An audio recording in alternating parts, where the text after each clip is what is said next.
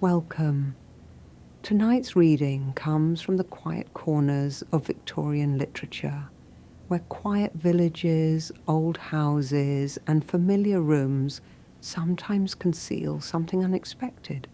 In this collection, we begin with Man's Size in Marble by Edith Nesbit, a classic ghost story in which a newly married couple settles into a peaceful country cottage, only to discover that an old local legend may not be as harmless as it first appears.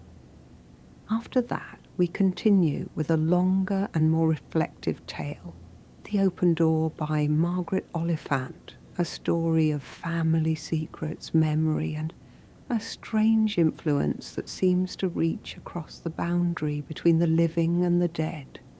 These stories unfold slowly, as they were written to do, allowing the mind to wander and the imagination to drift. So settle in, relax, and let the quiet rhythm of these old stories carry you gently towards sleep. We begin with Man's Size in Marble. Man's Size in Marble by Edith Nesbit. Although every word of this story is as true as despair, I do not expect people to believe it. Nowadays, a rational explanation is required before belief is possible. Let me then at once offer the rational explanation which finds most favour among those who have heard the tale of my life's tragedy. It is held that we were under a delusion, Laura and I, on that 31st of October, and that this supposition places the whole matter on a satisfactory and believable basis. The reader can judge, when he too has heard my story, how far this is an explanation, and in what sense it is rational. There were three who took part in this, Laura and I and another man. The other man still lives and can speak to the truth of the least credible part of my story.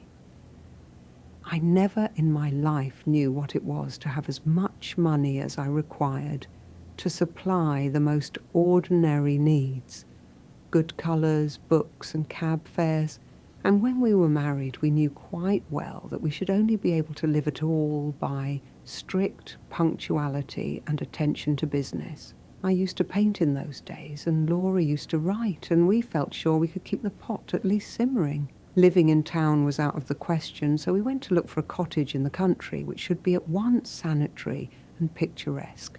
So rarely do these two qualities meet in one cottage that our search was for some time quite fruitless. We tried advertisements, but most of the desirable rural residences which we did look at proved to be lacking in both essentials. And when a cottage chanced to have drains, it always had stucco as well and was shaped like a tea caddy, and if we found a vine or rose-covered porch, corruption invariably lurked within.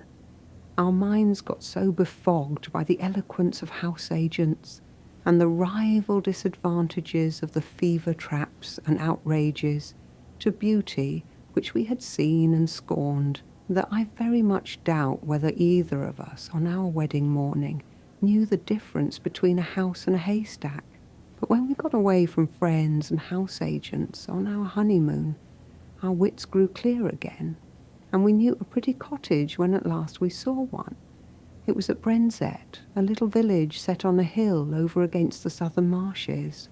We had gone there even from the seaside village where we were staying to see the church and 2 fields. From the church we found this cottage. It stood quite by itself, about 2 miles from the village. It was a long, low building with rooms sticking out in unexpected places. There was a bit of stonework, ivy-covered and moss-grown, just 2 old rooms, all that was left of a big house that had once stood there. And round this stonework the house had grown up. Stripped of its roses and jasmine, it would have been hideous. As it stood, it was charming, and after a brief examination we took it. It was absurdly cheap. The rest of our honeymoon we spent in grubbing about in second-hand shops in the county town, picking up bits of old oak and Chippendale chairs for our furnishing. We wound up with a run up to town and a visit to Liberty's, and soon the low oak-beamed, lattice-windowed rooms began to be home.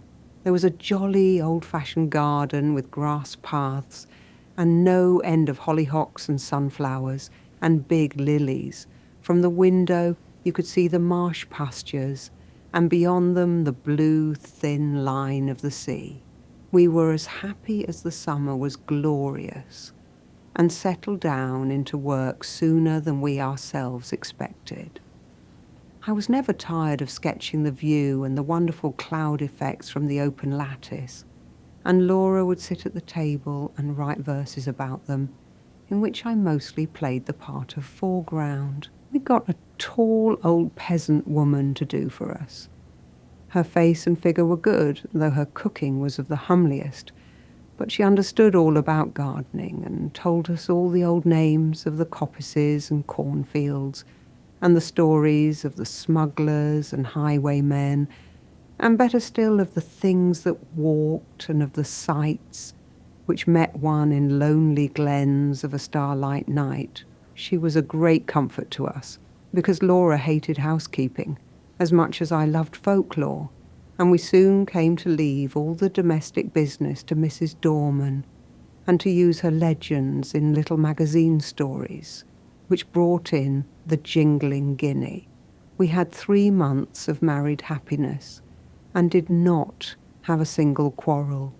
One October evening I had been down to smoke a pipe with the doctor, our only neighbour, a pleasant young Irishman. Laura had stayed at home to finish a comic sketch of a village episode for the monthly Marplot. I left her laughing over her own jokes, and came in to find her a crumpled heap of pale muslin, weeping on the window seat. "Good heavens, my darling, what's the matter?" I cried, taking her in my arms. She leaned her little dark head against my shoulder and went on crying. I'd never seen her cry before. We'd always been so happy, you see, and I felt sure some frightful misfortune had happened. "What is the matter? Do speak." "It's Mrs. Dorman," she sobbed. "What has she done?" I inquired, immensely relieved. "She says she must go before the end of the month, and she says her niece is ill. She's gone down to see her now. But I don't believe that's the reason, because her niece is always ill. I believe someone has been setting her against us. Her manner was so queer." "Never mind, Pussy," I said. "Whatever you do, don't cry, or I shall have to cry too, to keep you in countenance, and then you'll never respect your man again." She dried her eyes obediently on my handkerchief, and even smiled faintly. "But you see," she went on, "it is really serious, because these village people are so sheepy, and if one won't do a thing, you may be quite sure none of the others will, and I shall have to cook the dinners and wash up the hateful greasy plates, and you'll have to carry cans of water about and clean the boots and knives, and we shall never have any time for work or earn any money or anything. We shall have to work all day and only be able to rest when we are waiting for the kettle to boil." I represented to her that even if we had to perform these duties, the day would still present some margin for other toils and recreations. But she refused to see the matter in any but the greyest light. She was very unreasonable, my Laura, but I could not have loved her any more if she had been as reasonable as Whately. "I'll speak to Mrs. Dorman when she comes back and see if I can't come to terms with her," I said. "Perhaps she wants a rise in her screw. It will be all right. Let's walk up to the church." The church was a large and lonely one, and we loved to go there, especially upon bright nights. The path skirted a wood, cut through it once, and ran along the crest of the hill, through 2 meadows, and round the churchyard wall, over which the old yews loomed in black masses of shadow. This path, which was partly paved, was called the Beer Balk, for it had long been the way by which the corpses had been carried to burial. The churchyard was richly treed, and was shaded by great elms which stood just outside and stretched their majestic arms in benediction over the happy dead.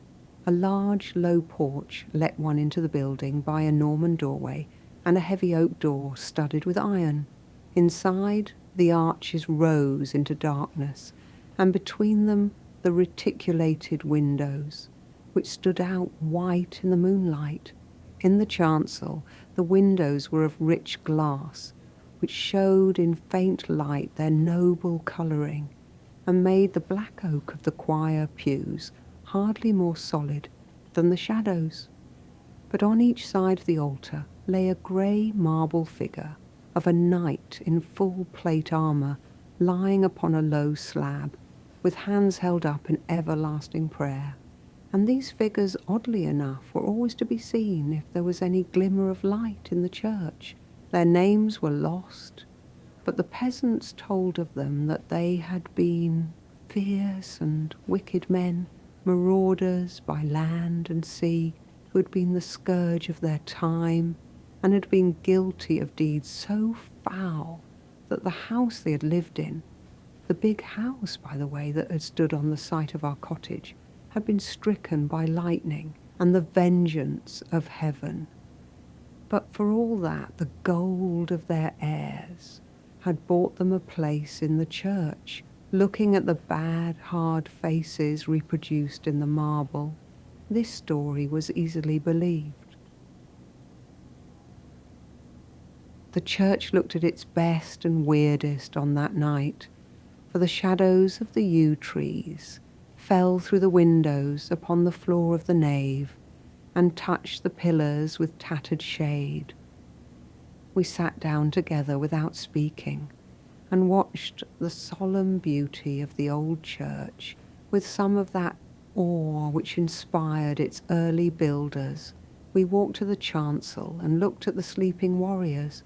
Then we rested some time on the stone seat in the porch, looking out over the stretch of quiet, moonlit meadows, feeling in every fibre of our being the peace of the night and of our happy love, and came away at last with a sense that even scrubbing and black-leading were but small troubles at their worst.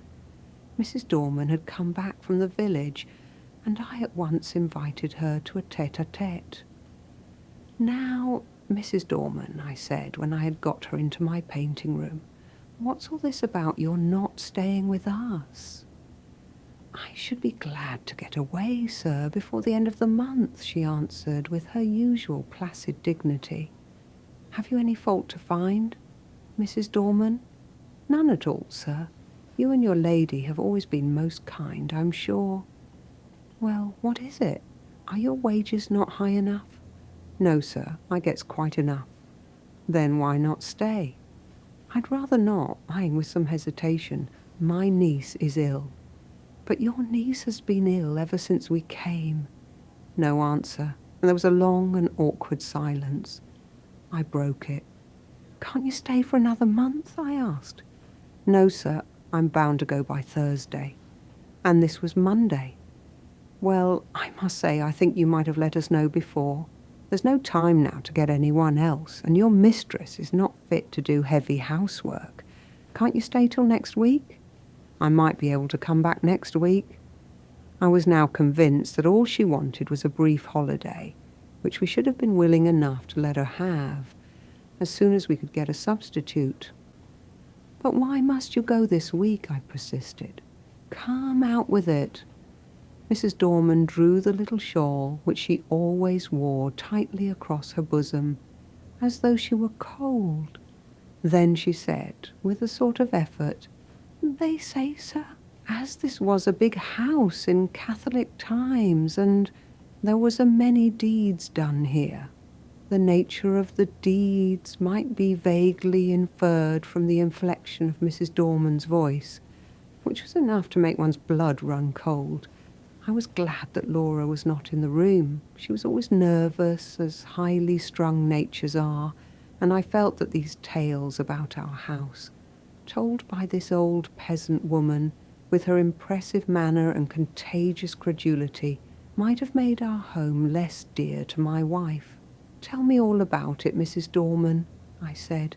"You needn't mind about telling me. I'm not like the young people who make fun of such things," which was partly true. "Well, sir," she sank her voice, "you may have seen in the church beside the altar 2 shapes." "You mean the effigies of the knights in armour?" I said cheerfully. "I mean them 2 bodies drawed out man-size in marble," she returned, and I had to admit that her description was 1,000 times more graphic than mine, to say nothing of a certain weird force and uncanniness about the phrase "drawed out man-size in marble." "They do say, as on All Saints' Eve, them 2 bodies sits up on their slabs and gets off of them, and then walks down the aisle in their marble, and as the church clock strikes 11, they walks out of the church door, and over the graves, and along the bier balk, and if it's a wet night, there's the marks of their feet in the morning." "And where do they go?" I asked, rather fascinated. "They comes back here to their home, sir, and if anyone meets them—" "Well, what then?" I asked. But no, not another word could I get from her, save that her niece was ill, and she must go. After what I had heard, I scorned to discuss the niece, and tried to get from Mrs. Dorman more details of the legend. I could get nothing but warnings. "Whatever you do, sir, lock the door early on All Saints' Eve, and make the cross sign over the doorstep and on the windows." "But has anyone ever seen these things?" I persisted. "That's not for me to say. I know what I know, sir." "Well, who was here last year?" "No one, sir. The lady as owned the house only stayed here in summer, and she always went to London a full month afore the night. And I'm sorry to inconvenience you and your lady, but my niece is ill, and I must go on Thursday." I could have shaken her for her absurd reiteration of that obvious fiction. After she had told me her real reasons, she was determined to go, nor could our united entreaties move her in the least. I did not tell Laura the legend of the shapes that walked in their marble, partly because a legend concerning our house might perhaps trouble my wife, and partly, I think, from some more occult reason. This was not quite the same to me as any other story, and I did not want to talk about it till the day was over. I had very soon ceased to think of the legend, however. I was painting a portrait of Laura against the lattice window, and I could not think of much else. I had got a splendid background of yellow and grey sunset, and was working away with enthusiasm at her face. On Thursday, Mrs. Dorman went. She relented at parting so far as to say, "Don't you put yourself about too much, ma'am, and if there's any little thing I can do next week, I'm sure I shan't mind." From which I inferred that she wished to come back to us after Halloween. Up to the last, she adhered to the fiction of the niece with touching fidelity. Thursday passed off pretty well. Laura showed marked ability in the matter of steak and potatoes, and I confess that my knives and the plates, which I insisted upon washing, were better done than I had dared to expect. Friday came. It is about what happened on that Friday that this is written. I wonder if I should have believed it if anyone had told it to me. I will write the story of it as quickly and plainly as I can. Everything that happened on that day is burnt into my brain. I shall not forget anything, nor leave anything out. I got up early, I remember, and lighted the kitchen fire, and had just achieved a smoky success, when my little wife came running down as sunny and sweet as the clear October morning itself. We prepared breakfast together, and found it very good fun. The housework was soon done, and when brushes and brooms and pails were quiet again, the house was still indeed. It is wonderful what a difference one makes in a house. We really missed Mrs. Dorman, quite apart from considerations concerning pots and pans.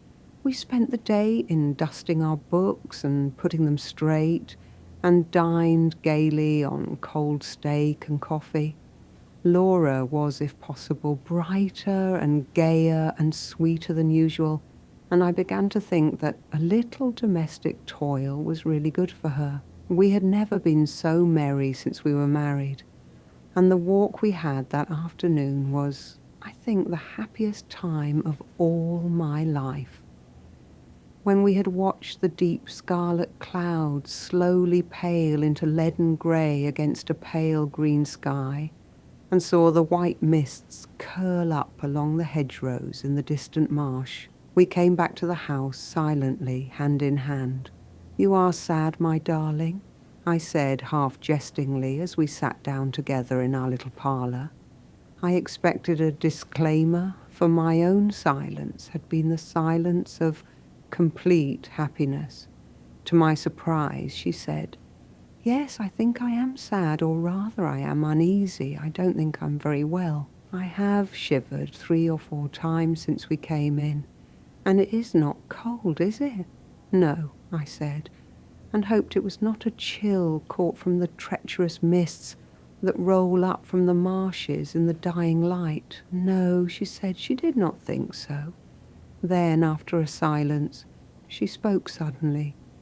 "Do you ever have presentiments of evil?" "No," I said, smiling, "and I shouldn't believe in them if I had." "I do," she went on. "The night my father died, I knew it, though he was right away in the north of Scotland." I did not answer in words. She sat looking at the fire for some time in silence, gently stroking my hand. At last she sprang up, came behind me, and, drawing my head back, kissed me. "There, it's over now," she said. "What a baby I am. Come, light the candles, and we'll have some of these new Rubinstein duets." And we spent a happy hour or two at the piano. At about 10:30 I began to long for the good-night pipe, but Laura looked so white that I felt it would be brutal of me to fill our sitting room with the fumes of strong Cavendish. "I'll take my pipe outside," and I said, "Let me come too." "No, sweetheart, not tonight. You're much too tired. I shan't be long. Get to bed, or I shall have an invalid to nurse tomorrow, as well as the boots to clean." I kissed her and was turning to go, when she flung her arms round my neck and held me as if she would never let me go again. I stroked her hair. "Come, pussy, you're overtired. The housework has been too much for you." She loosened her clasp a little and drew a deep breath. "No, we've been very happy today, Jack, haven't we? Don't stay out too long." "I won't, my dearie." I strolled out of the front door, leaving it unlatched. What a night it was! The jagged masses of heavy dark cloud were rolling at intervals from horizon to horizon, and thin white wreaths covered the stars. Through all the rush of the cloud river, the moon swam, breasting the waves and disappearing again in the darkness. When now and again her light reached the woodlands, they seemed to be slowly and noiselessly waving in time to the swing of the clouds above them. There was a strange grey light over all the earth. The fields had that shadowy bloom over them which only comes from the marriage of dew and moonshine, or frost and starlight. I walked up and down, drinking in the beauty of the quiet earth and the changing sky. The night was absolutely silent. Nothing seemed to be abroad. There was no scurrying of rabbits or twitter of the half-asleep birds, and though the clouds went sailing across the sky, the wind that drove them never came low enough to rustle the dead leaves in the woodland paths. Across the meadows I could see the church tower standing out black and grey against the sky. I walked there thinking over our 3 months of happiness, and of my wife, her dear eyes, her loving ways. Oh, my little girl, my own little girl. What a vision came then of a long, glad life for you and me together. I heard a bell beep from the church. 11 already. I turned to go in, but the night held me. I could not go back into our little warm rooms yet. I would go up to the church. I felt vaguely that it would be good to carry my love and thankfulness to the sanctuary whither so many loads of sorrow and gladness had been borne by the men and women of the dead years. I looked in at the low window as I went by.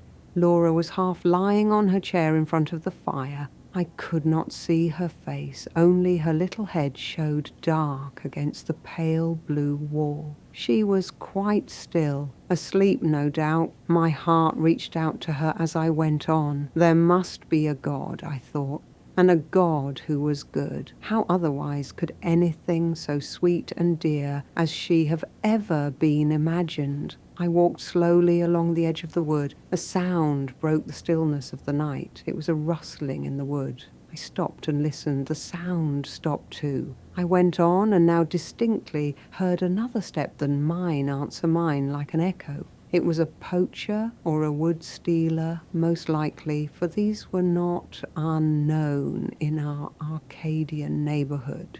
But whoever it was, he was a fool not to step more lightly. I turned into the wood, and now the footsteps seemed to come from the path I had just left. It must be an echo, I thought. The wood looked perfect in the moonlight. The large dying ferns and the brushwood showed where through thinning foliage the pale light came down. The tree trunks stood up like Gothic columns all around me. They reminded me of the church, and I turned into the bier balk and passed through the corpse gate between the graves to the low porch. I paused for a moment on the stone seat where Laura and I had watched the fading landscape. Then I noticed that the door of the church was open, and I blamed myself for having left it unlatched the other night. We were the only people who ever cared to come to the church except on Sundays, and I was vexed to think that through our carelessness the damn porte-mares had had a chance of getting in and injuring the old fabric. I went in. It will seem strange, perhaps, that I should have gone halfway up the aisle before I remembered, with a sudden chill followed by as sudden a rush of self-contempt, that this was the very day and hour when, according to tradition, the shapes drawed out, man-size in marble, began to walk. Having thus remembered the legend, and remembered it with a shiver of which I was ashamed, I could not do otherwise than walk up towards the altar, just to look at the figures. As I said to myself, really what I wanted was to assure myself, first, that I did not believe the legend, and secondly, that it was not true. I was rather glad that I had come. I thought now I could tell Mrs. Dorman how vain her fancies were, and how peacefully the marble figures slept on through the ghastly hour. With my hands in my pockets, I passed up the aisle. In the grey, dim light, the eastern end of the church looked larger than usual, and the arches above the two tombs looked larger too. The moon came out and showed me the reason. I stopped short. My heart gave a leap that nearly choked me and then sank sickeningly. The bodies drawed out, man-size, were gone, and their marble slabs lay wide and bare in the vague moonlight that slanted through the east window. Were they really gone? Or was I mad? Clenching my nerves, I stooped and passed my hand over the smooth slabs and felt their flat, unbroken surface. Had someone taken the things away? Was it some vile practical joke? I would make sure anyway. In an instant I had made a torch of a newspaper, which happened to be in my pocket, and lighting it, held it high above my head. Its yellow glare illumined the dark arches and those slabs. The figures were gone, and I was alone in the church, or was I alone? And then a horror seized me, a horror indefinable and indescribable, an overwhelming certainty of supreme and accomplished calamity. I flung down the torch and tore along the aisle and out through the porch, biting my lips as I ran to keep myself from shrieking aloud. Oh, was I mad, or what was this that possessed me? I leaped the churchyard wall and took the straight cut across the fields, led by the light from our windows. Just as I got over the first stile, a dark figure seemed to spring out of the ground. Mad still, with that certainty of misfortune, I made for the thing that stood in my path, shouting, "Get out of the way, can't you?" But my push met with a more vigorous resistance than I'd expected. My arms were caught just above the elbow and held as in a vice, and the raw-boned Irish doctor actually shook me. "Would ye?" he cried in his own unmistakable accents. "Would ye then?" "Let me go, you fool," I gasped. "The marble figures have gone from the church. I tell you, they've gone." He broke into a ringing laugh. "I'll have to give you a draught tomorrow, I see. You've been smoking too much and listening to old wives' tales." "I tell you, I've seen the bare slabs."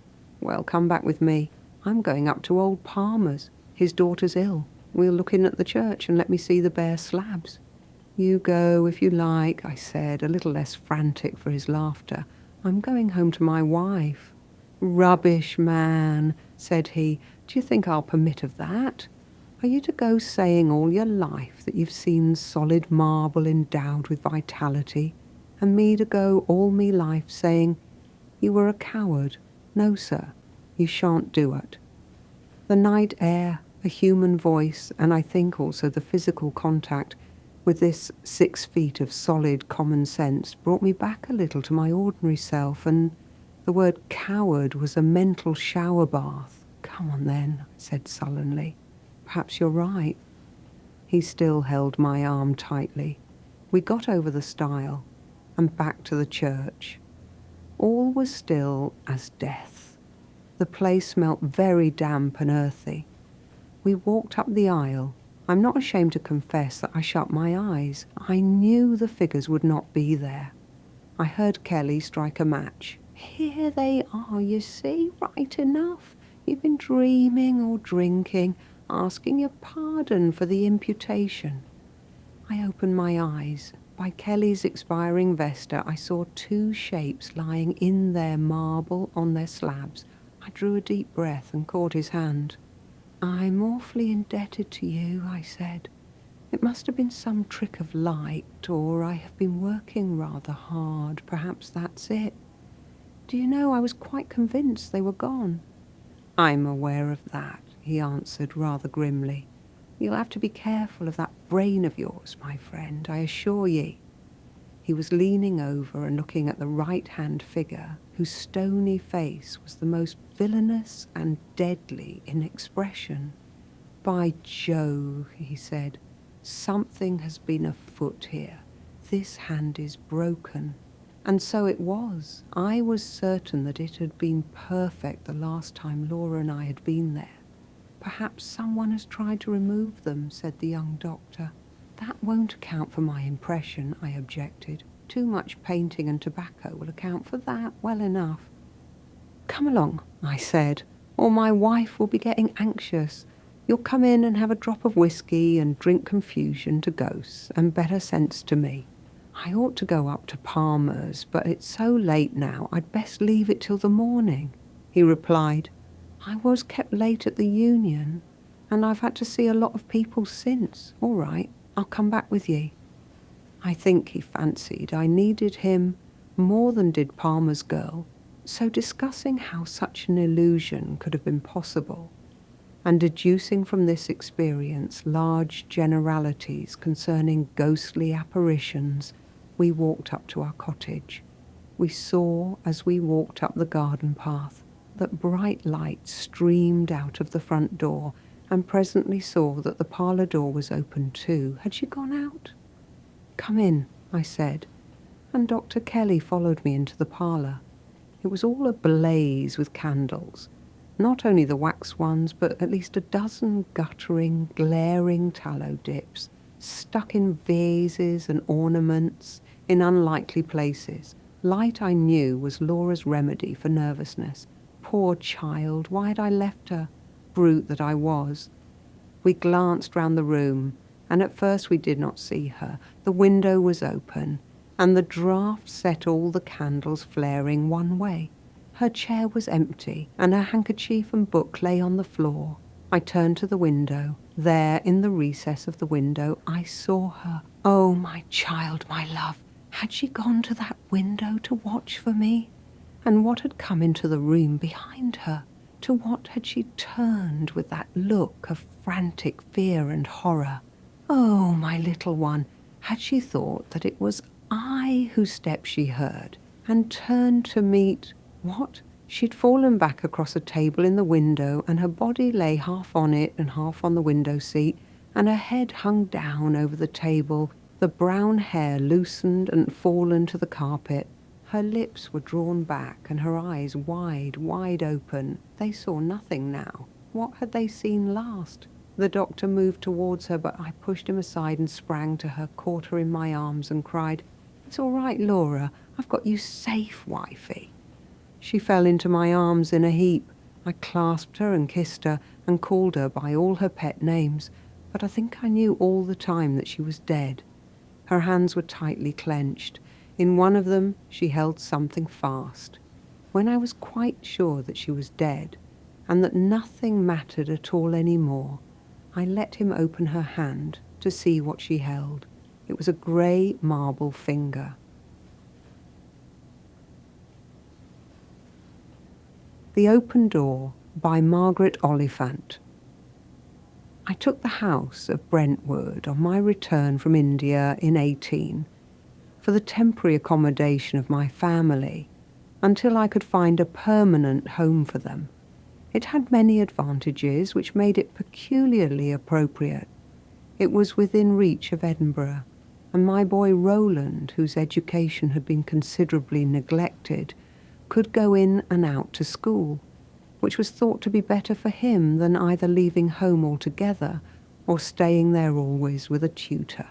The first of these expedients would have seemed preferable to me. The second commended itself to his mother. The doctor, like a judicious man, took the midway between, put him on his pony and let him ride into the high school every morning.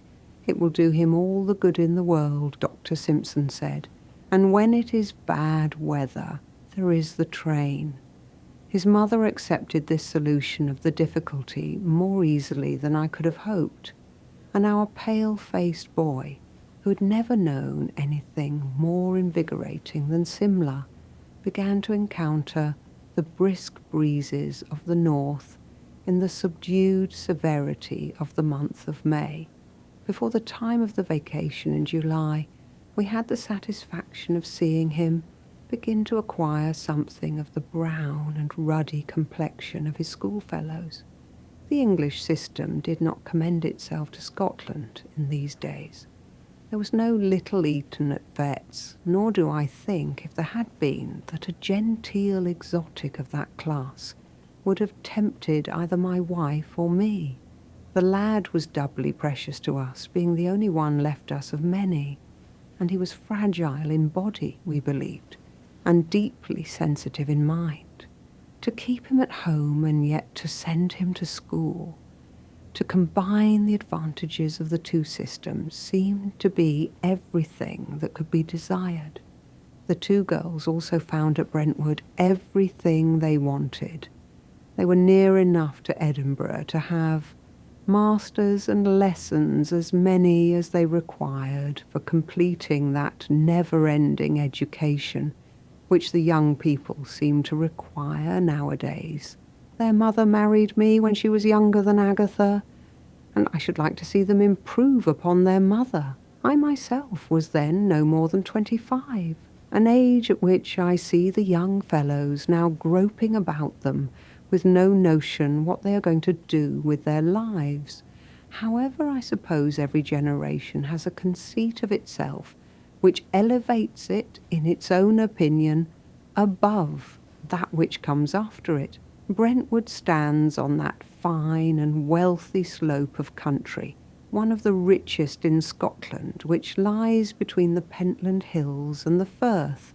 In clear weather you could see the blue gleam like a bent bow embracing the wealthy fields and scattered houses of the great estuary on one side of you, and on the other the blue heights, not gigantic like those we'd been used to, but just high enough for all the glories of the atmosphere, the play of clouds and sweet reflections, which give to a hilly country an interest and a charm which nothing else can emulate. Edinburgh, with its two lesser heights, the castle and the Calton Hill, its spires and towers piercing through the smoke, and Arthur's Seat lying crouched behind like a guardian no longer very needful, taking his repose beside the well-beloved charge, which is now, so to speak, able to take care of itself without him, lay at our right hand.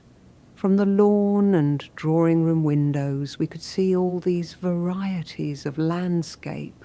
The colour was sometimes a little chilly, but sometimes also as animated and full of vicissitude as a drama. I was never tired of it.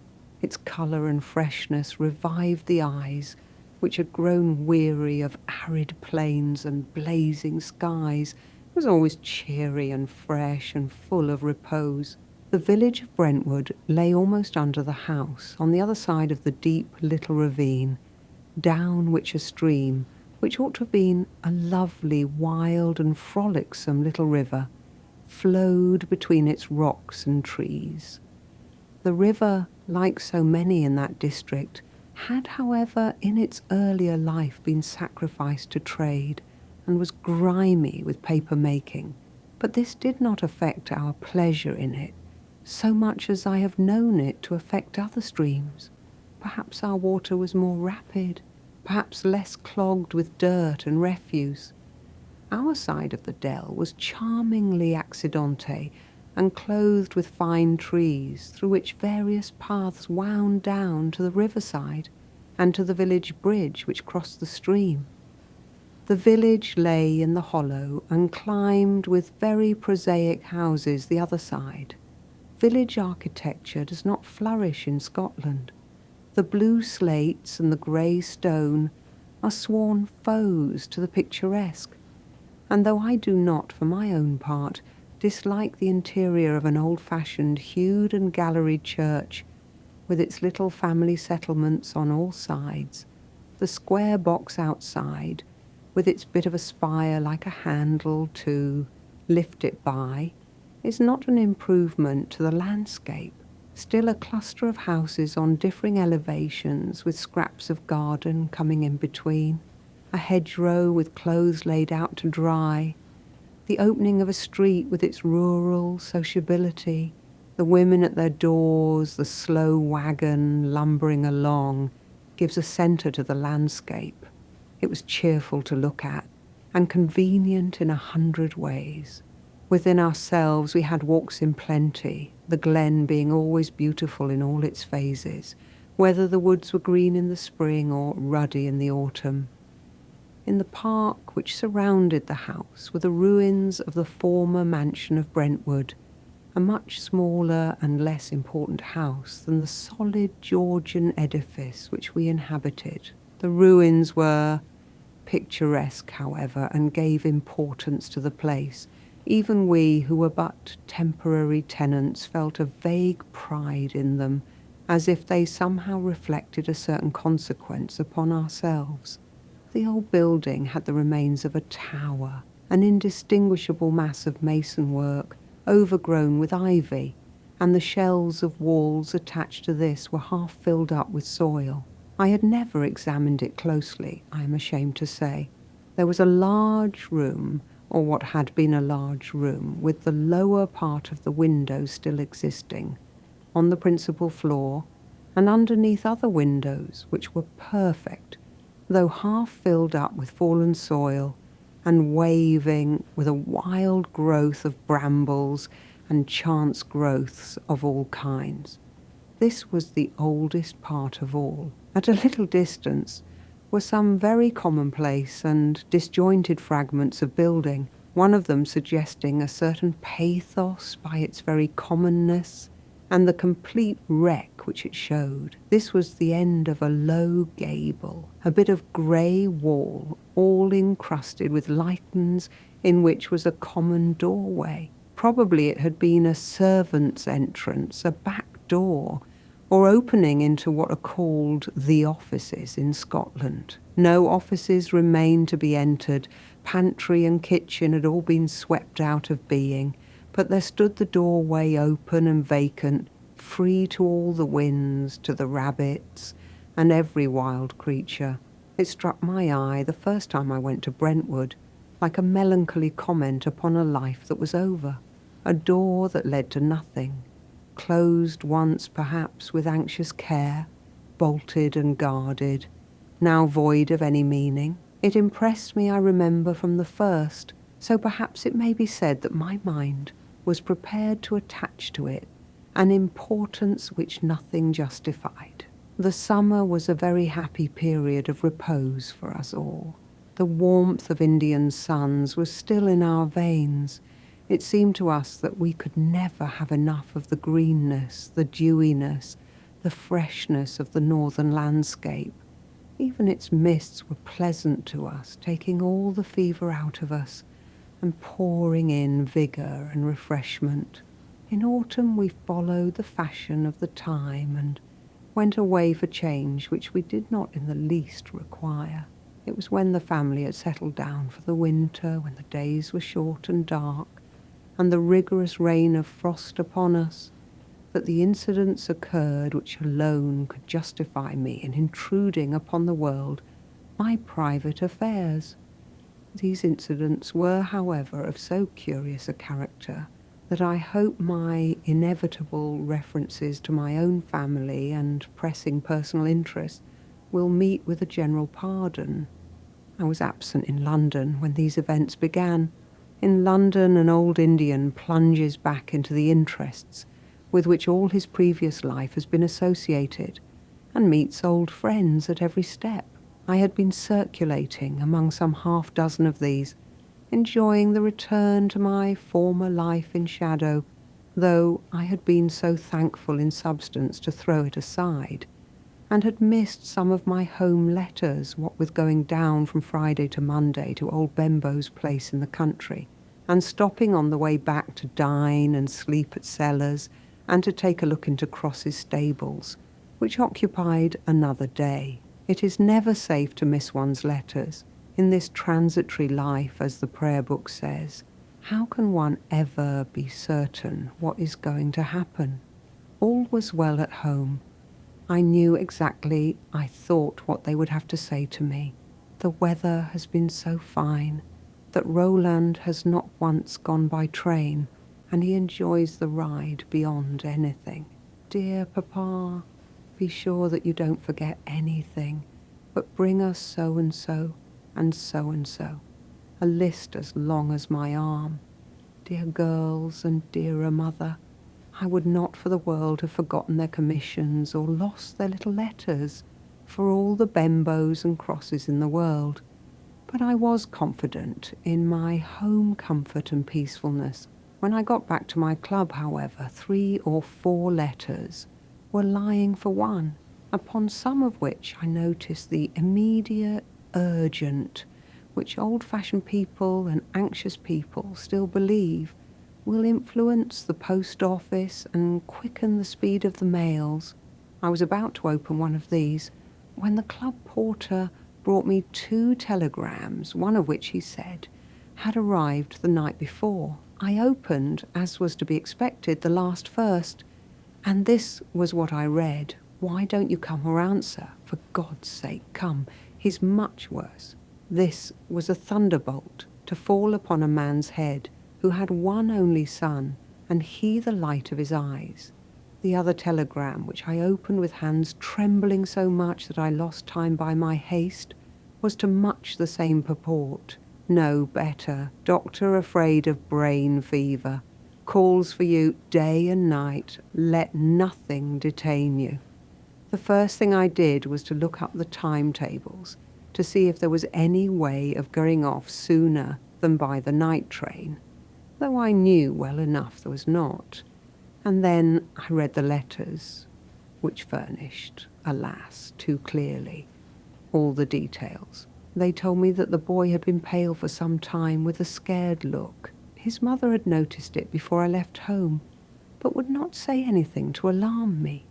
This look had increased day by day, and soon it was observed that Roland came home at a wild gallop through the park, his pony panting and in foam, himself as white as a sheet, but with the perspiration streaming from his forehead. For a long time he had resisted all questioning, but at length had developed such strange changes of mood, showing a reluctance to go to school, a desire to be fetched in the carriage at night, which was a ridiculous piece of luxury, an unwillingness to go out into the grounds, a nervous start at every sound that his mother had insisted upon an explanation. When the boy, our boy Roland, who had never known what fear was, began to talk to her of voices he had heard in the park and shadows that had appeared to him among the ruins, my wife promptly put him to bed and sent for Dr. Simpson, which of course was the only thing to do. I hurried off that evening, as may be supposed, with an anxious heart. How I got through the hours before the starting of the train, I cannot tell. We must all be thankful for the quickness of the railway when in anxiety. But to have thrown myself into a post-chaise as soon as horses could be put to would have been a relief. I got to Edinburgh very early in the blackness of the winter morning, and scarcely dared look the man in the face at whom I gasped, "What news?" My wife had sent the brougham for me, which I concluded before the man spoke was a bad sign. His answer was that stereotyped answer which leaves the imagination so wildly free. Just the same. Just the same. What might that mean? The horses seemed to me to creep along the long, dark country road. As we dashed through the park, I thought I heard someone moaning among the trees, and clenched my fist at him, whoever he might be, with fury. Why had the fool of a woman at the gate allowed anyone to come in to disturb the quiet of the place? If I had not been in such hot haste to get home, I think I should have stopped the carriage and got out to see what tramp it was that had made an entrance and chosen my grounds of all places in the world, when my boy was ill, to grumble and groan in. But I had no reason to complain of our slow pace here. The horses flew like lightning along the intervening path and drew up at the door, all panting, as if they had run a race. My wife stood waiting to receive me with a pale face and a candle in her hand, which made her look paler still as the wind blew the flame about. "He is sleeping," she said in a whisper, as if her voice might wake him. And I replied, when I could find my voice also in a whisper, as though the jingling of the horses' furniture and the sound of their hooves must not have been more dangerous. I stood on the steps with her a moment, almost afraid to go in now that I was here, and it seemed to me that I saw without observing, if I may say so, that the horses were unwilling to turn round, though their stables lay that way, or that the men were unwilling. These things occurred to me afterwards, though at the moment I was not capable of anything but to ask questions and to hear of the condition of the boy. I looked at him from the door of his room, for we were afraid to go near, lest we should disturb that blessed sleep. It looked like actual sleep, not the lethargy into which my wife told me he would sometimes fall. She told me everything in the next room which communicated with his, rising now and then and going to the door of communication. And in this there was much that was very startling and confusing to the mind.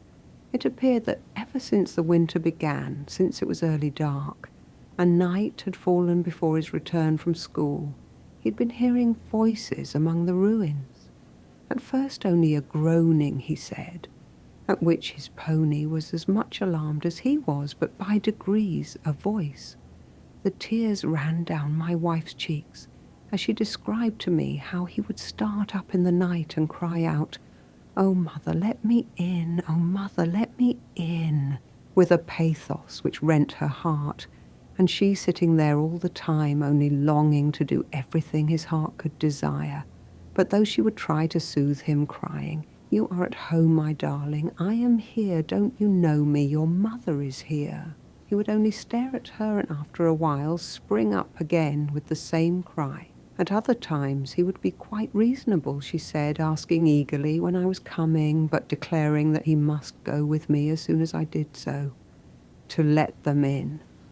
The doctor thinks his nervous system must have received a shock, my wife said. Oh, Henry, can it be that we have pushed him on too much with his work? A delicate boy like Roland. And what is his work in comparison with his health? Even you would think little of honours or prizes if it hurt the boy's health. Even I, as if I were an inhuman father, sacrificing my child to my ambition, but I would not increase her trouble by taking any notice.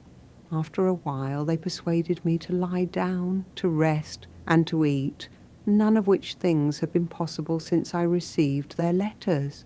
The mere fact of being on the spot, of course, in itself was a great thing, and when I knew that I could be called in a moment, as soon as he was awake and wanted me, I felt capable, even in the dark, chill morning twilight, to snatch an hour or two's sleep. As it happened, I was so worn out with the strain of anxiety, and he so quieted and consoled by knowing I had come, that I was not disturbed till the afternoon, when the twilight had again settled down. There was just daylight enough to see his face when I went to him. And what a change in a fortnight! He was paler and more worn, I thought, than even in those dreadful days in the plains before we left India. His hair seemed to me to have grown long and lank. His eyes were like blazing lights projecting out of his white face. He got hold of my hand in a cold and tremulous clutch, and waved to everybody to go away. Go away, even mother, he said. Go away. This went to her heart, for she did not like that even I should have more of the boy's confidence than herself. But my wife has never been a woman to think of herself, and she left us alone. Are they all gone? He said eagerly. They would not let me speak. The doctor treated me as if I were a fool. You know I'm not a fool, Papa. Yes, yes, my boy, I know. But you are ill, and quiet is so necessary. You are not only not a fool, Roland, but you are reasonable and understand. When you are ill, you must deny yourself. You must not do everything that you might do being well. He waved his thin hand with a sort of indignation. Then, Father, I am not ill, he cried. Oh, I thought when you came you would not stop me. You would see the sense of it. What do you think is the matter with me, all of you? Simpson is well enough, but he is only a doctor. What do you think is the matter with me? I am no more ill than you are. A doctor, of course. He thinks you are ill the moment he looks at you. That's what he's there for. And claps you into bed, which is the best place for you at present, my dear boy. I made up my mind, cried the little fellow, that I would stand it till you came home. I said to myself, I won't frighten Mother and the girls. But now, Father, he cried, half jumping out of bed, it's not illness, it's a secret. His eyes shone so wildly, his face was so swept with strong feeling, that my heart sank within me. It could be nothing but fever that did it. And fever had been so fatal. I got him into my arms to put him back into bed. Roland, I said, humouring the poor child, which I knew was the only way. If you're going to tell me this secret to do any good, you know you must be quite quiet, and not excite yourself. If you excite yourself, I must not let you speak. Yes, Father, said the boy. He was quiet directly, like a man, as if he quite understood. When I had laid him back on his pillow, he looked up at me with that grateful, sweet look with which children, when they are ill, break one's heart, the water coming into his eyes in his weakness. "I was sure as soon as you were here you would know what to do," he said. "To be sure, my boy. Now keep quiet and tell it all out like a man. To think I was telling lies to my own child, for I did it only to humour him, thinking, poor little fellow, his brain was wrong. Yes, father. Father, there is someone in the park, someone that has been badly used." "Hush, my dear. You remember there is to be no excitement. Well, who is this somebody, and who has been ill-using him? We will soon put a stop to that." "All," cried Roland. "But it is not so easy as you think. I don't know who it is. It is just a cry. Oh, if you could hear it. It gets into my head in my sleep. I heard it as clear, and they think that I am dreaming or raving, perhaps," the boy said with a sort of disdainful smile. This look of his perplexed me. It was less like fever than I thought. "Are you quite sure you have not dreamed it, Roland?" I said. "Dreamed that?" He was springing up again when he suddenly bethought himself and lay down flat with the same sort of smile on his face. "The pony heard it too," he said. "She jumped as if she had been shot. If I had not grasped at the reins, for I was frightened, father." "No shame to you, my boy," said I, though I scarcely knew why. "If I hadn't held to her like a leech, she'd have pitched me over her head, and never drew breath till we were at the door. Did the pony dream it?" he said with a soft disdain, yet indulgence for my foolishness. Then he added slowly, "It was only a cry the first time, and all the time before you went away. I wouldn't tell you, for it was so wretched to be frightened. I thought it might be a hare or a rabbit snared, and I went in the morning and looked, but there was nothing. It was after you went I heard it really first, and this is what he says." He raised himself on his elbow close to me and looked me in the face. "Oh, mother, let me in. Oh, mother, let me in." As he said the words, a mist came over his face. The mouth quivered, the soft features all melted and changed, and when he had ended, these pitiful words dissolved in a shower of heavy tears. Was it a hallucination? Was it the fever of the brain? Was it the disordered fancy caused by great bodily weakness? How could I tell? I thought it wisest to accept it as if it were all true. "This is very touching, Roland," I said. "Oh, if you had just heard it, father. I said to myself, if father heard it, he would do something. But mamma, you know, she's given over to Simpson, and that fellow's a doctor, and never thinks of anything but clapping you into bed." "We must not blame Simpson for being a doctor, Roland." "No, no," said my boy with delightful toleration and indulgence. "Oh, no, that's the good of him. That's what he's for. I know that. But you are different. You are just father. And you'll do something. Directly, Papa, directly, this very night." "Surely," I said. "No doubt it is some little lost child." He gave me a sudden, swift look, investigating my face as though to see whether, after all, this was everything my eminence as father came to. No more than that. Then he got hold of my shoulder, clutching it with his thin hand. "Look here," he said with a quiver in his voice. "Suppose it wasn't living at all?" "My dear boy, how then could you have heard it?" I said. He turned away from me with a pettish exclamation.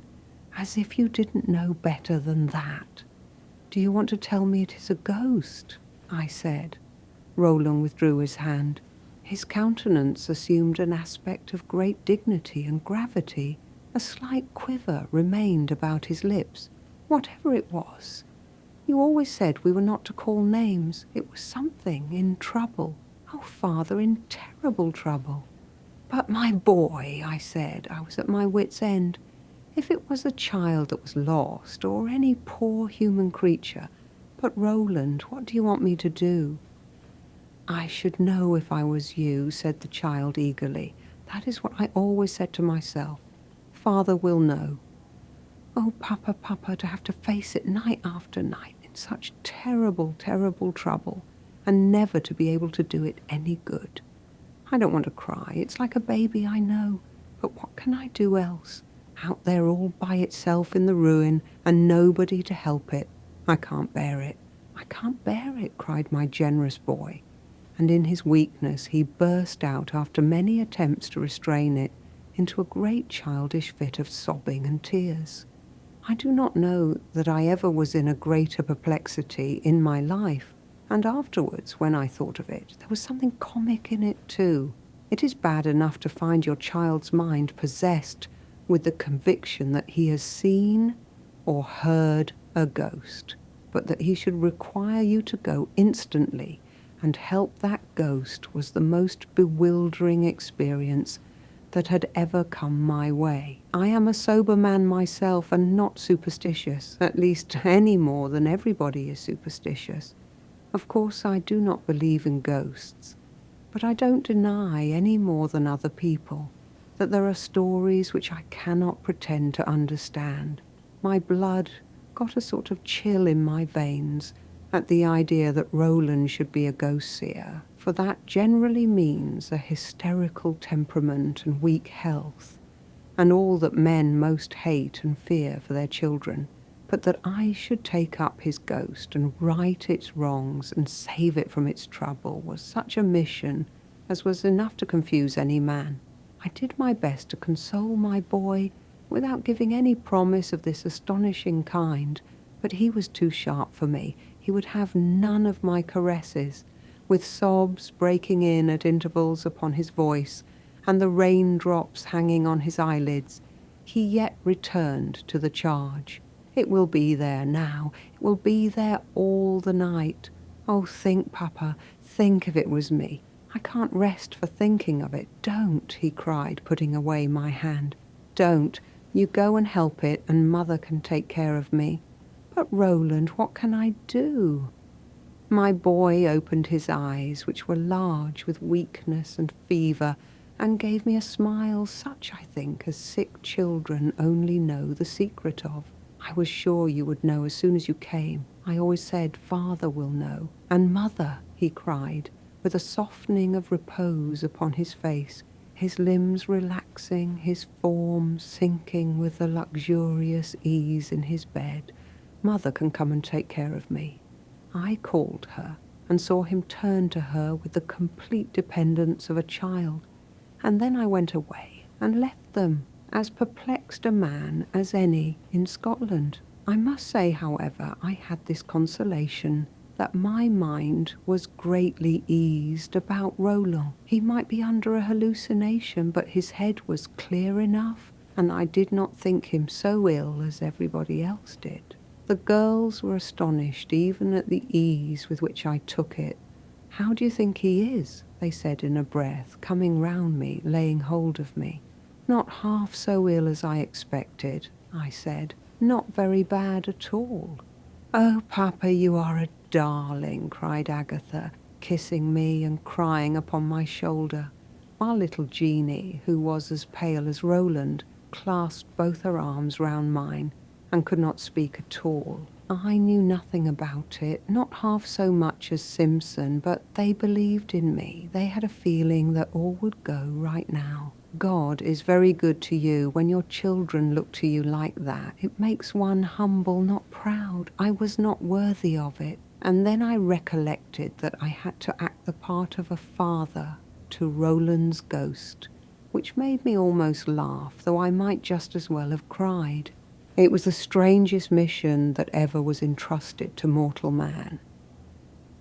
It was then I remembered suddenly the looks of the men when they turned to take the brougham to the stables in the dark that morning. They had not liked it, and the horses had not liked it. I remembered that even in my anxiety about Roland, I had heard them tearing along the avenue back to the stables, and had made a memorandum mentally that I must speak of it. It seemed to me that the best thing I could do was to go to the stables now and make a few inquiries. It is impossible to fathom the minds of rustics. There might be some devilry of practical joking for anything I knew, or they might have some interest in getting up a bad reputation for the Brentwood Avenue. It was getting dark by the time I went out, and nobody who knows the country will need to be told how black is the darkness of a November night under high laurel bushes and yew trees. I walked into the heart of the shrubberies 2 or 3 times, not seeing a step before me, till I came out upon the broader carriage road, where the trees opened a little, and there was a faint grey glimmer of sky visible, under which the great limes and elms stood darkling like ghosts. But it grew black again as I approached the corner where the ruins lay. Both eyes and ears were on the alert, as may be supposed, but I could see nothing in the absolute gloom, and so far as I can recollect, I heard nothing. Nevertheless, there came a strong impression upon me that somebody was there. It is a sensation which most people have felt. I have seen when it has been strong enough to awake me out of sleep, the sense of someone looking at me. I suppose my imagination had been affected by Roland's story, and the mystery of the darkness is always full of suggestions. I stamped my feet violently on the gravel to rouse myself, and called out sharply, "Who's there?" Nobody answered, nor did I expect anyone to answer, but the impression had been made. I was so foolish that I did not like to look back, but went sideways, keeping an eye on the gloom behind. It was with great relief that I spied the light in the stables, making a sort of oasis in the darkness. I walked very quickly into the midst of that lighted and cheerful place, and thought the clank of the groom's pail one of the pleasantest sounds I had ever heard. The coachman was the head of this little colony, and it was to his house I went to pursue my investigations. He was a native of the district, and had taken care of the place in the absence of the family for years. It was impossible but that he must know everything that was going on and all the traditions of the place. The men, I could see, eyed me anxiously when I thus appeared at such an hour among them, and followed me with their eyes to Jarvis's house, where he lived alone with his old wife, their children being all married and out in the world. Mrs. Jarvis met me with anxious questions. How was the poor young gentleman? But the others knew, I could see by their faces, that not even this was the foremost thing in my mind. Noises, there'll be noises. The wind in the trees and the water soughing down the glen. As for tramps, Cornell, no, there's little of that kind of cattle about here, and Merron at the gates a careful body. Jarvis moved about with some embarrassment from one leg to another as he spoke. He kept in the shade and did not look at me more than he could help. Evidently his mind was perturbed, and he had reasons for keeping his own counsel. His wife sat by, giving him a quick look now and then, but saying nothing. The kitchen was very snug and warm and bright, as different as could be from the chill and mystery of the night outside. "I think you are trifling with me, Jarvis," I said. "Trifling, Cornell? No, me. What would I trifle for? If the devil himself was in the old hoose, I have no interest in't one way or another." "Sandy, hold your peace," cried his wife imperatively. "And what am I to hold my peace for, with the Cornell standing there asking other questions? I'm saying, if the devil himself—" "And I'm telling ye, hold your peace," cried the woman in great excitement. "Dark November weather and lang nichts, and us that ken a weekend. How door ye name? A name that shouldna be spoken. She threw down her stocking and got up also in great agitation. I tell you, you never could keep it. It's no a thing that will hide, and the hale town kens as weel as you or me. Tell the Cornell straight out. Or see, I'll do it.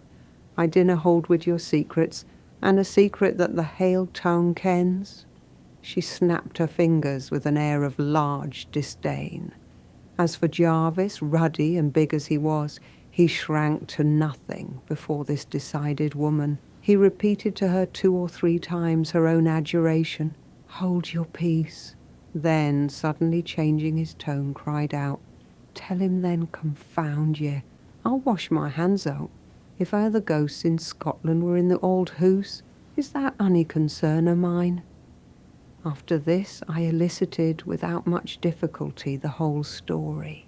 In the opinion of the Jarvises and of everybody about, the certainty that the place was haunted was beyond all doubt, as Sandy and his wife warmed to the tale, one tripping up another in their eagerness to tell everything. It gradually developed as distinct a superstition as I ever heard, and not without poetry and pathos. How long it was since the voice had been heard first, nobody could tell with certainty. Jarvis's opinion was that his father, who had been coachman at Brentwood before him, had never heard anything about it, and that the whole thing had arisen within the last 10 years, since the complete dismantling of the old house, which was a wonderfully modern date for a tale so well authenticated. According to these witnesses, and to several whom I questioned afterwards, and who were all in perfect agreement, it was only in the months of November and December that the visitation occurred. During these months, the darkest of the year, scarcely a night passed without the recurrence of these inexplicable cries. Nothing, it was said, had ever been seen, at least nothing that could be identified. Some people, bolder or more imaginative than the others, had seen the darkness moving, Mrs. Jarvis said with unconscious poetry. It began when night fell, and continued at intervals till day broke. Very often it was only all inarticulate cry and moaning, but sometimes the words which had taken possession of my poor boy's fancy had been distinctly audible. "Oh, mother, let me in." The Jarvises were not aware that there had ever been any investigation into it. The estate of Brentwood had lapsed into the hands of a distant branch of the family, who had lived but little there, and of the many people who had taken it, as I had done, few had remained through 2 Decembers, and nobody had taken the trouble to make a very close examination into the facts. "No, no," Jarvis said, shaking his head. "No, no, Cornell. What would set themselves up for a laughing stock to the countryside, making a walk about a ghost? Nobody believes in ghosts. It bid to be the wind in the trees, the last gentleman said, or some effect of the water wrastling among the rocks. He said it was a quite easy explained, but he gave up the hoose.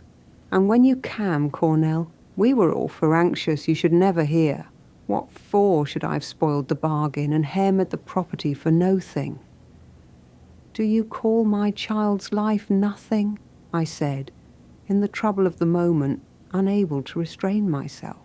"And instead of telling this all to me, you have told it to him, to a delicate boy, a child unable to sift evidence or judge for himself, a tender-hearted young creature."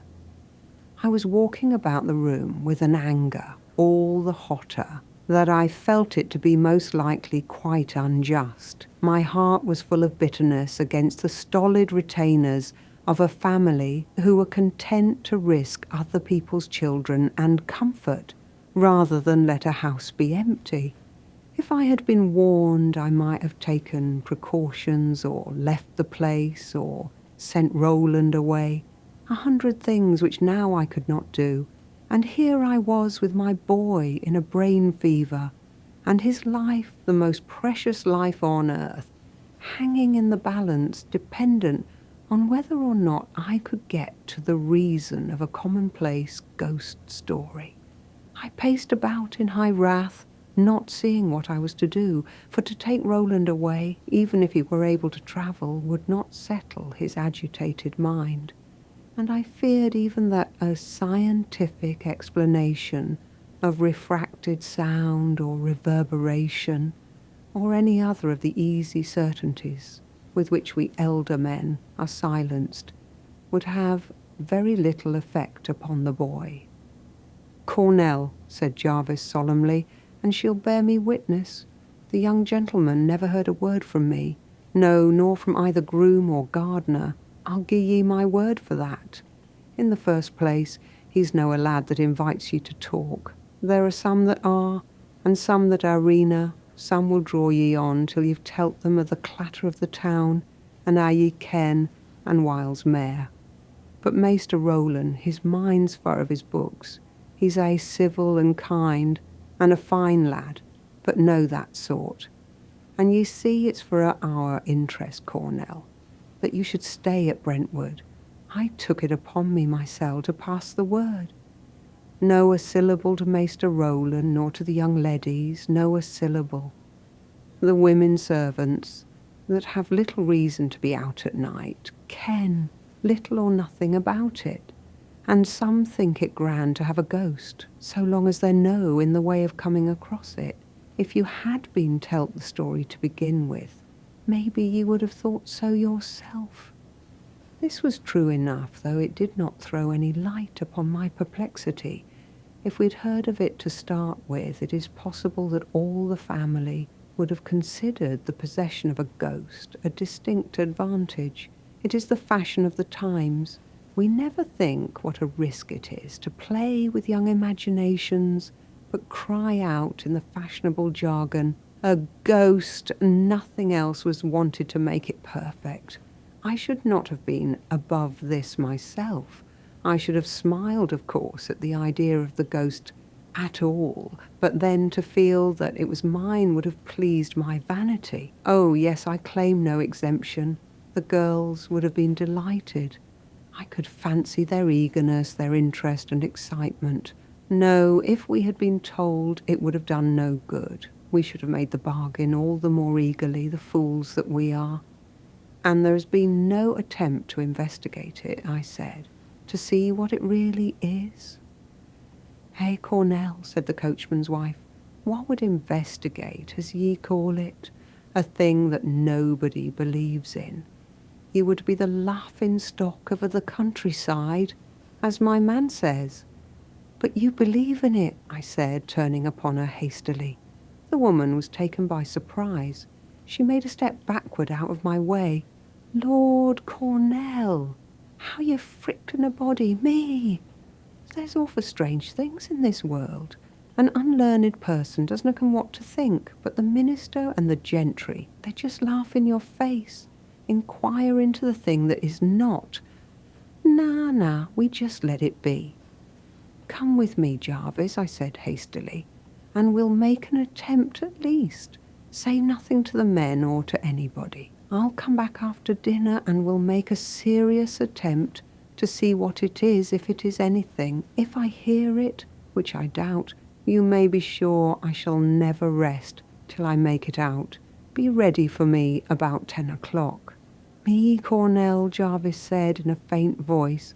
I had not been looking at him in my own preoccupation, but when I did so, I found that the greatest change had come over the fat and ruddy coachman. "Me, Cornell," he repeated, wiping the perspiration from his brow. His ruddy face hung in flabby folds, his knees knocked together, his voice seemed half extinguished in his throat. Then he began to rub his hands and smile upon me in a deprecating, imbecile way. "There's nothing I wouldna do to pleasure ye, Cornell," taking a step further back. "I'm sure she kens, have I said I never had to do with a mere, fair, weel-spoken gentleman." Here Jarvis came to a pause, again looking at me, rubbing his hands. "Well," I said. "But sir," he went on with the same imbecile yet insinuating smile, if you'll reflect that I am no use to my feet, with a horse atween my legs, or the reins in my hand, I may be nae worse than other men, but unfit, Cornell. It's no that boggles, but I've been cavalry, you see, with a little hoarse laugh, and my life to face a thing ye dinna understand on your feet, Cornell. Well, sir, if I do it, said I tartly, why shouldn't you? Hey, Cornell, there's an awful difference. In the first place, ye tramp about the hale countryside, and think naething of it.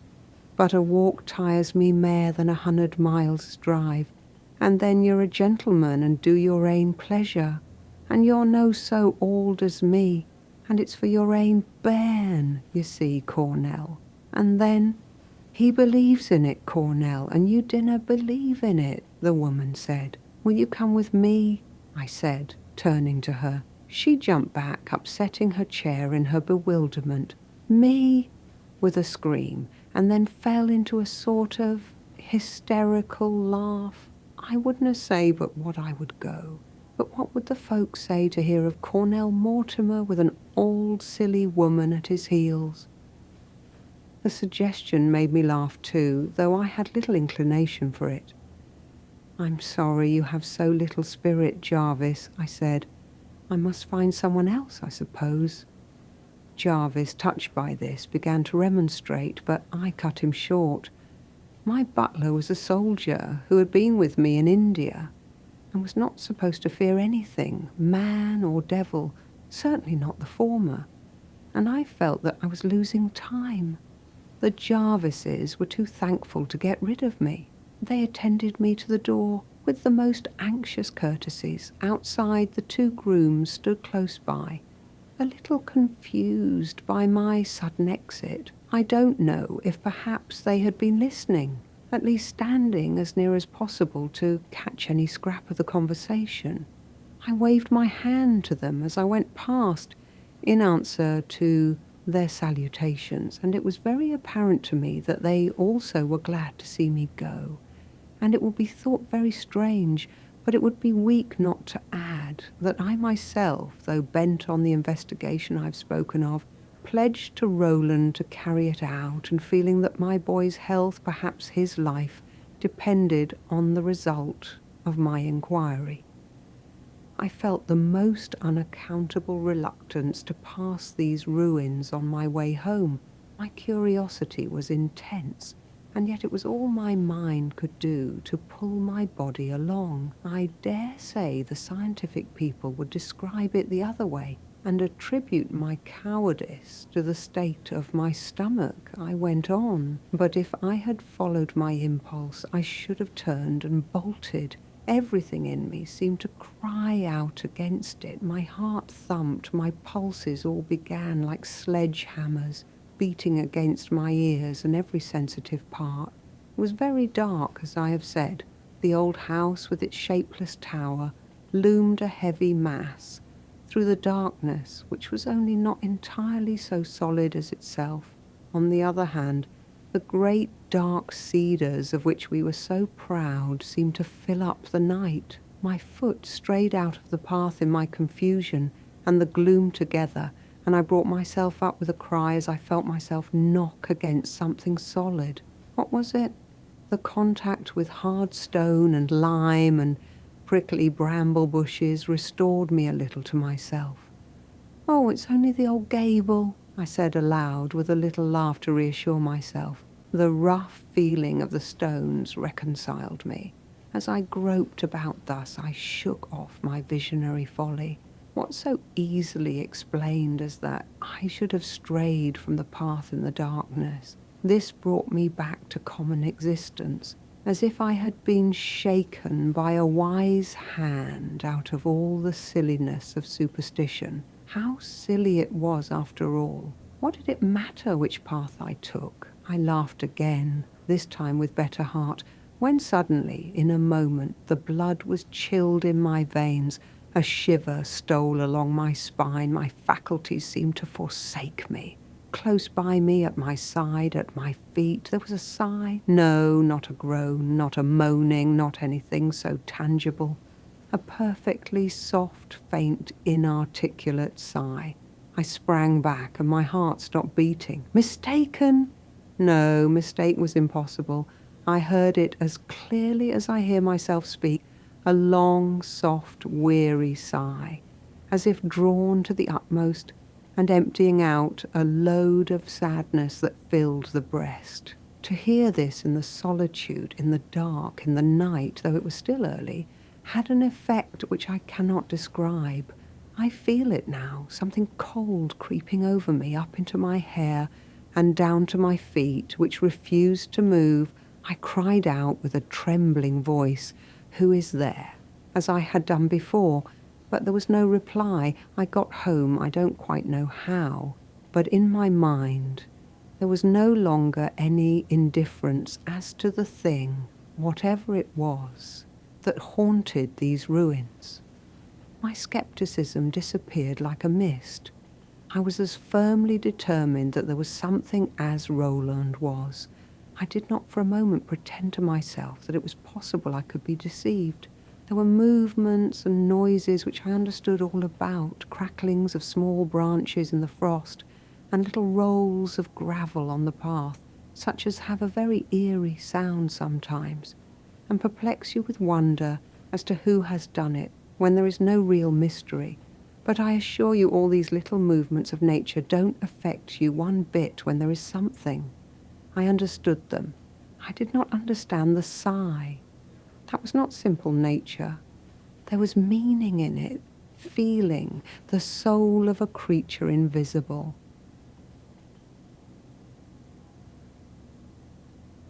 An owl, I said, under my breath. Yes, Colonel, said Bagley, his teeth chattering.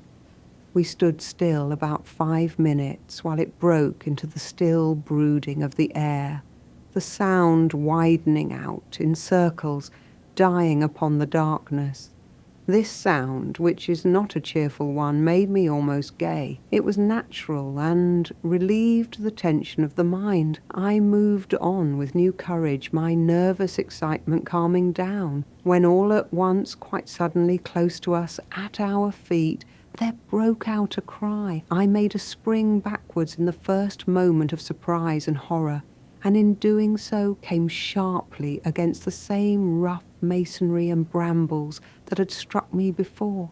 This new sound came upwards from the ground, a low, moaning, wailing voice, full of suffering and pain. The contrast between it and the hoot of the owl was indescribable, the one with a wholesome wildness and naturalness that hurt nobody, the other a sound that made one's blood curdle, full of human misery.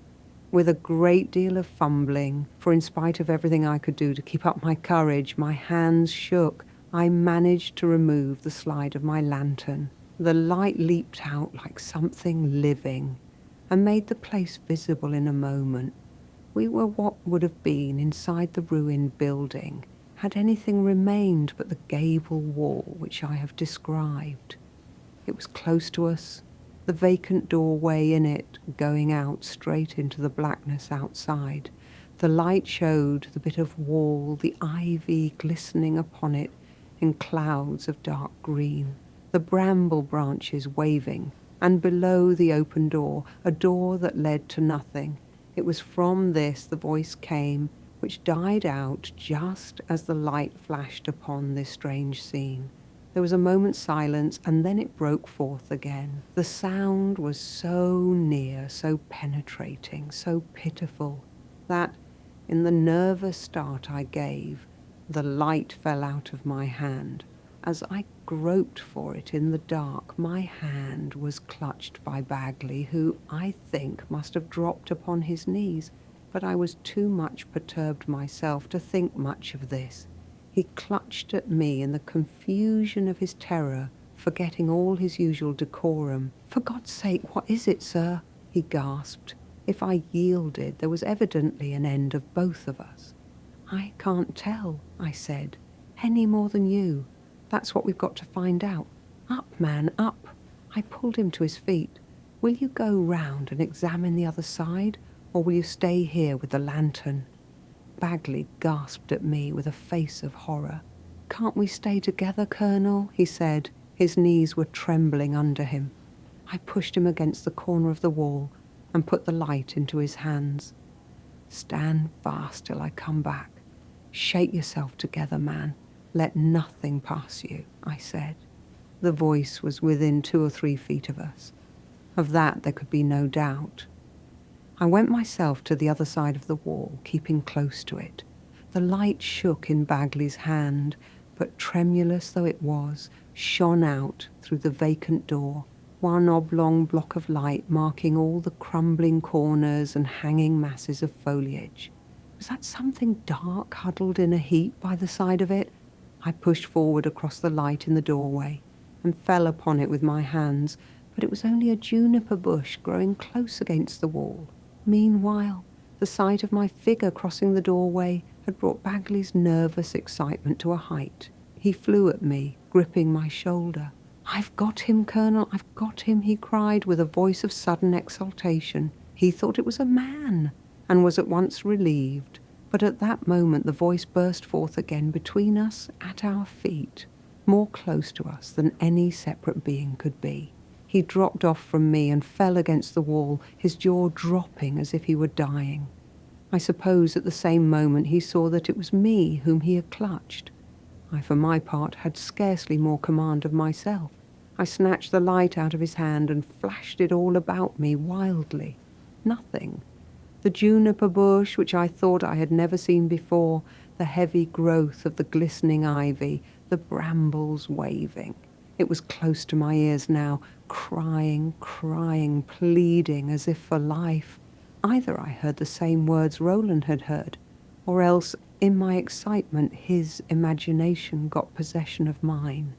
The voice went on, growing into distinct articulation, but wavering about, now from one point, now from another, as if the owner of it were moving slowly back and forward. "Mother, mother!"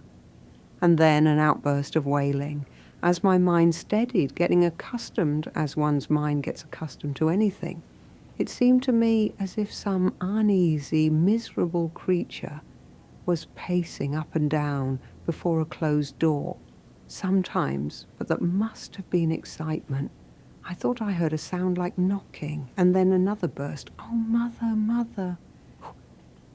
This is the thing that human nature trembles at. A creature invisible, yet with sensations, feelings, a power somehow of expressing itself. I had not the same sense of unwillingness to turn my back upon the scene of the mystery which I had experienced in going to the stables, but I almost ran home, impelled by eagerness to get everything done that had to be done in order to apply myself to finding it out. Bagley was in the hall as usual when I went in. He was always there in the afternoon, always with the appearance of perfect occupation, yet, so far as I know, never doing anything. The door was open, so that I hurried in without any pause, breathless, but the sight of his calm regard as he came to help me off with my overcoat subdued me in a moment. Anything out of the way, anything incomprehensible, faded to nothing in the presence of Bagley. You saw and wondered how he was made, the parting of his hair, the tie of his white neckcloth, the fit of his trousers, all perfect as works of art, but you could see how they were done, which makes all the difference. I flung myself upon him, so to speak, without waiting to note the extreme unlikeness of the man to anything of the kind I meant. "Bagley," I said, "I want you to come out with me tonight to watch for—" "Poachers, Colonel," he said, a gleam of pleasure running all over him. "No, Bagley, a great deal worse," I cried. "Yes, Colonel. At what hour, sir?" the man said. But then I had not told him what it was. It was 10 o'clock when we set out. All was perfectly quiet indoors. My wife was with Roland, who had been quite calm, she said, and who, though no doubt the fever must run its course, had been better ever since I came. I told Bagley to put on a thick greatcoat over his evening coat, and did the same myself with strong boots. for the soil was like a sponge, or worse. Talking to him, I almost forgot what we were going to do. It was darker even than it had been before, and Bagley kept very close to me as we went along. I had a small lantern in my hand, which gave us a partial guidance. We had come to the corner where the path turns. On one side was the bowling green, which the girls had taken possession of for their croquet ground, a wonderful enclosure surrounded by high hedges of holly, 300 years old and more. On the other, the ruins. Both were black as night, but before we got so far there was a little opening in which we could just discern the trees and the lighter line of the road. I thought it best to pause there and take breath. "Bagley," I said, "there is something about these ruins I don't understand. It is there I am going. Keep your eyes open and your wits about you. Be ready to pounce upon any stranger you see. Anything, man or woman, don't hurt but seize anything you see." "Colonel," said Bagley, with a little tremor in his breath, "they do say there's things there, as is neither man nor woman." There was no time for words. "Are you game to follow me, my man? That's the question," I said. Bagley fell in without a word and saluted. I knew then I had nothing to fear. We went, so far as I could guess, exactly as I had come when I heard that sigh. The darkness, however, was so complete that all marks as of trees or paths disappeared. One moment we felt our feet on the gravel, another sinking noiselessly into the slippery grass. That was all. I had shut up my lantern, not wishing to scare anyone, whoever it might be. Bagley followed, it seemed to me, exactly in my footsteps, as I made my way, as I supposed, towards the mass of the ruined house. We seemed to take a long time, groping along, seeking this. The squash of the wet soil under our feet was the only thing that marked our progress.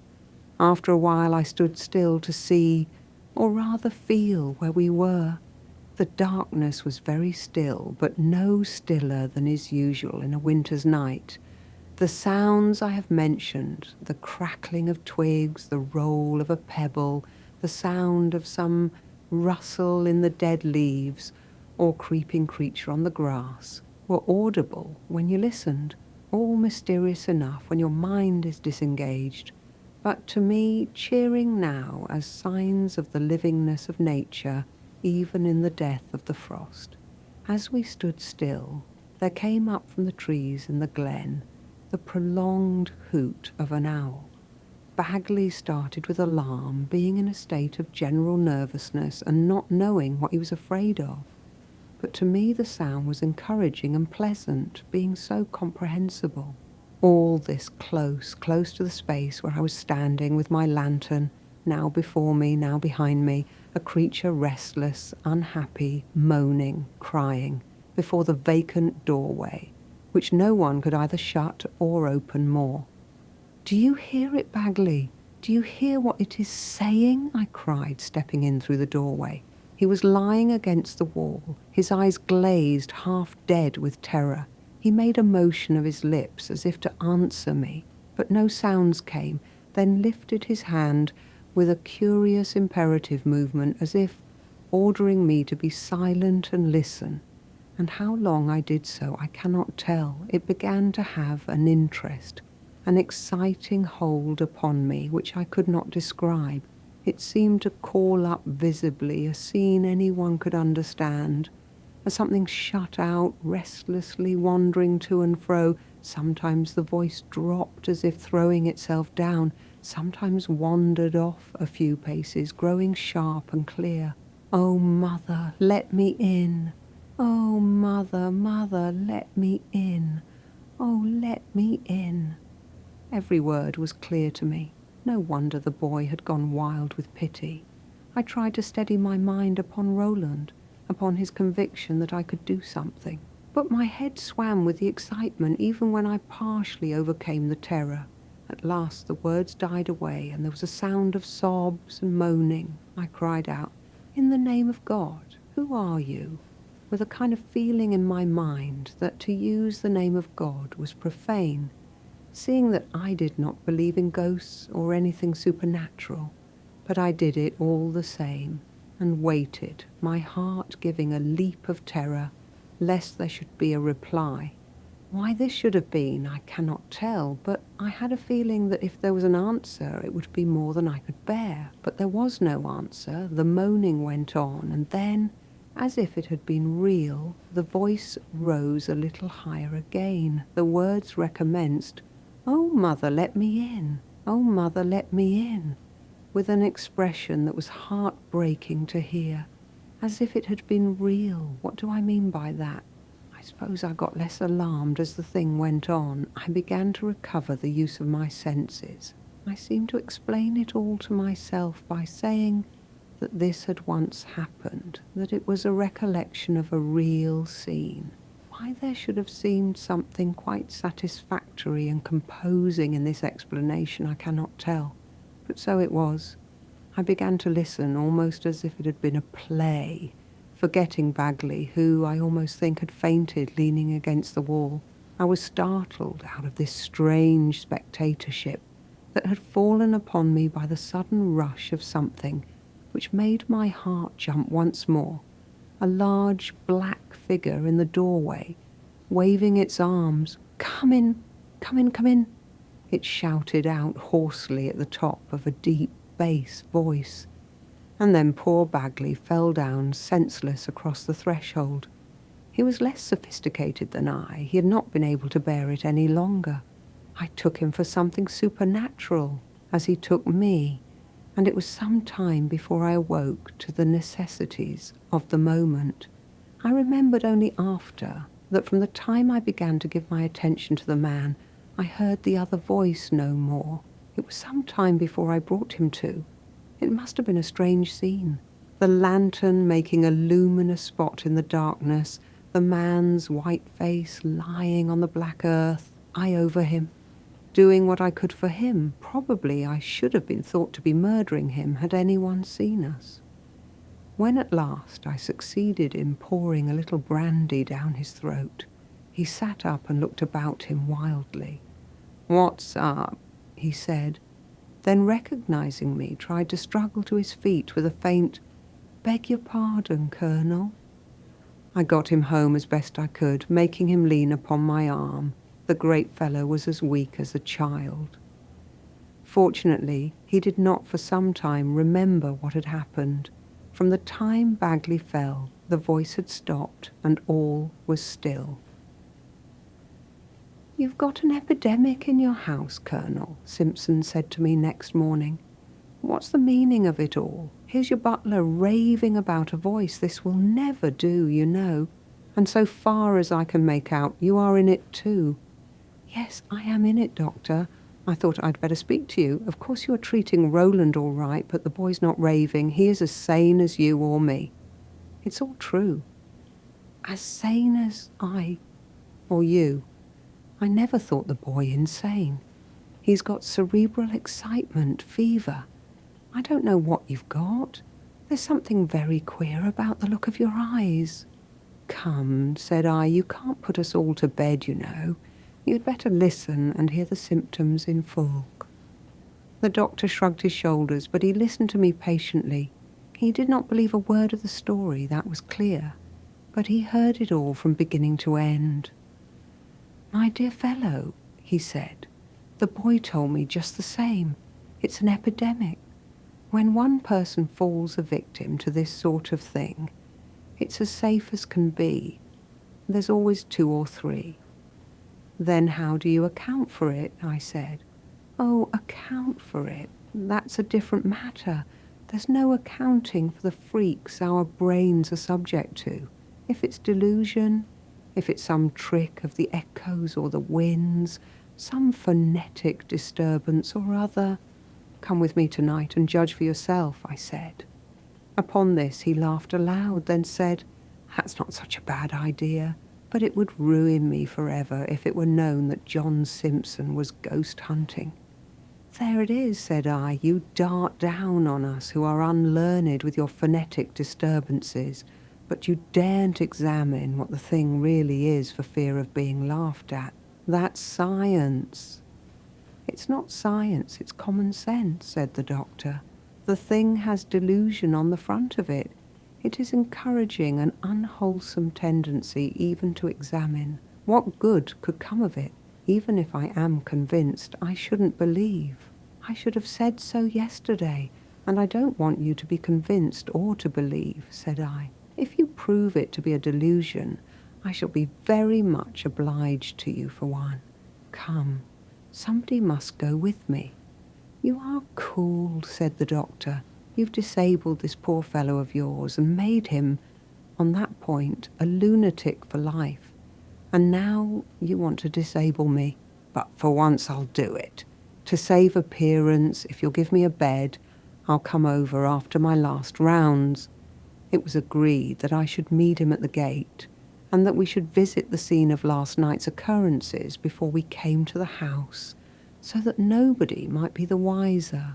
It was scarcely possible to hope that the cause of Bagley's sudden illness should not somehow steal into the knowledge of the servants at least, and it was better that all should be done as quietly as possible. The day seemed to me a very long one.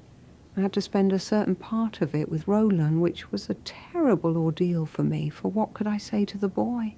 The improvement continued, but he was still in a very precarious state, and the trembling vehemence with which he turned to me when his mother left the room filled me with alarm. "Father," he said quietly. "Yes, my boy, I am giving my best attention to it. All is being done that I can do.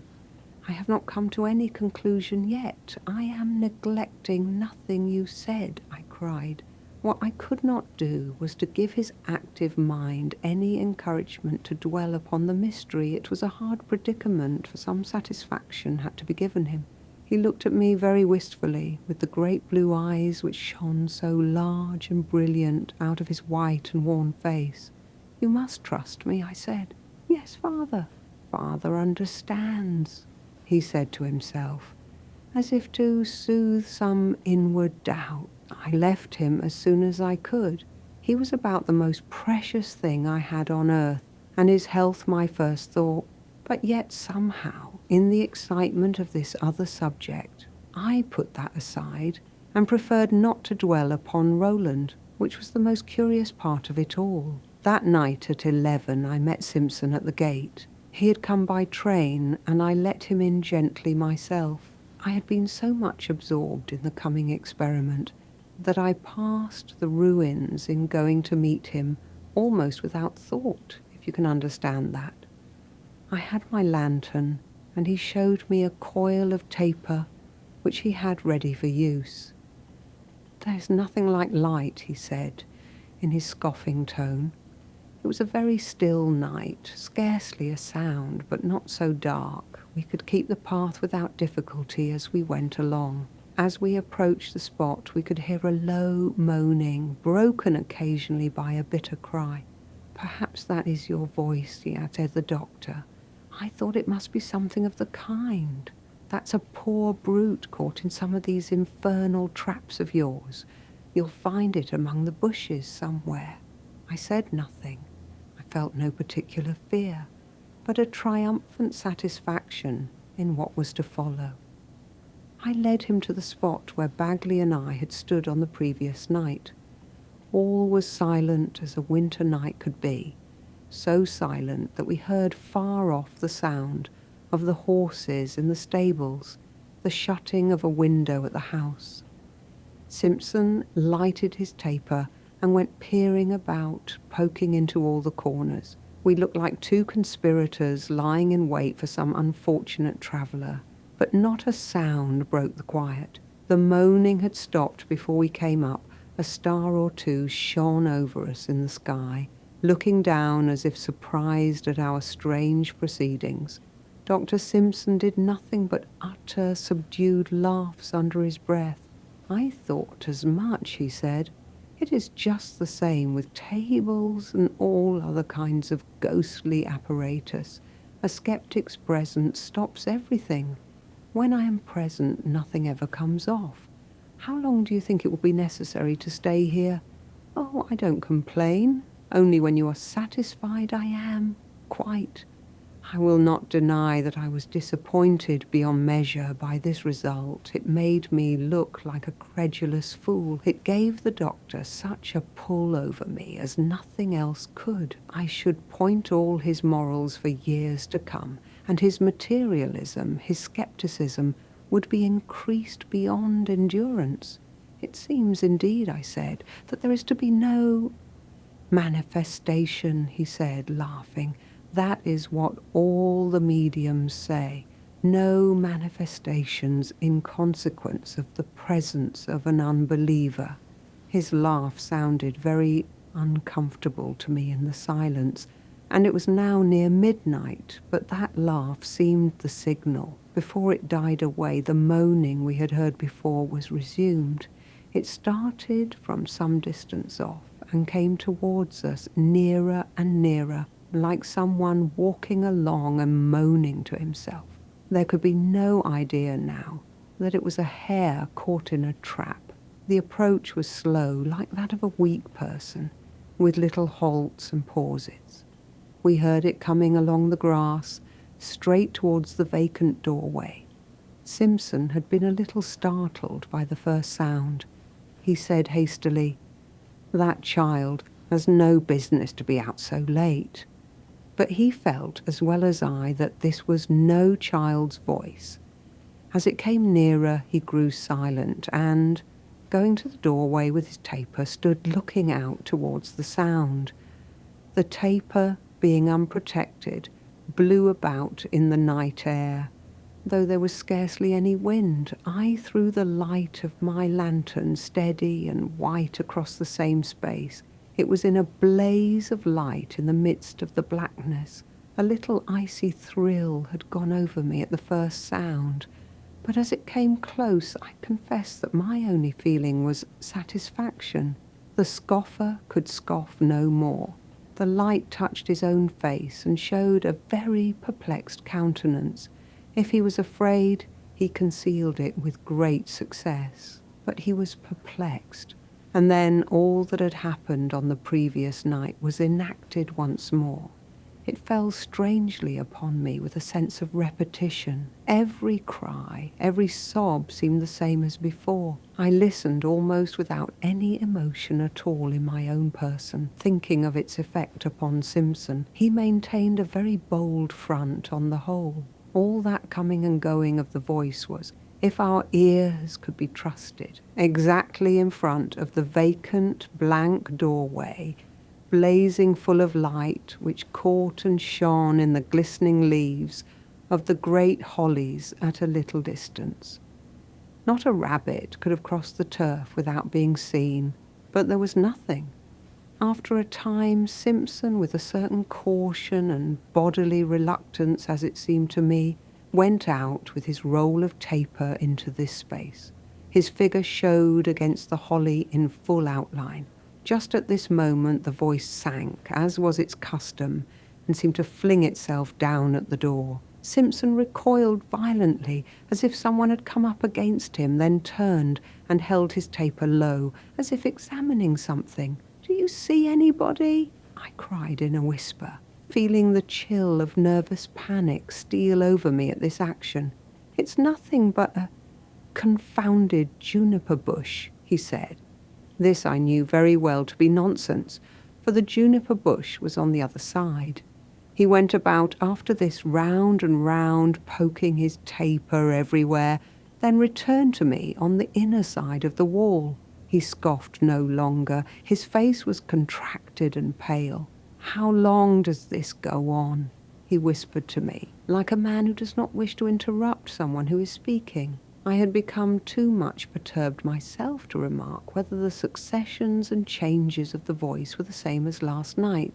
It suddenly went out in the air almost as he was speaking, with a soft, reiterated sob dying away. If there had been anything to be seen, I should have said that the person was at that moment crouching on the ground close to the door.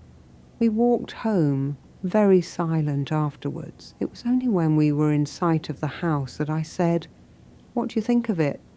"I can't tell what to think of it," he said quickly. He took, though he was a very temperate man, not the claret I was going to offer him, but some brandy from the tray, and swallowed it almost undiluted. "Mind you, I don't believe a word of it," he said when he had lighted his candle. "But I can't tell what to think," he turned round to add when he was halfway upstairs. All of this, however, did me no good with the solution of my problem. I was to help this weeping, sobbing thing, which was already to me as distinct a personality as anything I knew. Or what should I say to Roland? It was on my heart that my boy would die if I could not find some way of helping this creature. You may be surprised that I should speak of it in this way. I did not know if it was man or woman, but I no more doubted that it was the soul in pain than I doubted my own being. And it was my business to soothe this pain, to deliver it, if that was possible.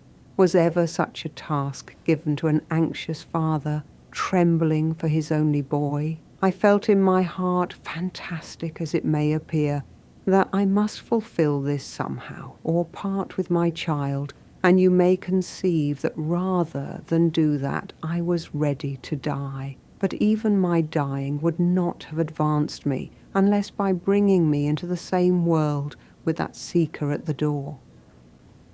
Next morning, Simpson was out before breakfast, and came in with evident signs of the damp grass on his boots, and a look of worry and weariness, which did not say much for the night he had passed.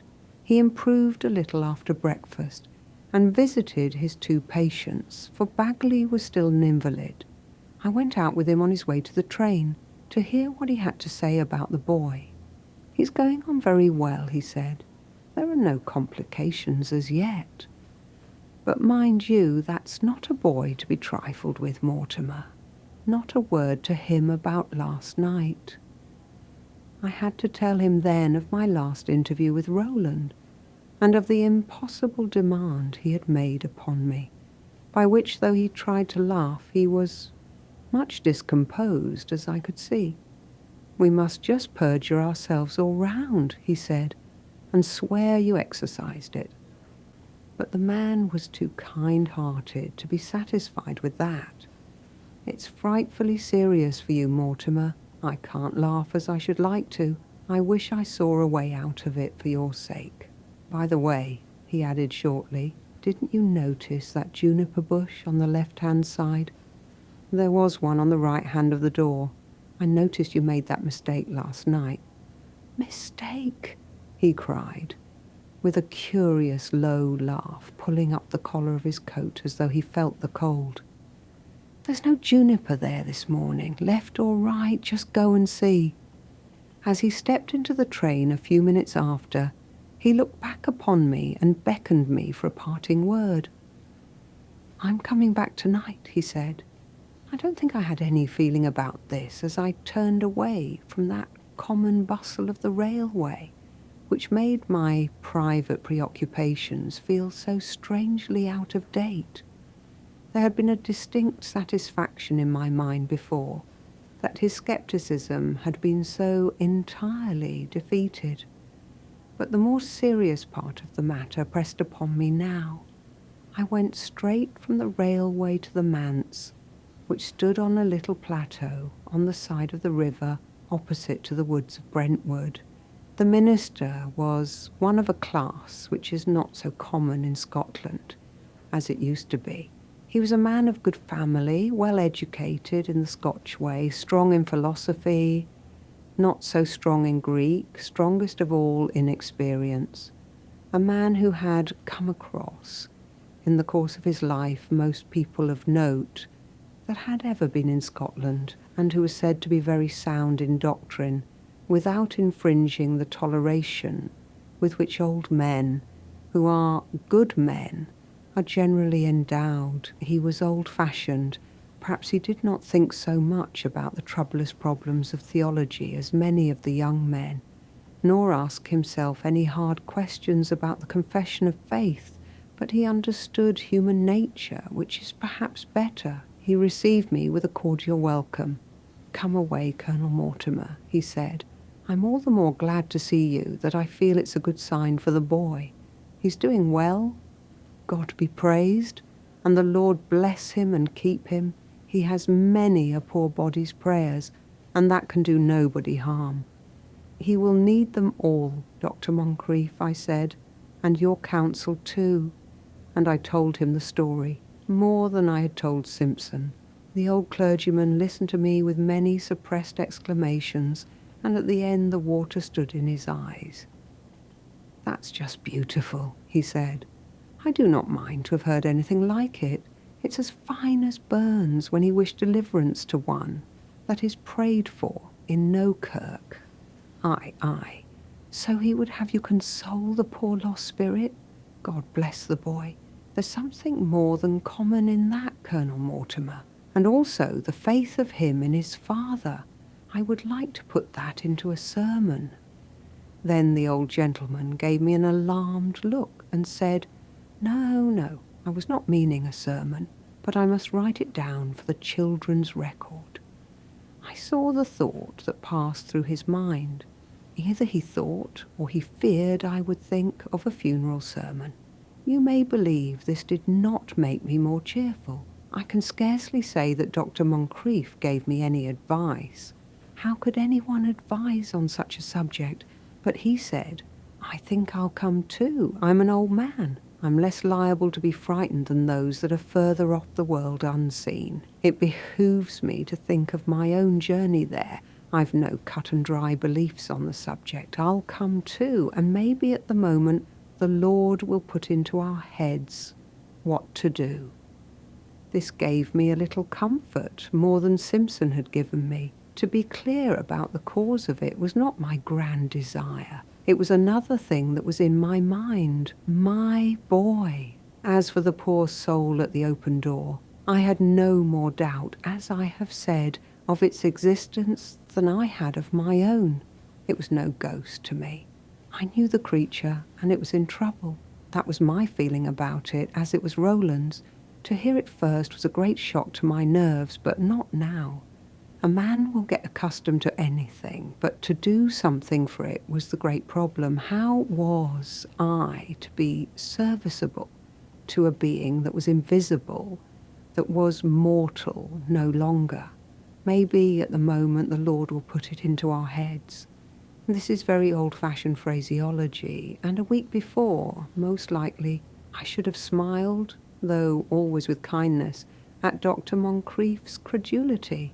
But there was a great comfort, whether rational or otherwise I cannot say, in the mere sound of the words.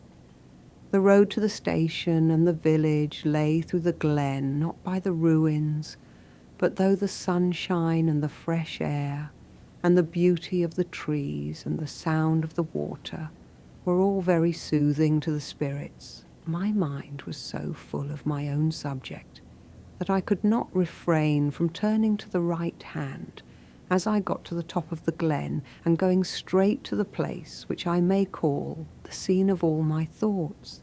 It was lying full in the sunshine like all the rest of the world. The ruined gable looked due east, and in the present aspect of the sun the light streamed down through the doorway, as our lantern had done, throwing a flood of light upon the damp grass beyond.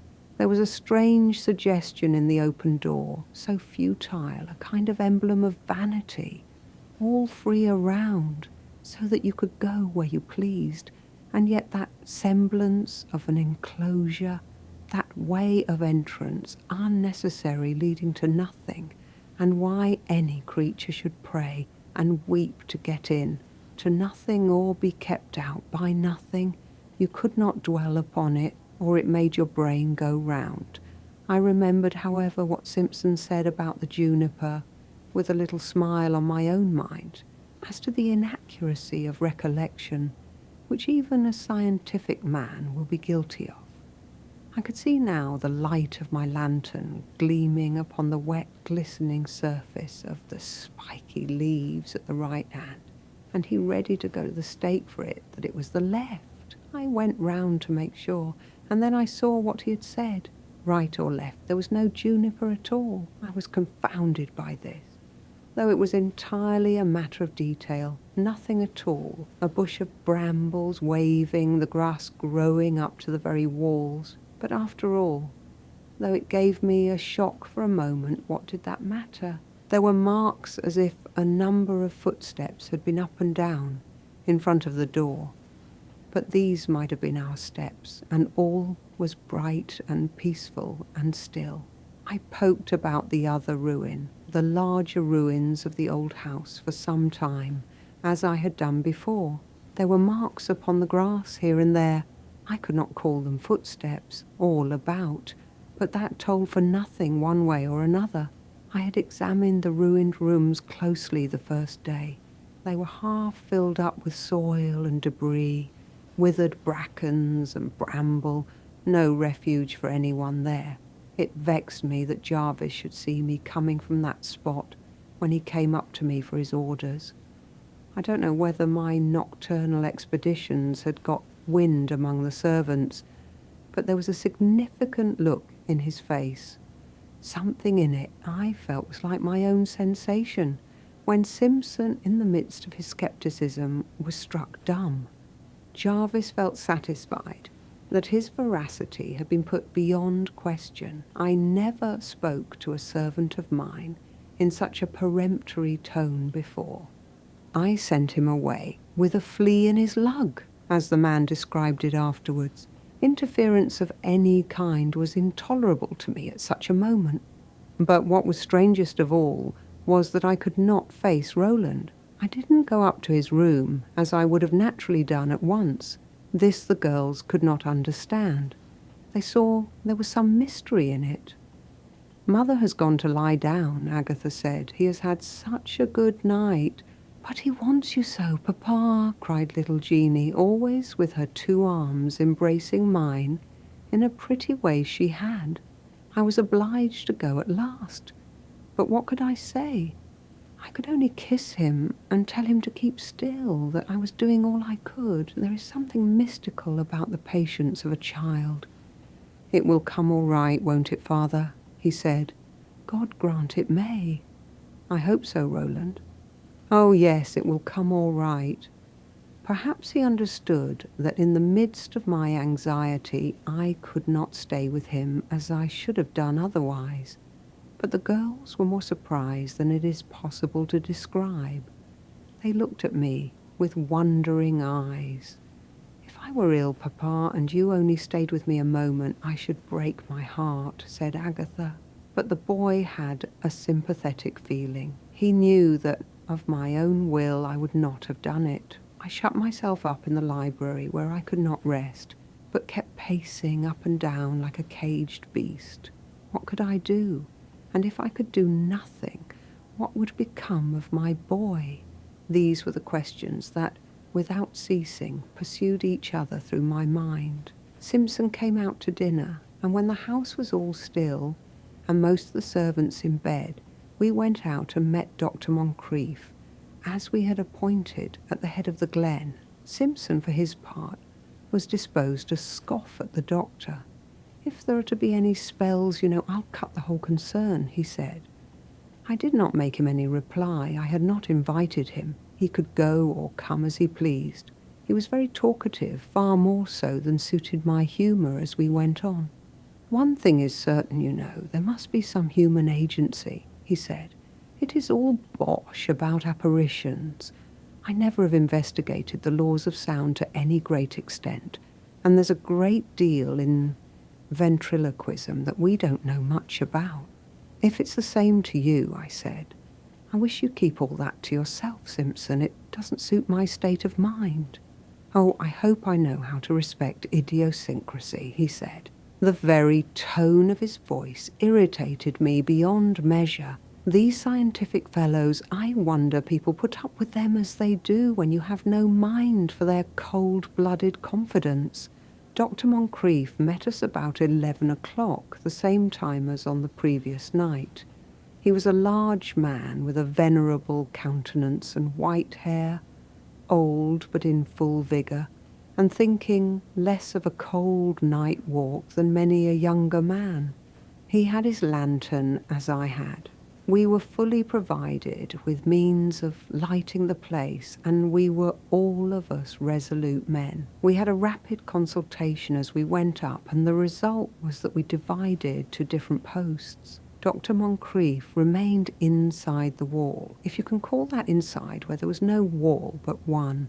Simpson placed himself on the side next the ruins, so as to intercept any communication with the old house, which was what his mind was fixed upon. I was posted on the other side. To say that nothing could come near without being seen was self-evident. It had been so also on the previous night. Now, with our 3 lights in the midst of the darkness, the whole place seemed illuminated. Dr. Moncrieff's lantern, which was a large one, without any means of shutting up, an old-fashioned lantern with a pierced and ornamental top, shone steadily, the rays shooting out of it upward into the gloom. He placed it on the grass where the middle of the room, if this had been a room, would have been. The usual effect of the light streaming out of the doorway was prevented by the illumination which Simpson and I on either side supplied. With these differences, everything seemed as on the previous night, and what occurred was exactly the same, with the same air of repetition, point for point, as I had formerly remarked. I declare that it seemed to me as if I were pushed against, put aside by the owner of the voice, as he paced up and down in his trouble, though these are perfectly futile words, seeing that the stream of light from my lantern and that from Simpson's taper lay broad and clear, without a shadow, without the smallest break across the entire breadth of the grass. I had ceased even to be alarmed for my part. My heart was rent with pity and trouble, pity for the poor suffering human creature that moaned and pleaded so, and trouble for myself and my boy. God, if I could not find any help, and what help could I find? Roland would die. We were all perfectly still till the first outburst was exhausted, as I knew by experience it would be. Dr. Moncrieff, to whom it was new, was quite motionless on the other side of the wall, as we were in our places. My heart had remained almost at its usual beating during the voice. I was used to it. It did not rouse all my pulses as it did at first, but just as it threw itself sobbing at the door, I cannot use other words, there suddenly came something which sent the blood coursing through my veins and my heart into my mouth. It was a voice inside the wall. The minister's well-known voice. I would have been prepared for it in any kind of adjuration, but I was not prepared for what I heard. It came out with a sort of stammering, as if too much moved for utterance. Willie, Willie, oh God, preserve us, is it you? These simple words had an effect upon me that the voice of the invisible creature had ceased to have. I thought the old man whom I had brought into this danger had gone mad with terror. I made a dash round to the other side of the wall, half crazed myself with the thought. He was standing where I had left him, his shadow thrown, vague and large, upon the grass by the lantern which stood at his feet. I lifted my own light to see his face as I rushed forward. He was very pale, his eyes wet and glistening, his mouth quivering with parted lips. He neither saw nor heard me. We that had gone through this experience before had crouched towards each other to get a little strength to bear it, but he was not even aware that I was there. His whole being seemed absorbed in anxiety and tenderness. He held out his hands, which trembled, but it seemed to me with eagerness, not fear. He went on speaking all the time. Willie, if it is you, and it's you, if it is not a delusion of Satan, Willie, lad, why come ye here, frighting them that know you not? Why came ye not to me? He seemed to wait for an answer. when his voice ceased, his countenance, every line moving, continued to speak. Simpson gave me another terrible shock, stealing into the open doorway with his light, as much awe-stricken, as wildly curious as I. But the minister resumed, without seeing Simpson speaking to someone else. His voice took a tone of expostulation. "Is this right? Come here. Your mother's gone with your name on her lips. Do you think she would ever close her door on her own lad? Do you think the Lord will close the door, ye faint-hearted creature?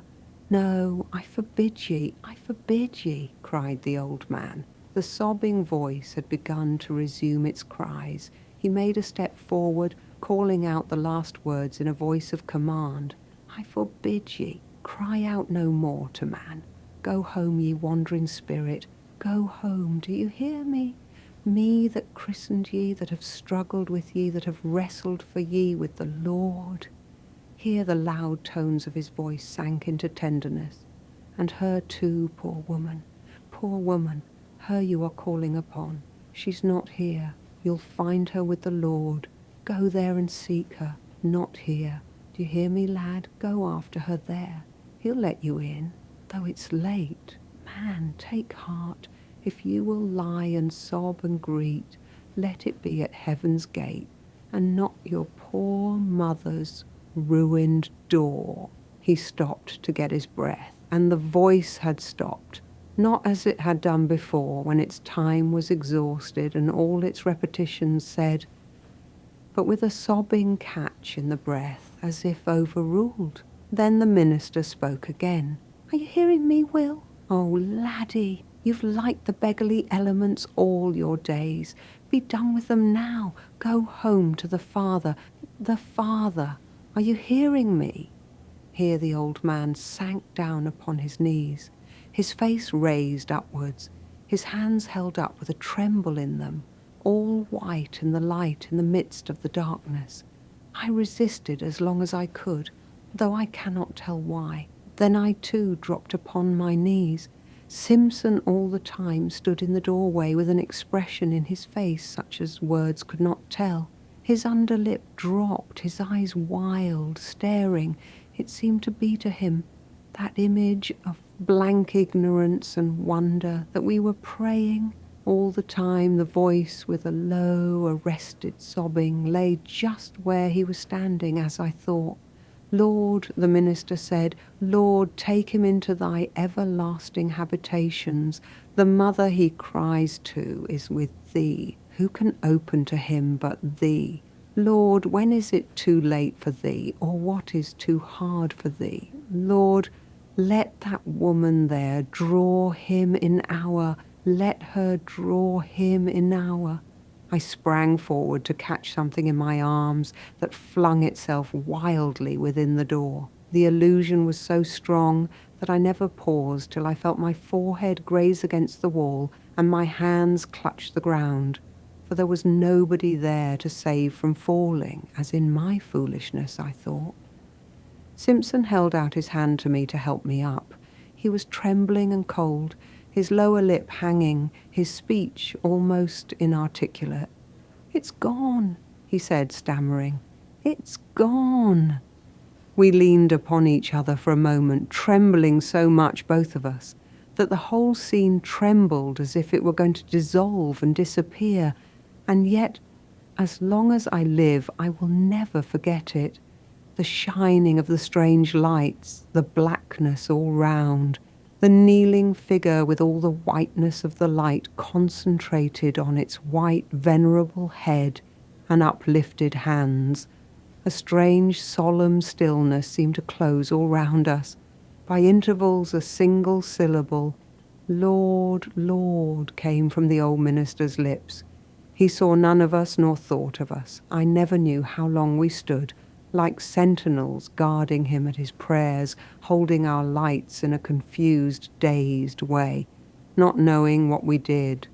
But at last he rose from his knees and, standing up at his full height, raised his arms, as the Scotch manner is at the end of a religious service, and solemnly gave the apostolical benediction to what? to the silent earth, the dark woods, the wide-breathing atmosphere, for we were but spectators gasping an amen. It seemed to me that it must be the middle of the night as we all walked back. It was in reality very late. Dr. Moncrief put his arm into mine. He walked slowly with an air of exhaustion. It was as if we were coming from a deathbed. Something hushed and solemnized the very air. There was that sense of relief in it, which there always is at the end of a death struggle, and nature, persistent, never daunted, came back in all of us.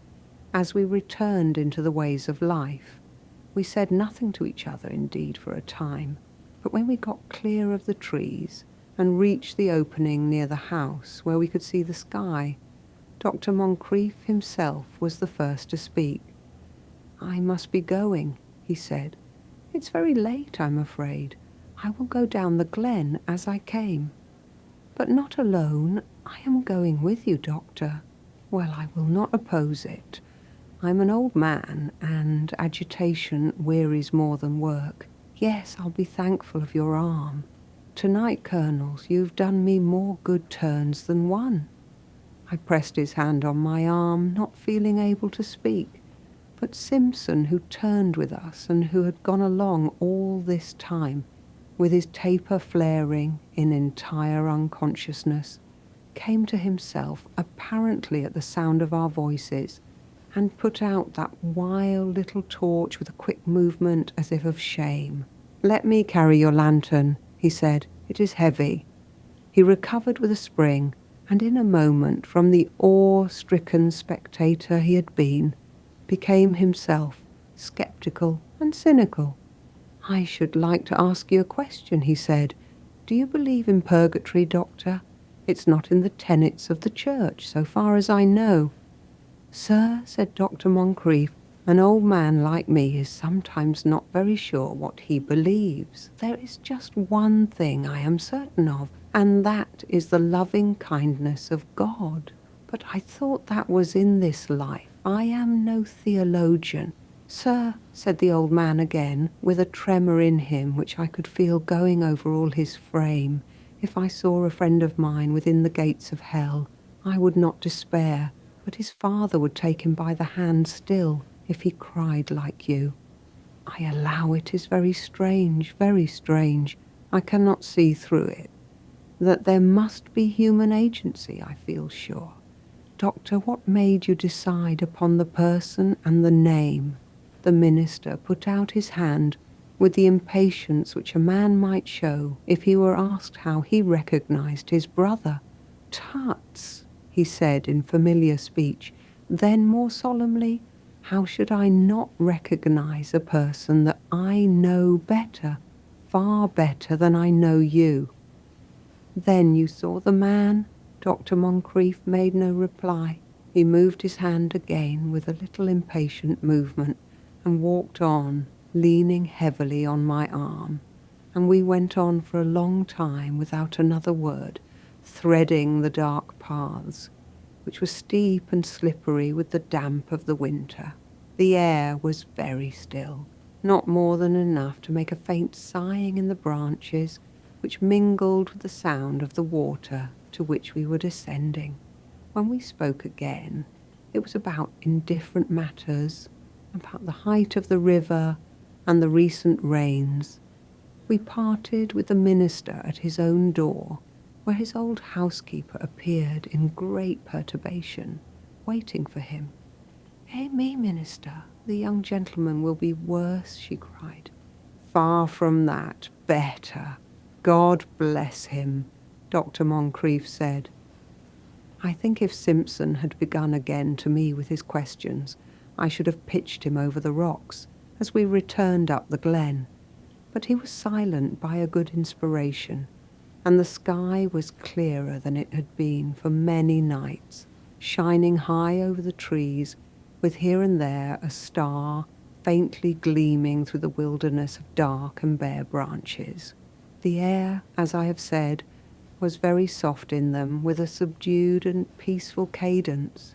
It was real, like every natural sound, and came to us like a hush of peace and relief. I thought there was a sound in it, as of the breath of a sleeper, and it seemed clear to me that Roland must be sleeping, satisfied and calm. We went up to his room when we went in. There we found the complete hush of rest. My wife looked up out of a doze and gave me a smile. "I think he is a great deal better, but you are very late," she said in a whisper, shading the light with her hand that the doctor might see his patient. The boy had got back something like his own colour. He woke as we stood all round his bed. His eyes had the happy, half-awakened look of childhood, glad to shut again, yet pleased with the interruption and glimmer of the light. I stooped over him and kissed his forehead, which was moist and cool. "All is well, Roland," I said. He looked up at me with a glance of pleasure and took my hand and laid his cheek upon it, and so went to sleep.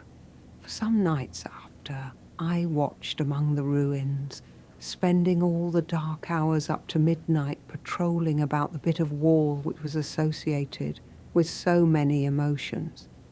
But I heard nothing and saw nothing beyond the quiet course of nature, nor, so far as I am aware, has anything been heard again. Dr. Moncrief gave me the history of the youth, whom he never hesitated to name. I did not ask, as Simpson did, how he recognized him. He had been a prodigal, weak, foolish, easily imposed upon and led away, as people say. All that we had heard had passed actually in life, the doctor said. The young man had come home thus a day or two after his mother died, who was no more than the housekeeper in the old house, and distracted with the news, had thrown himself down at the door and called upon her to let him in. The old man could scarcely speak of it for tears. To me it seemed as if, heaven help us, how little do we know about anything, a scene like that might impress itself somehow upon the hidden heart of nature. I do not pretend to know how, but the repetition had struck me at the time as, in its terrible strangeness and incomprehensibility, almost mechanical, as if the unseen actor could not exceed or vary, but was bound to reenact the whole. One thing that struck me, however, greatly was the likeness between the old minister and my boy in the manner of regarding these strange phenomena.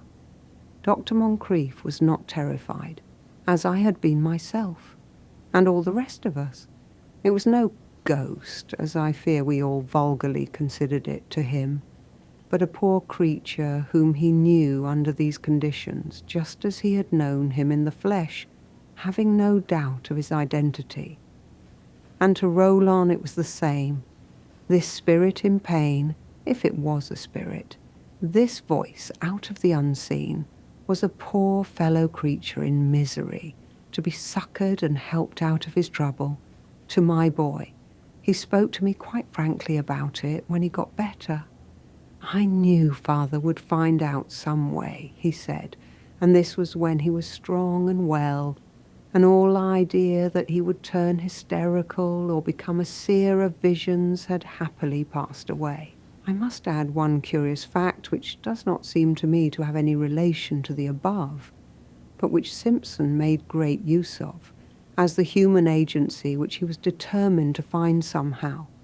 We had examined the ruins very closely at the time of these occurrences, but afterwards, when all was over, as we went casually about them one Sunday afternoon, in the idleness of that unemployed day, Simpson with his stick penetrated an old window which had been entirely blocked up with fallen soil. He jumped down into it in great excitement and called me to follow. There we found a little hole, for it was more a hole than a room, entirely hidden under the ivy and ruins, in which there was a quantity of straw laid in a corner, as if someone had made a bed there, and some remains of crusts about the floor.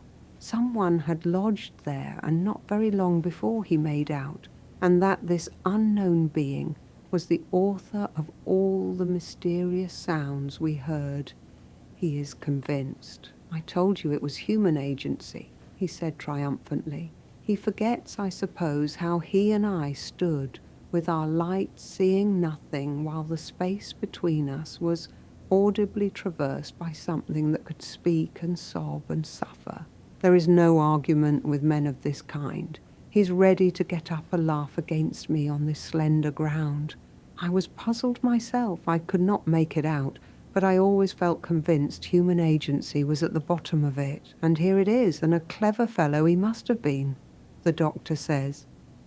Bagley left my service as soon as he got well. He assured me it was no want of respect, but he could not stand them kind of things. And the man was so shaken and ghastly that I was glad to give him a present and let him go.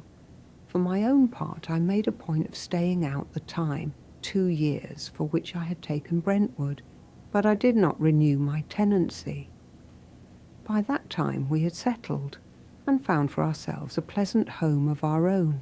I must add that when the doctor defies me, I can always bring back gravity to his countenance, and a pause in his railing when I remind him of the juniper bush. To me that was a matter of little importance. I could believe I was mistaken. I did not care about it one way or other, but on his mind the effect was different. The miserable voice, the spirit in pain, he could think of as the result of ventriloquism or reverberation or anything you please. An elaborate, prolonged hoax, executed somehow by the tramp that had found a lodging in the old tower, but the juniper bush staggered him. Things have effects so different on the minds of different men. To the portrait. At the period when the following incidents occurred, I was living with my father at the Grove, a large old house in the immediate neighbourhood of a little town. This had been his home for a number of years, and I believe I was born in it. It was a kind of house which, notwithstanding all the red and white architecture known at present by the name of Queen Anne, builders nowadays have forgotten how to build.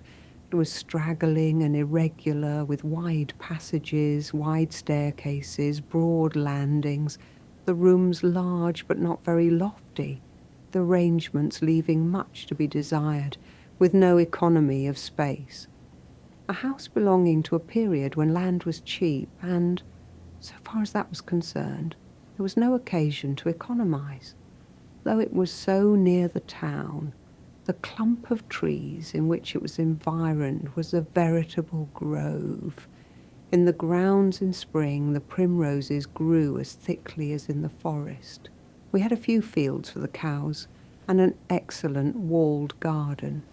The place is being pulled down at this moment to make room for more streets of mean little houses. The kind of thing, and not a dull house of faded gentry, which perhaps the neighbourhood requires.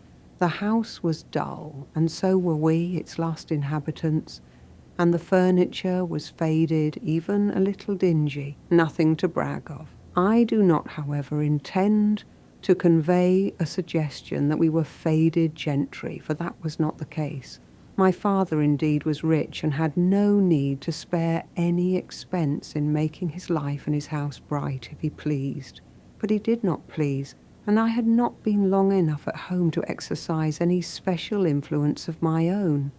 It was the only home I'd ever known, but except in my earliest childhood and in my holidays as a schoolboy, I had in reality known but little of it.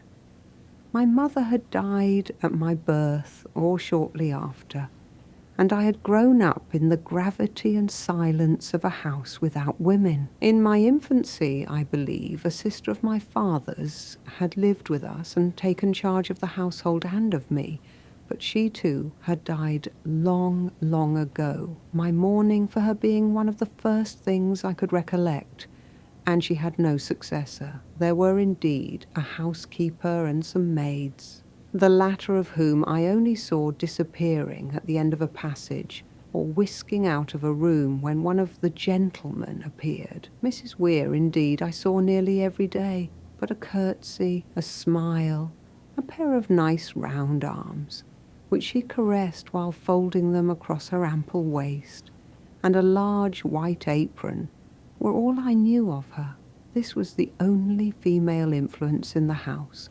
The drawing room I was aware of only as a place of deadly good order, into which nobody ever entered.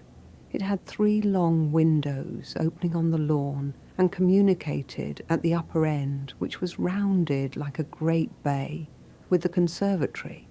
Sometimes I gazed into it as a child from without, wondering at the needlework on the chairs, the screens, the looking-glasses which never reflected any living face.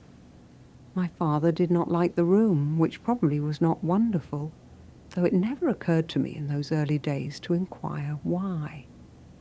I may say here, though it will probably be disappointing to those who form a sentimental idea of the capabilities of children, that it did not occur to me either in these early days to make any inquiry about my mother. There was no room in life as I knew it for any such person. Nothing suggested to my mind either the fact that she must have existed or that there was need of her in the house. I accepted, as I believe most children do, the facts of existence on the basis with which I had first made acquaintance with them without question or remark. As a matter of fact, I was aware that it was rather dull at home, but neither by comparison with the books I read, nor by the communications received from my schoolfellows, did this seem to me anything remarkable, and I was possibly somewhat dull too by nature, for I did not mind. I was fond of reading, and for that there was unbounded opportunity. I had a little ambition in respect to work, and that too could be prosecuted undisturbed. When I went to the university, my society lay almost entirely among men, but by that time and afterwards matters had of course greatly changed with me, and though I recognized women as part of the economy of nature, and did not indeed by any means dislike or avoid them, yet the idea of connecting them at all with my own home never entered into my head. That continued to be as it had always been. When at intervals I descended upon the cool, grave, colourless place in the midst of my traffic with the world, always very still, well-ordered, serious. The cooking very good, the comfort perfect, old Morphew, the butler, a little older, but very little older, perhaps on the whole less old, since in my childhood I had thought him a kind of Methuselah, and Mrs. Weir, less active, covering up her arms in sleeves, but folding and caressing them just as always. I remember looking in from the lawn through the windows upon that deadly orderly drawing-room, with a humorous recollection of my childish admiration and wonder, and feeling that it must be kept so for ever and ever, and that to go into it would break some sort of amusing mock mystery, some pleasantly ridiculous spell. But it was only at rare intervals that I went home. In the long vacation, as in my school holidays, my father often went abroad with me, so that we had gone over a great deal of the continent together very pleasantly. He was old in proportion to the age of his son, being a man of 60 when I was 20, but that did not disturb the pleasure of the relations between us. I don't know that they were ever very confidential. On my side there was but little to communicate, for I did not get into scrapes nor fall in love, the 2 predicaments which demand sympathy and confidences, and as for my father himself, I was never aware what there could be to communicate on his side. I knew his life exactly, what he did almost at every hour of the day, under what circumstances of the temperature he would ride and when walk, how often and with what guests he would indulge in the occasional break of a dinner party, a serious pleasure, perhaps indeed less a pleasure than a duty. All this I knew as well as he did, and also his views on public matters, his political opinions, which naturally were different from mine, What ground, then, remained for confidence? I did not know any. We were both of us of a reserved nature, not apt to enter into our religious feelings, for instance. There are many people who think reticence on such subjects a sign of the most reverential way of contemplating them.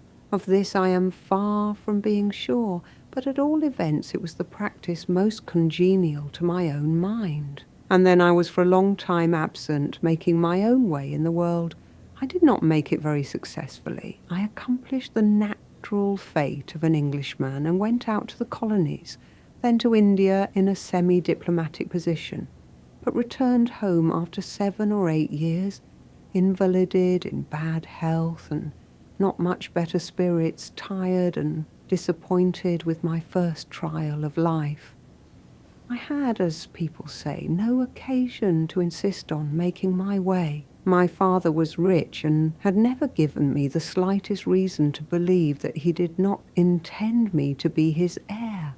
His allowance to me was not illiberal, and though he did not oppose the carrying out of my own plans, he by no means urged me to exertion. When I came home, he received me very affectionately and expressed his satisfaction in my return. "Of course," he said, "I am not glad that you are disappointed, Philip, or that your health is broken, but otherwise it is an ill wind, you know, that blows nobody good, and I am very glad to have you at home. I am growing an old man." "I don't see any difference, sir," said I. "Everything here seems exactly the same as when I went away." He smiled and shook his head. "It is true enough," he said. "After we have reached a certain age, we seem to go on for a long time on a plane, and feel no great difference from year to year. But it is an inclined plane, and the longer we go on, the more sudden will be the fall at the end. But at all events, it will be a great comfort to me to have you here." "If I had known that," I said, "and that you wanted me, I should have come in any circumstances, as there are only 2 of us in the world." "Yes," he said, "there are only 2 of us in the world, but still I should not have sent for you, Phil, to interrupt your career."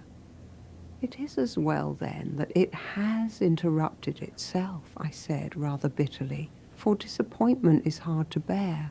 He patted me on the shoulder and repeated, "It is an ill wind that blows nobody good," with a look of real pleasure which gave me a certain gratification too, for after all he was an old man, and the only one in all the world to whom I owed any duty. I had not been without dreams of warmer affections, but they had come to nothing, not tragically, but in the ordinary way. I might perhaps have had love which I did not want, but not that which I did want, which was not a thing to make any unmanly moan about. But in the ordinary course of events, such disappointments happen every day. Indeed, they are more common than anything else, and sometimes it is apparent afterwards that it is better it was so. However, here I was at 30 stranded, yet wanting for nothing, in a position to call forth rather envy than pity from the greater part of my contemporaries, for I had an assured and comfortable existence, as much money as I wanted, and the prospect of an excellent fortune for the future. On the other hand, my health was still low, and I had no occupation. The neighbourhood of the town was a drawback rather than an advantage. I felt myself tempted, instead of taking the long walk into the country which my doctor recommended, to take a much shorter one through the High Street, across the river and back again, which was not a walk but a lounge. The country was silent and full of thoughts not always very agreeable, whereas there were always the humours of the little urban population to glance at, the news to be heard, all those petty matters which so often make up life in a very impoverished version for the idle man. I did not like it, but I felt myself yielding to it, not having energy enough to make a stand. The rector and the leading lawyer of the place asked me to dinner. I might have glided into the society, such as it was, had I been disposed for that. Everything about me began to close over me, as if I had been 50 and fully contented with my lot. It was possibly my own want of occupation which made me observe with surprise, after a while, how much occupied my father was. He had expressed himself glad of my return, but now that I had returned, I saw very little of him. Most of his time was spent in his library, as had always been the case, but on the few visits I paid him there, I could not but perceive that the aspect of the library was much changed. It had acquired the look of a business room, almost an office. There were large business-like books on the table, which I could not associate with anything he could naturally have to do, and his correspondence was very large. I thought he closed one of those books hurriedly as I came in, and pushed it away, as if he did not wish me to see it. This surprised me at the moment without arousing any other feeling, but afterwards I remembered it with a clearer sense of what it meant. He was more absorbed altogether than I had been used to see him. He was visited by men sometimes not of very prepossessing appearance. Surprise grew in my mind without any very distinct idea of the reason of it, and it was not till after a chance conversation with Morphew that my vague uneasiness began to take definite shape. It was begun without any special intention on my part. Morphew had informed me that Master was very busy on some occasion when I wanted to see him, and I was a little annoyed to be thus put off.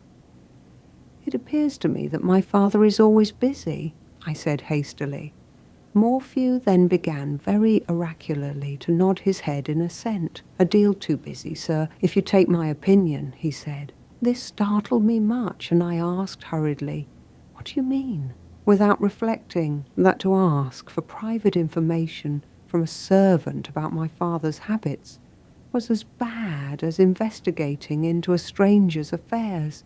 It did not strike me in the same light. "Mr. Philip," said Morphew, "a thing as happens more often than it ought to. Master has got awful keen about money in his old age." "That's a new thing for him," I said. "No, sir, begging your pardon, it ain't a new thing. He was once broke of it, and that wasn't easy done. But it's come back, if you'll excuse me saying so, and I don't know as he'll ever be broke of it again at his age." I felt more disposed to be angry than disturbed by this. "You must be making some ridiculous mistake," I said, "and if you were not so old a friend as you are, Morphew, I should not have allowed my father to be so spoken of to me." The old man gave me a half-astonished, half-contemptuous look. "He's been my master a deal longer than he's been your father," he said, turning on his heel. The assumption was so comical that my anger could not stand in face of it. I went out, having been on my way to the door when this conversation occurred, and took my usual lounge about, which was not a satisfactory sort of amusement. Its vanity and emptiness appeared to be more evident than usual today. I met half a dozen people I knew, and had as many pieces of news confided to me. I went up and down the length of the High Street. I made a small purchase or two, and then I turned homeward, despising myself, yet finding no alternative within my reach. Would a long country walk have been more virtuous? It would at least have been more wholesome. But that was all that could be said. My mind did not dwell on Morphew's communication. It seemed without sense or meaning to me, and after the excellent joke about his superior interest in his master to mine in my father, was dismissed lightly enough from my mind. I tried to invent some way of telling this to my father, without letting him perceive that Morphew had been finding faults in him, or I listening, for it seemed a pity to lose so good a joke.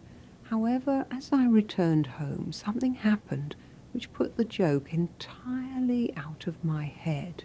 It is curious when a new subject of trouble or anxiety has been suggested to the mind in an unexpected way. How often a second advertisement follows immediately after the first, and gives to that a potency which in itself it had not possessed. I was approaching our own door, wondering whether my father had gone, and whether on my return I should find him at leisure, for I had several little things to say to him, when I noticed a poor woman lingering about the closed gates. She had a baby sleeping in her arms. It was a spring night, the stars shining in the twilight, and everything soft and dim, and the woman's figure was like a shadow, flitting about, now here, now there, on one side or another of the gate. She stopped when she saw me approaching and hesitated for a moment, then seemed to take a sudden resolution. I watched her, without knowing, with a prevision that she was going to address me, though with no sort of idea as to the subject of her address. She came up to me doubtfully, it seemed, yet certainly, as I felt, and when she was close to me, dropped a sort of hesitating curtsy, and said, "It's Mr. Philip," in a low voice. "Well, what do you want with me?" I said. Then she poured forth suddenly, without warning or preparation, her long speech, a flood of words, which must have been all ready and waiting at the doors of her lips for utterance. "Oh, sir, I want to speak to you. I can't believe you'll be so hard, for you're young, and I can't believe you'll be so hard if so be as his own son, as I've always heard he had but one, will speak up for us. Oh, gentlemen, it is easy for the likes of you that, if you ain't comfortable in one room, can just walk into another. But if one room is all you have, and every bit of furniture you have taken out of it, and nothing but the four walls left, not so much as the cradle for the child, or a chair for your man to sit down upon when he comes from his work, or a saucepan to cook him his supper. My good woman," I said, "who can have taken all that from you?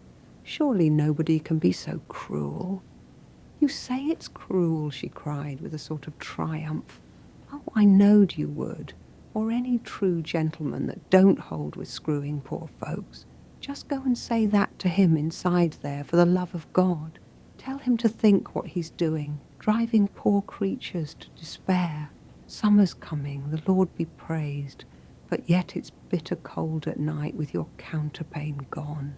And when you've been working hard all day, and nothing but four bare walls to come home to, and all your poor little sticks of furniture that you've saved up for, and got together one by one, all gone, and you know better than when you started, or rather worse, for then you was young.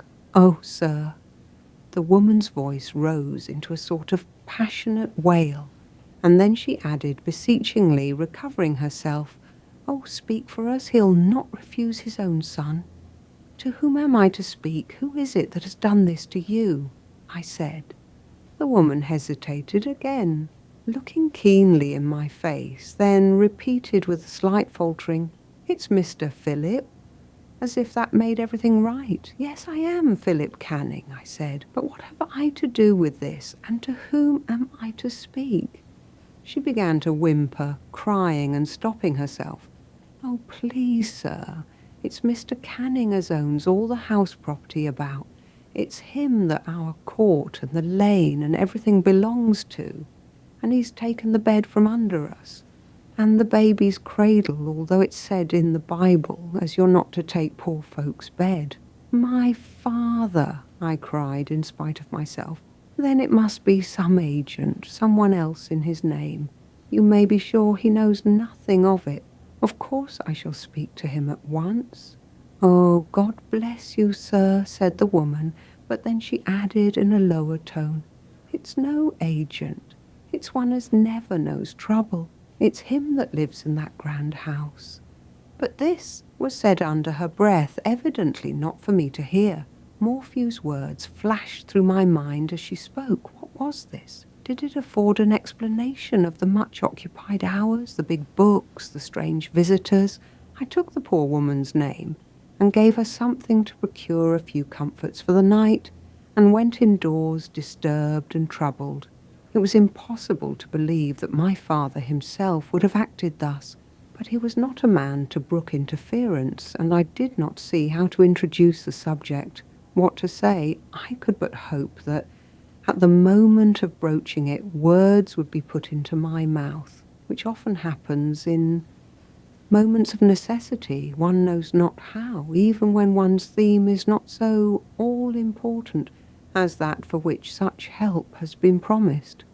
As usual, I did not see my father till dinner. I have said that our dinners were very good, luxurious in a simple way, everything excellent in its kind, well cooked, well served, the perfection of comfort without show, which is a combination very dear to the English heart.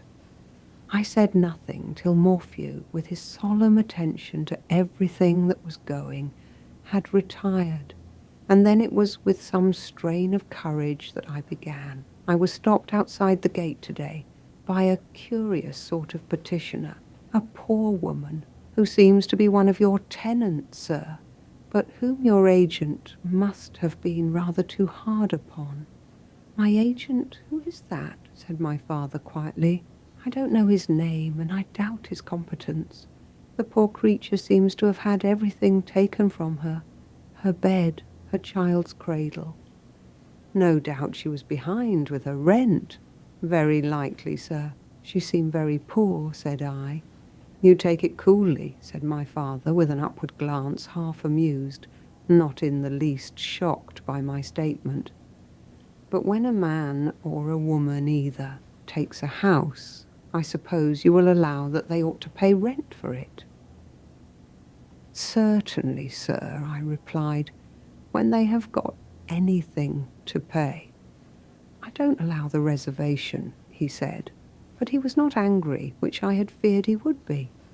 I think, I continued, that your agent must be too severe, and this emboldens me to say something which has been in my mind for some time, and that is this.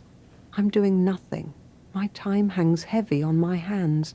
Make me your agent. I will see for myself and save you from such mistakes, and it will be an occupation. Mistakes? What warrant have you for saying these are mistakes? He said testily. Then, after a moment, this is a strange proposal from you, Phil. Do you know what it is you are offering? To be a collector of rents, going about from door to door, from week to week, to look after wretched little bits of repairs, drains, etc., to get paid, which, after all, is the chief thing, and not to be taken in by tales of poverty, not to let you be taken in by men without pity, I said. He gave me a strange glance, which I did not very well understand, and said abruptly a thing which, so far as I remember, he had never in my life said before. You've become a little like your mother, Phil. My mother? The reference was so unusual, nay, so unprecedented, that I was greatly startled. It seemed to me like the sudden introduction of a quite new element in the stagnant atmosphere, as well as a new party to our conversation. My father looked across the table as if with some astonishment at my tone of surprise. Is that so very extraordinary? He said. No, of course it is not extraordinary that I should resemble my mother, only I have heard very little of her, almost nothing. That is true. He got up and placed himself before the fire, which was very low, as the night was not cold, had not been cold heretofore at least. But it seemed to me now that a little chill came into the dim and faded room. Perhaps it looked more dull, from the suggestion of a something brighter, warmer, that might have been. Talking of mistakes, he said, perhaps that was one. To sever you entirely from her side of the house, but I did not care for the connection. You will understand how it is that I speak of it now when I tell you. He stopped here, however, said nothing more for a minute or so, and then rang the bell. Morphew came, as he always did, very deliberately, so that some time elapsed in silence, during which my surprise grew. When the old man appeared at the door, "Have you put the lights in the drawing room as I told you?" my father said. "Yes, sir, and opened the box, sir, and it's a speaking likeness." This the old man got out in a great hurry, as if afraid that his master would stop him. My father did so with a wave of his hand. "That's enough. I ask no information. You can go now." The door closed upon us, and there was again a pause. My subject had floated away altogether like a mist, though I had been so concerned about it. I tried to resume, but could not. Something seemed to arrest my very breathing, and yet in this dull, respectable house of ours, where everything breathed good character and integrity, it was certain that there could be no shameful mystery to reveal. It was some time before my father spoke, not from any purpose that I could see, but apparently because his mind was busy with probably unaccustomed thoughts. "You scarcely know the drawing-room, Phil," he said at last. "Very little. I have never seen it used.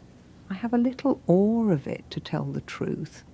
That should not be. There's no reason for that. But a man by himself, as I have been for the greater part of my life, has no occasion for a drawing-room.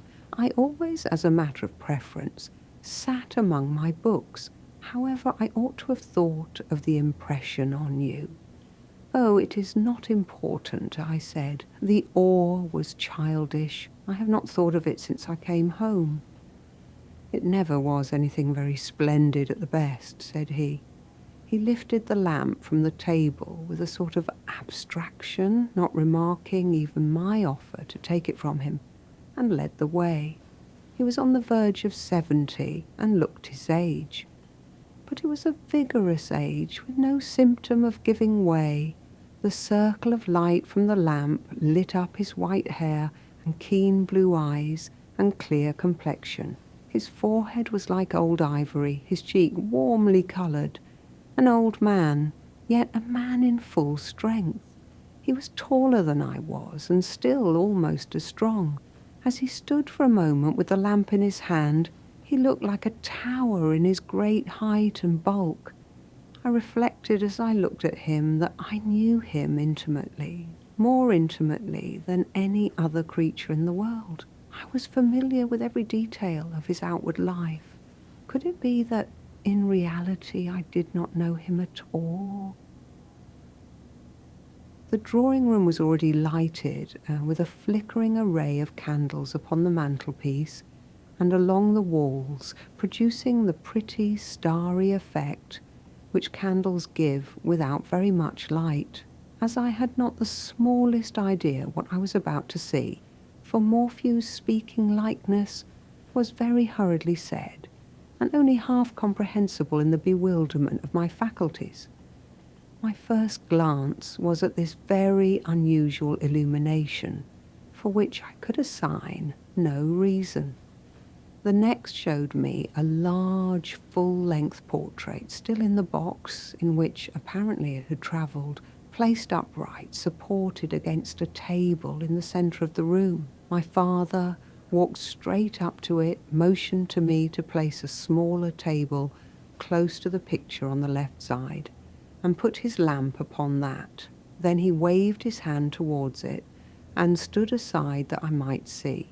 It was a full-length portrait of a very young woman, I might say a girl scarcely 20, in a white dress, made in a very simple old fashion, though I was too little accustomed to female costume to be able to fix the date. It might have been 100 years old, or 20 for aught I knew. The face had an expression of youth, candour and simplicity more than any face I had ever seen, or so at least in my surprise I thought. The eyes were a little wistful, with something which was almost anxiety, which at least was not content in them, a faint, almost imperceptible curve in the lids. The complexion was of a dazzling fairness. the hair light but the eyes dark, which gave individuality to the face. It would have been as lovely had the eyes been blue, probably more so, but their darkness gave a touch of character, a slight discord, which made the harmony finer. It was not perhaps beautiful in the highest sense of the word. The girl must have been too young, too slight, too little developed for actual beauty, but a face which so invited love and confidence I never saw. One smiled at it with instinctive affection. "What a sweet face," I said. "What a lovely girl. Who is she? Is this one of the relations you were speaking of on the other side?"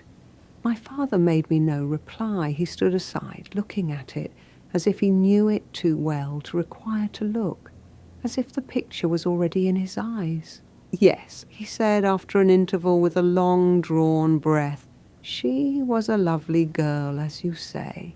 "Was? Then she is dead." "What a pity," I said, "what a pity, so young and so sweet." We stood gazing at her thus, in her beautiful stillness and calm. Two men, the younger of us full grown and conscious of many experiences, the other an old man, before this impersonation of tender youth.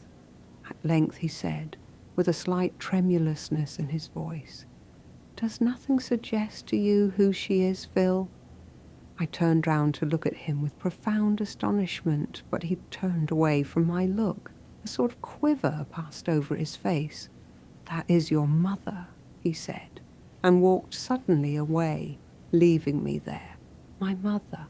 I stood for a moment in a kind of consternation before the white-robed innocent creature, to me no more than a child. Then a sudden laugh broke from me without any will of mine. Something ludicrous, as well as something awful, was in it. When the laugh was over, I found myself with tears in my eyes, gazing, holding my breath. The soft features seemed to melt, the lips to move, the anxiety in the eyes to become a personal inquiry. Ah, no, nothing of the kind, only because of the water in mine. My mother! Oh, fair and gentle creature, scarcely woman, how could any man's voice call her by that name? I had little idea enough of what it meant, had heard it laughed at, scoffed at, reverenced, but never had learned to place it even among the ideal powers of life. Yet if it meant anything at all, what it meant was worth thinking of. What did she ask, looking at me with those eyes? What would she have said if those lips had language, if I had known her only as Cowper did, with a child's recollection? There might have been some thread, some faint but comprehensible link between us. But now all that I felt was the curious incongruity. Poor child, I said to myself, so sweet a creature, poor little tender soul, as if she had been a little sister, a child of mine.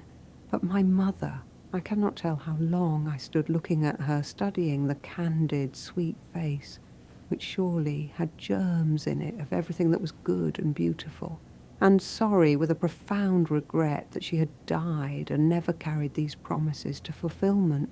Poor girl, poor people who had loved her. These were my thoughts, with a curious vertigo and giddiness of my whole being, in the sense of a mysterious relationship which it was beyond my power to understand.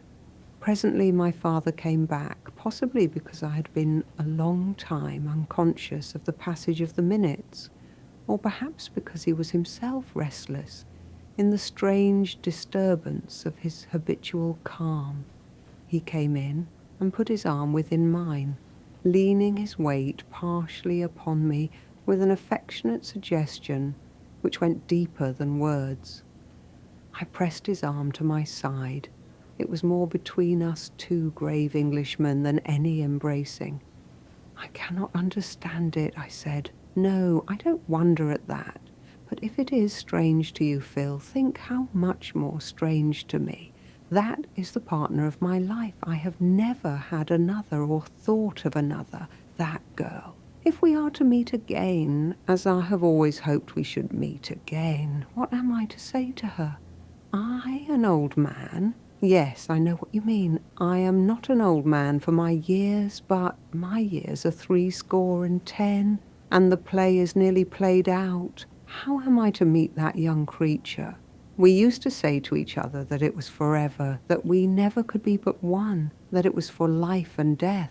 But what am I to say to her, Phil, when I meet her again? That angel? No, it is not her being an angel that troubles me, but she is so young.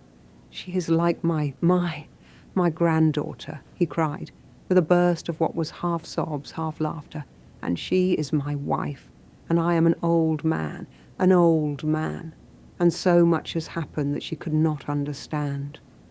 I was too much startled by this strange complaint to know what to say. It was not my own trouble, and I answered it in the conventional way. They are not as we are, sir, I said. They look upon us with larger other eyes than ours. Ah, you don't know what I mean, he said quickly. And in the interval he had subdued his emotion. At first, after she died, it was my consolation to think that I should meet her again, that we never could be really parted. But my God, how I've changed since then. I am another man. I am a different being. I was not very young even then. 20 years older than she was, but her youth renewed mine. I was not an unfit partner. She asked no better and knew as much more than I did in some things, being so much nearer the source, as I did in others that were of the world. But I have gone a long way since then, Phil, a long way. And there she stands just where I left her. I pressed his arm again. Father, I said, which was a title I seldom used, we are not to suppose that in a higher life the mind stands still. I did not feel myself qualified to discuss such topics, but something one must say. Worse, he replied. Then she too will be, like me, a different being, and we shall meet as what? As strangers, as people who have lost sight of each other, with a long past between us. We who parted, my God, with... His voice broke and ended for a moment. Then, while surprised and almost shocked by what he said, I cast about in my mind what to reply. He withdrew his arm suddenly from mine and said in his usual tone, "Where shall we hang the picture, Phil? It must be here in this room. What do you think will be the best light?" This sudden alteration took me still more by surprise and gave me almost an additional shock, but it was evident that I must follow the changes of his mood, or at least the sudden repression of sentiment which he originated. We went into that simpler question with great seriousness, consulting which would be the best light. "You know I can scarcely advise," I said. "I have never been familiar with this room. I should like to put off, if you don't mind, till daylight. I think," he said, "that this would be the best place." It was on the other side of the fireplace, on the wall which faced the windows. Not the best light, I knew enough to be aware, for an oil painting. When I said so, however, he answered me with a little impatience. "It does not matter very much about the best light. There will be nobody to see it but you and me. I have my reasons." There was a small table standing against the wall at this spot, on which he had his hand as he spoke. Upon it stood a little basket in very fine lace-like wicker-work. His hand must have trembled, for the table shook, and the basket fell, its contents turning out upon the carpet. Little bits of needlework, coloured silks, a small piece of knitting half done. He laughed as they rolled out at his feet, and tried to stoop to collect them, then tottered to a chair, and covered for a moment his face with his hands. No need to ask what they were. No woman's work had been seen in the house since I could recollect it. I gathered them up reverently and put them back. I could see, ignorant as I was, that the bit of knitting was something for an infant. What could I do less than put it to my lips? It had been left in the doing. For me. "Yes, I think this is the best place," my father said a minute after in his usual tone. "We placed it there that evening with our own hands. The picture was large and in a heavy frame, but my father would let no one help me but himself. And then, with a superstition, for which I never could give any reason even to myself, having removed the packings, we closed and locked the door, leaving the candles about the room, in their soft, strange illumination, lighting the first night of her return to her old place. That night, no more was said. My father went to his room early, which was not his habit. He had never, however, accustomed me to sit late with him in the library. I had a little study or smoking room of my own, in which all my special treasures were, the collections of my travels and my favourite books, and where I always sat after prayers, a ceremonial which was regularly kept up in the house. I retired as usual this night to my room, and as usual read, but tonight somewhat vaguely, often pausing to think. When it was quite late, I went out by the glass door to the lawn and walked round the house with the intention of looking in at the drawing-room windows, as I had done when a child, but I had forgotten that these windows were all shuttered at night, and nothing but a faint penetration of the light within through the crevices bore witness to the instalment of the new dweller there. In the morning, my father was entirely himself again. He told me without emotion of the manner in which he had obtained the picture. It had belonged to my mother's family and had fallen eventually into the hands of a cousin of hers, resident abroad. A man whom I did not like and who did not like me, my father said. There was, or had been, some rivalry, he thought.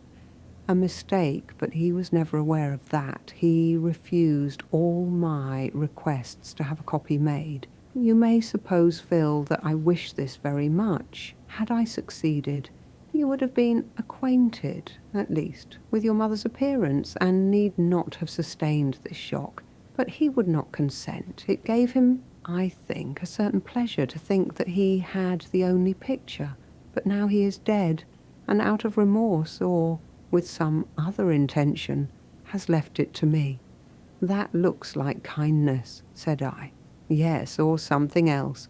He might have thought that by so doing he was establishing a claim upon me, my father said, but he did not seem disposed to add any more.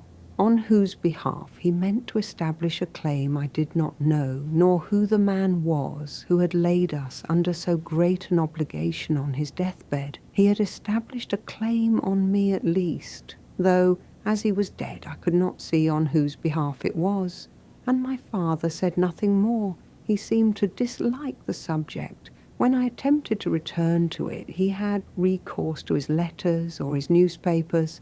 Evidently, he had made up his mind to say no more. Afterwards, I went into the drawing-room to look at the picture once more. It seemed to me that the anxiety in her eyes was not so evident as I had thought it last night. The light possibly was more favourable. She stood just above the place where, I make no doubt, she had sat in life, where her little work-basket was not very much above it.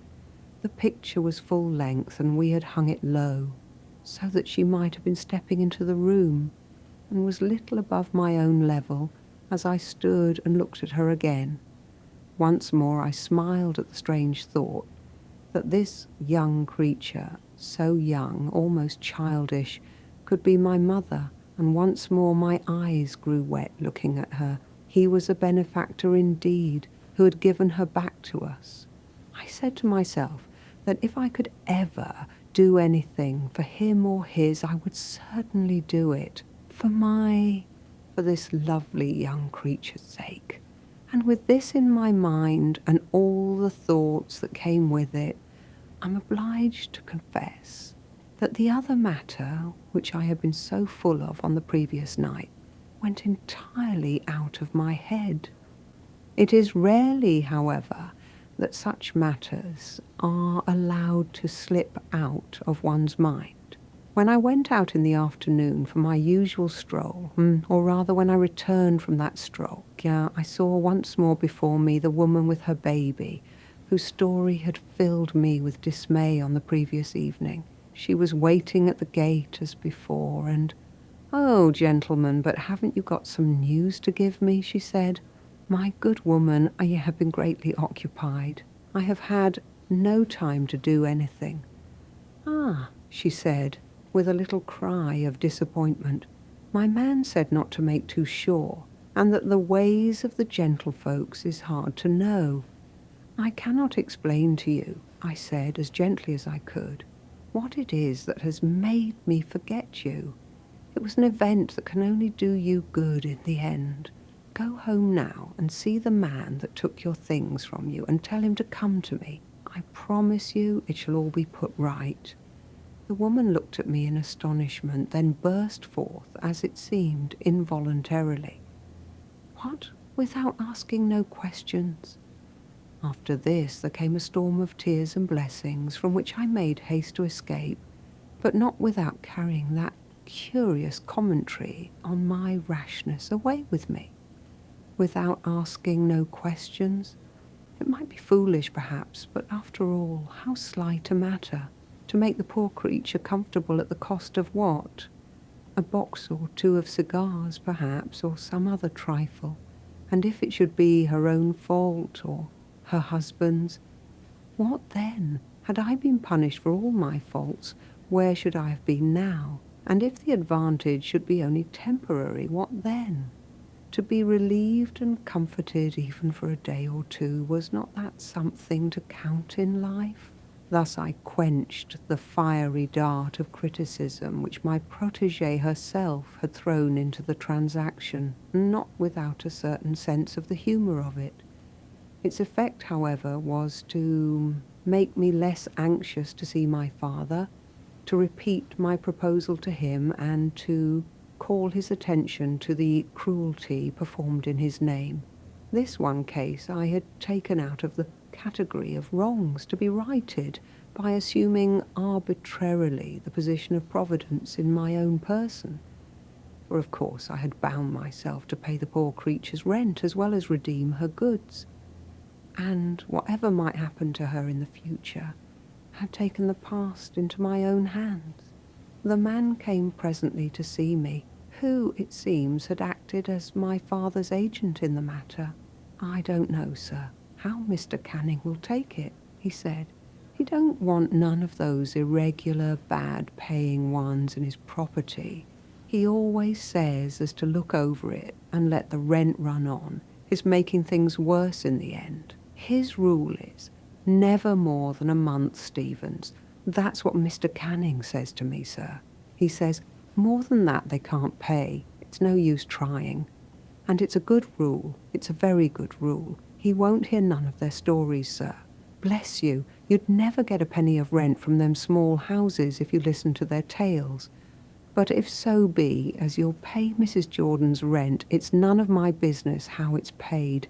So long as it's paid, and I'll send her back her things.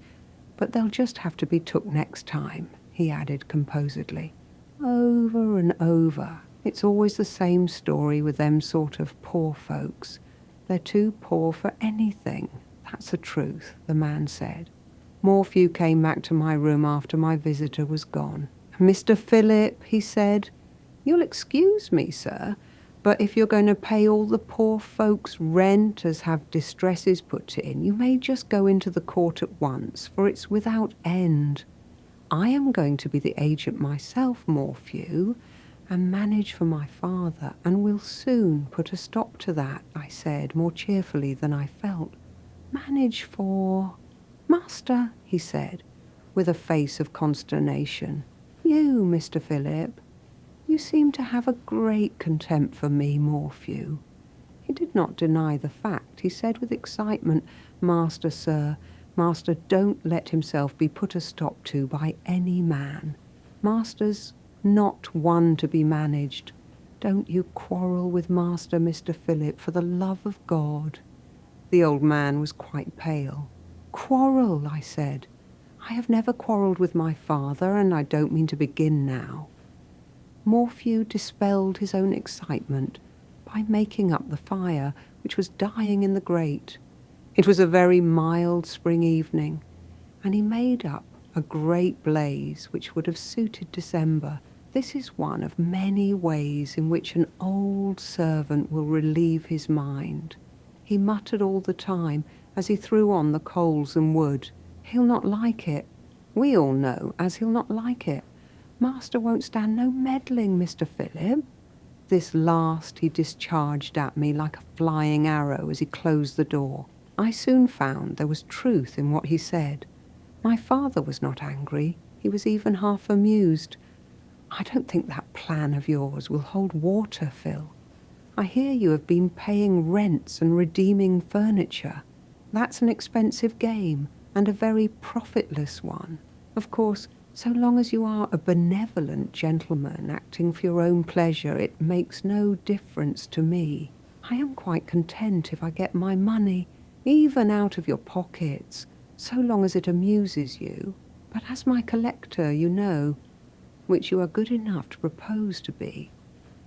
Of course I should act under your orders, I said, but at least you might be sure that I would not commit you to any. I paused for a word.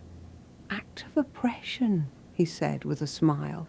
Piece of cruelty, exaction, there are half a dozen words. Sir, I cried, stop, Phil, and let us understand each other. I hope I have always been a just man.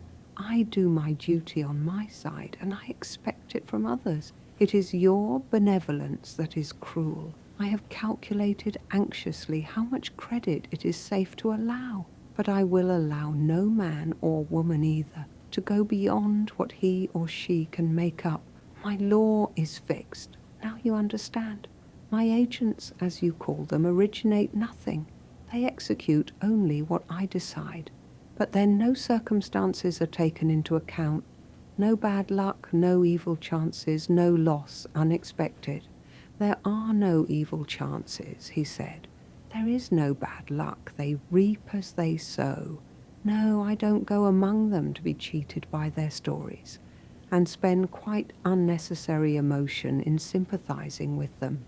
You will find it much better for you that I don't. I deal with them on a general rule, made, I assure you, not without a great deal of thought.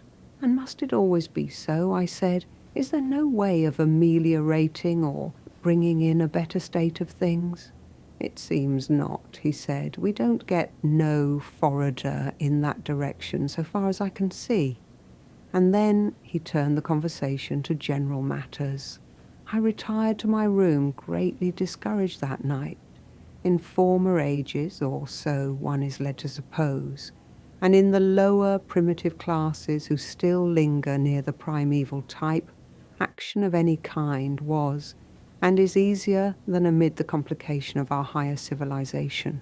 A bad man is a distinct entity against whom you know more or less what steps to take. A tyrant, an oppressor, a bad landlord, a man who lets miserable tenements at a rack rent and exposes his wretched tenants to all those abominations of which we have heard so much. Well, he is more or less a satisfactory opponent. There he is, and there is nothing to be said for him. Down with him, and let there be an end of his wickedness. But when, on the contrary, you have before you a good man, a just man who has considered deeply a question which you allow to be full of difficulty, who regrets but cannot, being human, avert the miseries which to some unhappy individuals follow from the very wisdom of his rule, what can you do? What is to be done? Individual benevolence at haphazard may balk him here and there, but what have you to put in the place of his well-considered scheme? Charity which makes paupers? Or what else? I had not considered the question deeply, but it seemed to me that I now came to a blank wall, which my vague human sentiment of pity and scorn could find no way to breach. There must be wrong somewhere, But where? There must be some change for the better to be made, but how? I was seated with a book before me on the table, with my head supported on my hands. My eyes were on the printed page, but I was not reading. My mind was full of these thoughts, my heart of great discouragement and despondency, a sense that I could do nothing, yet that there surely must and ought, if I but knew it, be something to do. The fire which Morphew had built up before dinner was dying out. The shaded lamp on my table left all the corners in a mysterious twilight. The house was perfectly still, no one moving. My father in the library, where, after the habit of many solitary years, he liked to be left alone, and I here in my retreat preparing for the formation of similar habits. I thought all at once of the third member of the party, the newcomer, alone too in the room that had been hers, and there suddenly occurred to me a strong desire to take up my lamp and go to the drawing-room and visit her, to see whether her soft, angelic face would give any inspiration. I restrained, however, this futile impulse, for what could the picture say? And instead wondered what might have been had she lived, had she been there, warmly enthroned beside the warm domestic centre, the hearth which would have been a common sanctuary, the true home. In that case, what might have been? Alas! The question was no more simple to answer than the other. She might have been there alone too, her husband's business, her son's thoughts, as far from her as now, when her silent representative held her old place in the silence and darkness. I had known it so often enough. Love itself does not always give comprehension and sympathy.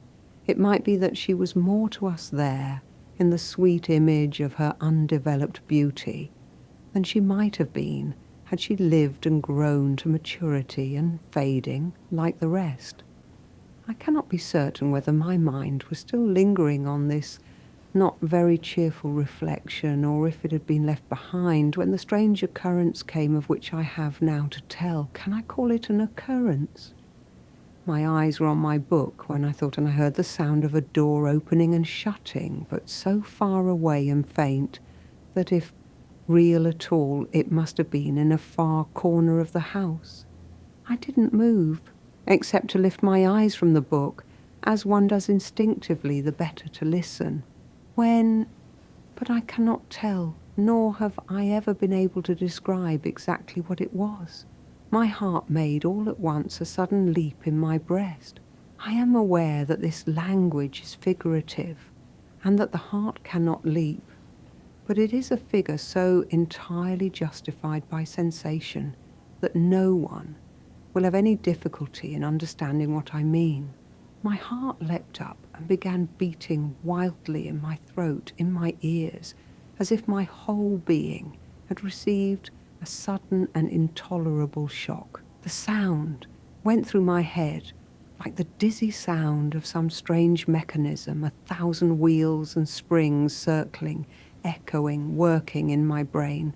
I felt the blood bound in my veins, my mouth became dry, my eyes hot. A sense of something insupportable took possession of me. I sprang to my feet and then I sat down again. I cast a quick glance round me beyond the brief circle of the lamplight, but there was nothing there to account in any way for this sudden extraordinary rush of sensation, nor could I feel any meaning in it, any suggestion, any moral impression. I thought I must be going to be ill, and got out my watch and felt my pulse. It was beating furiously, about 125 throbs in a minute. I knew of no illness that could come on like this without warning, in a moment, and I tried to subdue myself, to say to myself that it was nothing, some flutter of the nerves, some physical disturbance. I laid myself down upon my sofa to try if rest would help me, and kept still as long as the thumping and throbbing of this wild, excited mechanism within, like a wild beast plunging and struggling, would let me. I'm quite aware of the confusion of the metaphor, The reality was just so. It was like a mechanism deranged, going wildly with ever-increasing precipitation, like those horrible wheels that from time to time catch a helpless human being in them and tear him to pieces. But at the same time, it was like a maddened living creature making the wildest efforts to get free. When I could bear this no longer, I got up and walked about my room. Then, having still a certain command of myself, though I could not master the commotion within me, I deliberately took down an exciting book from the shelf, a book of breathless adventure which had always interested me, and tried with that to break the spell. After a few minutes, however, I flung the book aside. I was gradually losing all power over myself. What I should be moved to do, to shout aloud, to struggle with I know not what, or if I was going mad altogether, and next moment must be a rah. He was still sitting there at his writing table. He looked up astonished to see me hurrying in with my light. "Phil," he said, surprised. I remember that I shut the door behind me and came up to him and set down the lamp on his table. My sudden appearance alarmed him. "What is the matter?" he cried. "Philip, what have you been doing with yourself?" I sat down on the nearest chair and gasped, gazing at him. The wild commotion ceased.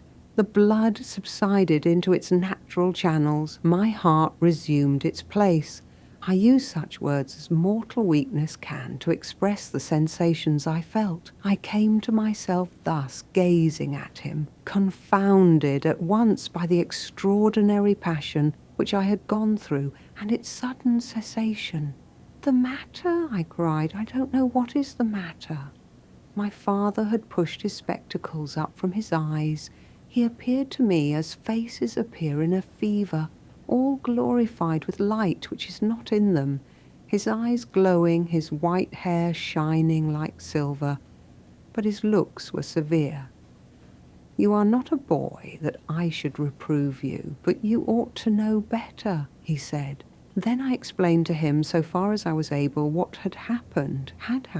Nothing had happened. He did not understand me.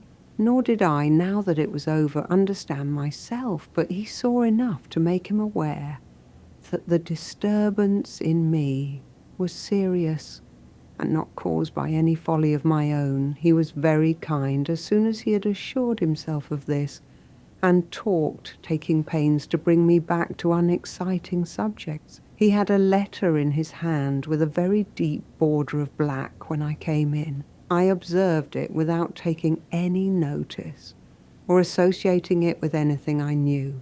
He had many correspondents, and although we were excellent friends, we had never been on those confidential terms which warrant one man in asking another from whom a special letter has come. We were not so near to each other as this, though we were father and son. After a while I went back to my own room and finished the evening in my usual way, without any return of the excitement which, now that it was over, looked to me like some extraordinary dream. What had it meant? Had it meant anything? I said to myself that it must be purely physical, something gone temporarily amiss, which had righted itself. It was physical.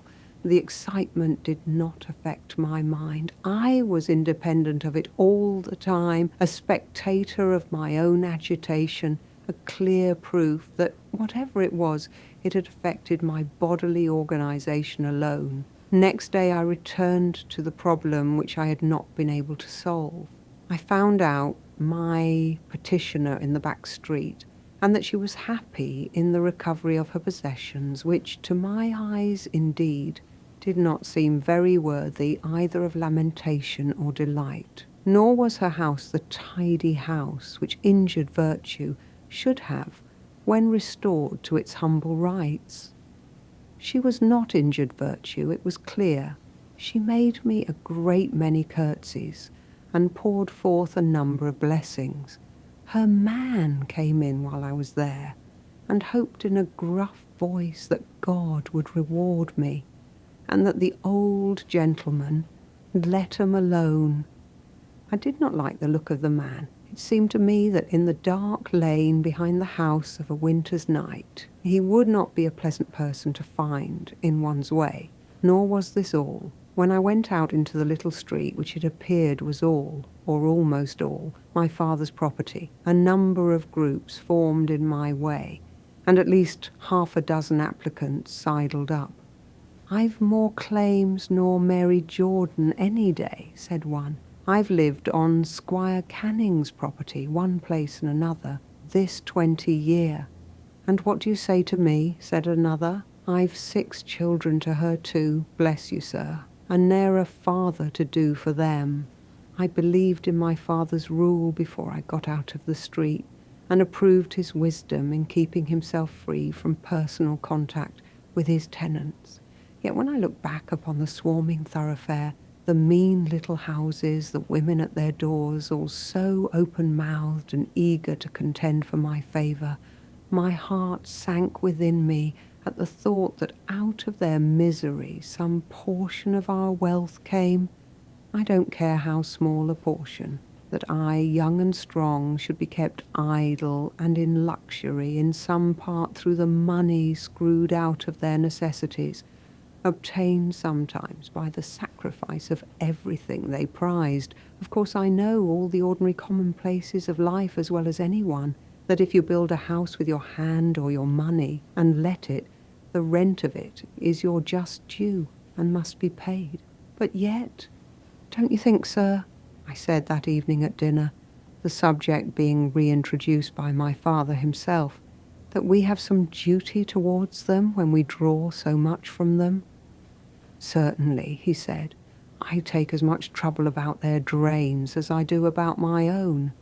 That is always something, I suppose. Something. It is a great deal. It is more than they get anywhere else. I keep them clean as far as that's possible.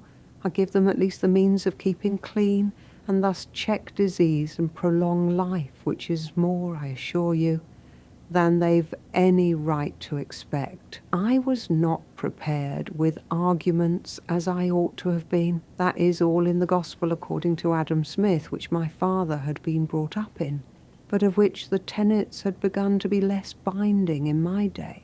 I wanted something more, or else something less, but my views were not so clear, nor my system so logical and well built, as that upon which my father rested his conscience, and drew his percentage with a light heart. Yet I thought there were signs in him of some perturbation.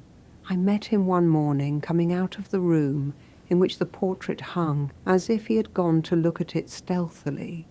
He was shaking his head and saying, "No, no," to himself, not perceiving me, and I stepped aside when I saw him so absorbed. For myself, I entered that room but little. I went outside, as I had so often done when I was a child, and looked through the windows into the still and now sacred place, which had always impressed me with a certain awe. Looked at so, the slight figure in its white dress seemed to be stepping down into the room from some slight visionary altitude, looking with that which had seemed to me at first anxiety, which I sometimes represented to myself now as a wistful curiosity, as if she were looking for the life which might have been hers. Where was the existence that had belonged to her, the sweet household place, the infant she had left? She would no more recognize the man who thus came to look at her as through a veil with a mystic reverence than I could recognize her. I could never be her child to her, any more than she could be a mother to me. Thus time passed on for several quiet days. There was nothing to make us give any special heed to the passage of time, life being very uneventful and its habits unvaried. My mind was very much preoccupied by my father's tenants. He had a great deal of property in the town, which was so near us. Streets of small houses, the best paying property, I was assured, of any. I was very anxious to come to some settled conclusion. On the one hand, not to let myself be carried away by sentiment. On the other, not to allow my strongly roused feelings to fall into the blank of routine, as his had done. I was seated one evening in my own sitting room, busy with this matter, busy with calculations as to cost and profit, with an anxious desire to convince him either that his profits were greater than justice allowed, or that they carried with them a more urgent duty than he had conceived. It was night, but not late, not more than 10 o'clock, the household still astir.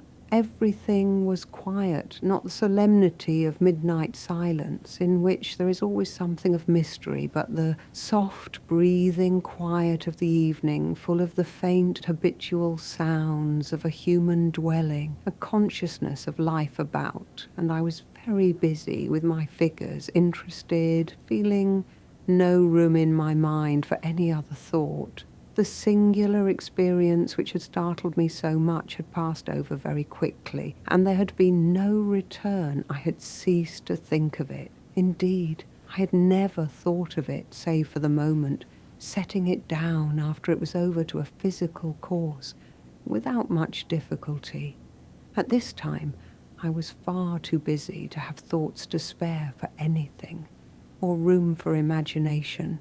And when suddenly, in a moment, without any warning, the first symptom returned, I started with it into determined resistance, resolute not to be fooled by any mock influence which could resolve itself into the action of nerves or ganglions.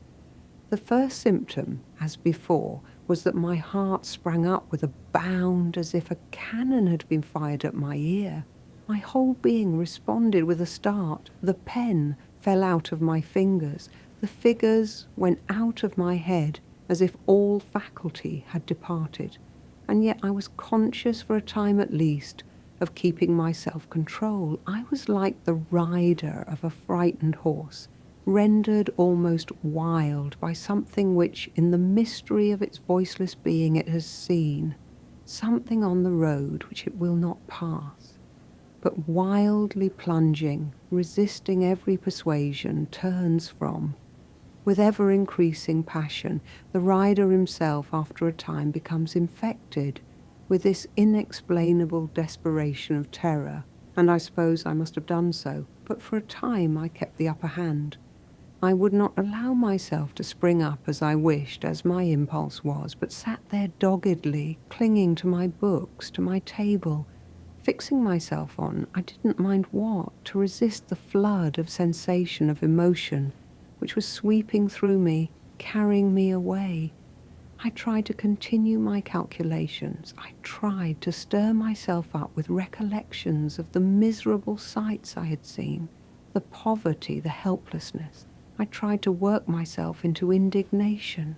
But all through these efforts I felt the contagion growing upon me, my mind falling into sympathy with all those straining faculties of the body, startled, excited, driven wild by something, I knew not what. It was not fear. I was like a ship at sea, straining and plunging against wind and tide. But I was not afraid. I am obliged to use these metaphors, otherwise I could give no explanation of my condition, seized upon against my will and torn from all those moorings of reason to which I clung with desperation as long as I had the strength. When I got up from my chair at last, the battle was lost so far as my powers of self-control were concerned. I got up, or rather was dragged up from my seat, clutching at these material things round me as with a last effort to hold my own. But that was no longer possible. I was overcome. I stood for a moment looking round me feebly, feeling myself begin to babble with stammering lips, which was the alternative of shrieking, and which I seemed to choose as a lesser evil. What I said was, "What am I to do?" And after a while, "What do you want me to do?" Although throughout I saw no one, heard no voice, and had in reality not power enough in my dizzy and confused brain to know what I myself meant. I stood thus for a moment, looking blankly round me for guidance, repeating the question, which seemed, after a time, to become almost mechanical. "What do you want me to do?" though I neither knew to whom I addressed it, nor why I said it. Presently, whether in answer, whether in mere yielding of nature, I cannot tell, I became aware of a difference, not a lessening of the agitation, but a softening, as if my powers of resistance being exhausted, a gentler force, a more benignant influence had room. I felt myself consent to whatever it was. My heart melted in the midst of the tumult. I seemed to give myself up and move as if drawn by someone whose arm was in mine, as if softly swept along, not forcibly, but with an utter consent of all my faculties to do I knew not what, for love of I knew not whom. For love, that was how it seemed. Not by force as when I went before, but my steps took the same course. I went through the dim passages in an exaltation indescribable, and opened the door of my father's room. He was seated there at his table as usual, the light of the lamp falling on his white hair. He looked up with some surprise at the sound of the opening door. "Phil," he said, and with a look of wondering apprehension on his face, watched my approach. I went straight up to him and put my hand on his shoulder. "Phil, what is the matter? What do you want with me? What is it?" he said. "Father, I can't tell you. I come not of myself. There must be something in it, though I don't know what it is. This is the second time I have been brought to you here." "Are you going?" He stopped himself. The exclamation had been begun with an angry intention. He stopped, looking at me with a scared look, as if perhaps it might be true. "Do you mean mad? I don't think so. I have no delusions that I know of. Father, think. Do you know any reason why I am brought here? For some cause there must be." I stood with my hand upon the back of his chair. His table was covered with papers, among which were several letters with the broad black border which I had before observed. I noticed this now in my excitement without any distinct association of thoughts, for that I was not capable of, but the black border caught my eye, and I was conscious that he too gave a hurried glance at them, and with one hand swept them away. "Philip," he said, pushing back his chair, "you must be ill, my poor boy. Evidently, we have not been treating you rightly. You have been more ill all through than I supposed. Let me persuade you to go to bed." "I am perfectly well," I said. "Father, don't let us deceive one another. I am neither a man to go mad, nor to see ghosts. What it is that has got the command over me I can't tell, but there is some cause for it. You are doing something, or planning something, with which I have a right to interfere." He turned round squarely in his chair, with a spark in his blue eyes.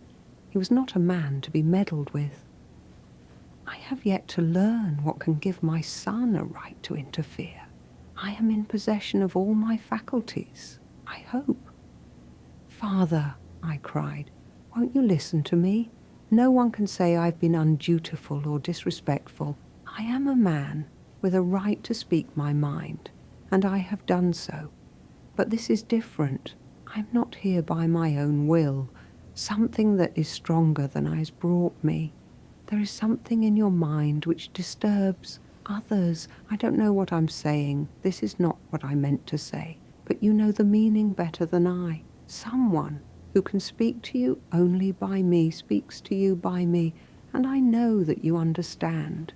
He gazed up at me, growing pale, and his underlip fell. I, for my part, felt that my message was delivered. My heart sank into a stillness so sudden that it made me faint. The light swam in my eyes. Everything went round with me. I kept upright only by my hold upon the chair, and in the sense of utter weakness that followed, I dropped on my knees, I think first, then on the nearest seat that presented itself, and, covering my face with my hands, had hard ado not to sob in the sudden removal of that strange influence, the relaxation of the strain. There was silence between us for some time. Then he said, but with a voice slightly broken, "I don't understand you, Phil.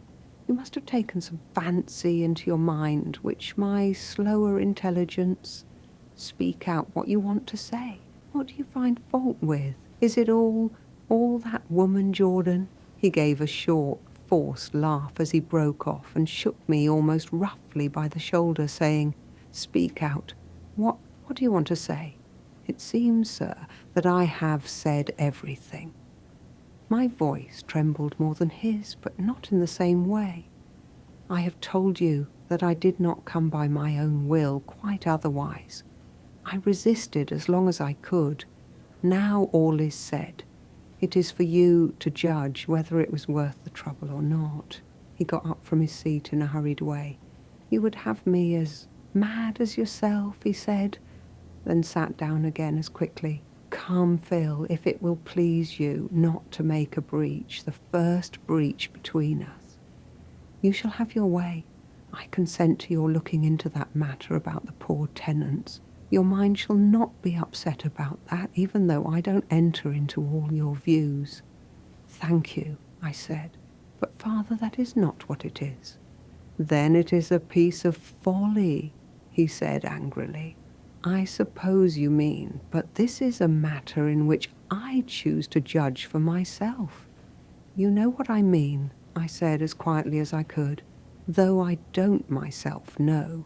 That proves there is good reason for it. Will you do one thing for me before I leave you? Come with me into the drawing room. What end, he said, with again the tremble in his voice, is to be served by that? I don't very well know, but to look at her, you and I together, will always do something for us, sir. As for breach, there can be no breach when we stand there. He got up, trembling like an old man, which he was, but which he never looked like, save at moments of emotion like this, and told me to take the light, then stopped when he had got halfway across the room. This is a piece of theatrical sentimentality, he said. No, Phil, I will not go. I will not bring her into any such... Put down the lamp and, if you will take my advice, go to bed. At least, I said, I will trouble you no more, Father, tonight. So long as you understand, there need be no more to say. He gave me a very curt good night and turned back to his papers. The letters with the black edge, either by my imagination or in reality, always keeping uppermost. I went to my own room for my lamp, and then alone proceeded to the silent shrine in which the portrait hung. I at least would look at her tonight. I don't know whether I asked myself, in so many words, if it was she who, or if it was anyone. I knew nothing. But my heart was drawn with a softness, born perhaps of the great weakness in which I was left after that visitation. To her, to look at her, to see perhaps if there was any sympathy, any approval in her face. I set down my lamp on the table where her little work-basket still was. The light threw a gleam upward upon her. She seemed more than ever to be stepping into the room, coming down towards me, coming back to her life. Ah, no. Her life was lost and vanished. All mine stood between her and the days she knew. She looked at me with eyes that did not change. The anxiety I'd seen at first seemed now a wistful, subdued question, but that difference was not in her look, but in mine. I need not linger on the intervening time. The doctor who attended us usually came in next day by accident, and we had a long conversation. On the following day, a very impressive yet genial gentleman from town lunched with us, a friend of my father's, Dr. Something, but the introduction was hurried, and I did not catch his name. He too had a long talk with me afterwards, my father being called away to speak to someone on business. Dr. drew me out on the subject of the dwellings of the poor. He said he heard I took great interest in this question, which had come so much to the front at the present moment. He was interested in it too, and wanted to know the view I took. I explained at considerable length that my view did not concern the general subject, on which I had scarcely thought so much as the individual mode of management of my father's estate. He was a most patient and intelligent listener, agreeing with me on some points, differing in others, and his visit was very pleasant. I had no idea until after of its special object, though a certain puzzled look and slight shake of the head, when my father returned, might have thrown some light upon it. The report of the medical experts in my case must, however, have been quite satisfactory, for I heard nothing more of them. It was, I think, a fortnight later when the next and last of these strange experiences came. This time it was morning, about noon, a wet and rather dismal spring day. The half-spread leaves seemed to tap at the window, with an appeal to be taken in. The primroses that showed golden upon the grass at the roots of the trees, just beyond the smooth-shorn grass of the lawn, were all drooped and sodden among their sheltering leaves. The very growth seemed dreary, the sense of spring in the air making the feeling of winter a grievance instead of the natural effect which it had conveyed a few months before. I had been writing letters and was cheerful enough, going back among the associates of my old life with, perhaps, a little longing for its freedom and independence, but at the same time a not ungrateful consciousness that for the moment my present tranquillity might be best. This was my condition, a not unpleasant one, when suddenly the now well-known symptoms of the visitation to which I had become subject suddenly seized upon me. The leap of the heart, the sudden, causeless, overwhelming physical excitement which I could neither ignore nor allay. I was terrified beyond description, beyond reason, when I became conscious that this was about to begin over again. What purpose did it answer? What good was in it? My father indeed understood the meaning of it, though I did not understand, but it was little agreeable to be thus made a helpless instrument, without any will of mine, in an operation of which I knew nothing, and to enact the part of the oracle unwillingly, with suffering and such a strain as it took me days to get over. I resisted, not as before, but yet desperately, trying with better knowledge to keep down the growing passion. I hurried to my room and swallowed a dose of a sedative which had been given me to procure sleep on my first return from India. I saw Morphew in the hall and called him to talk to him and cheat myself, if possible, by that means. Morphew lingered, however, and before he came I was beyond conversation. I heard him speak, his voice coming vaguely through the turmoil which was already in my ears, but what he said I have never known. I stood, staring, trying to recover my power of attention, with an aspect which ended by completely frightening the man. He cried out at last that he was sure I was ill, that he must bring me something, which words penetrated more or less into my maddened brain. It became impressed upon me that he was going to get someone, one of my father's doctors perhaps, to prevent me from acting, to stop my interference, and that if I waited a moment longer I might be too late. A vague idea seized me at the same time of taking refuge with the portrait, going to its feet, throwing myself there perhaps, till the paroxysm should be over. But it was not there that my footsteps were directed. I can remember making an effort to open the door of the drawing-room and feeling myself swept past it, as if by a gale of wind. It was not there that I had to go. I knew very well where I had to go, once more on my confused and voiceless mission to my father, who understood, although I could not understand. Yet as it was daylight and all was clear, I could not help noting one or two circumstances on my way. I saw someone sitting in the hall as if waiting, a woman, a girl, a black-shrouded figure with a thick veil over her face, and asked myself who she was, and what she wanted there. This question, which had nothing to do with my present condition, somehow got into my mind and was tossed up and down upon the tumultuous tide like a stray log on the breast of a fiercely rolling stream, now submerged, now coming uppermost at the mercy of the waters. It did not stop me for a moment as I hurried towards my father's room, but it got upon the current of my mind. I flung open my father's door and closed it again after me, without seeing who was there or how he was engaged. The full clearness of the daylight did not identify him as the lamp did at night. He looked up at the sound of the door with a glance of apprehension, and rising suddenly, interrupting, someone who was standing speaking to him with much earnestness and even vehemence came forward to meet me. "I cannot be disturbed at present," he said quickly. "I am busy." Then, seeing the look in my face, which by this time he knew, he too changed colour. "Phil," he said in a low imperative voice, "wretched boy, go away, don't let a stranger see you." "I can't go away," I said. "It is impossible. You know why I have come.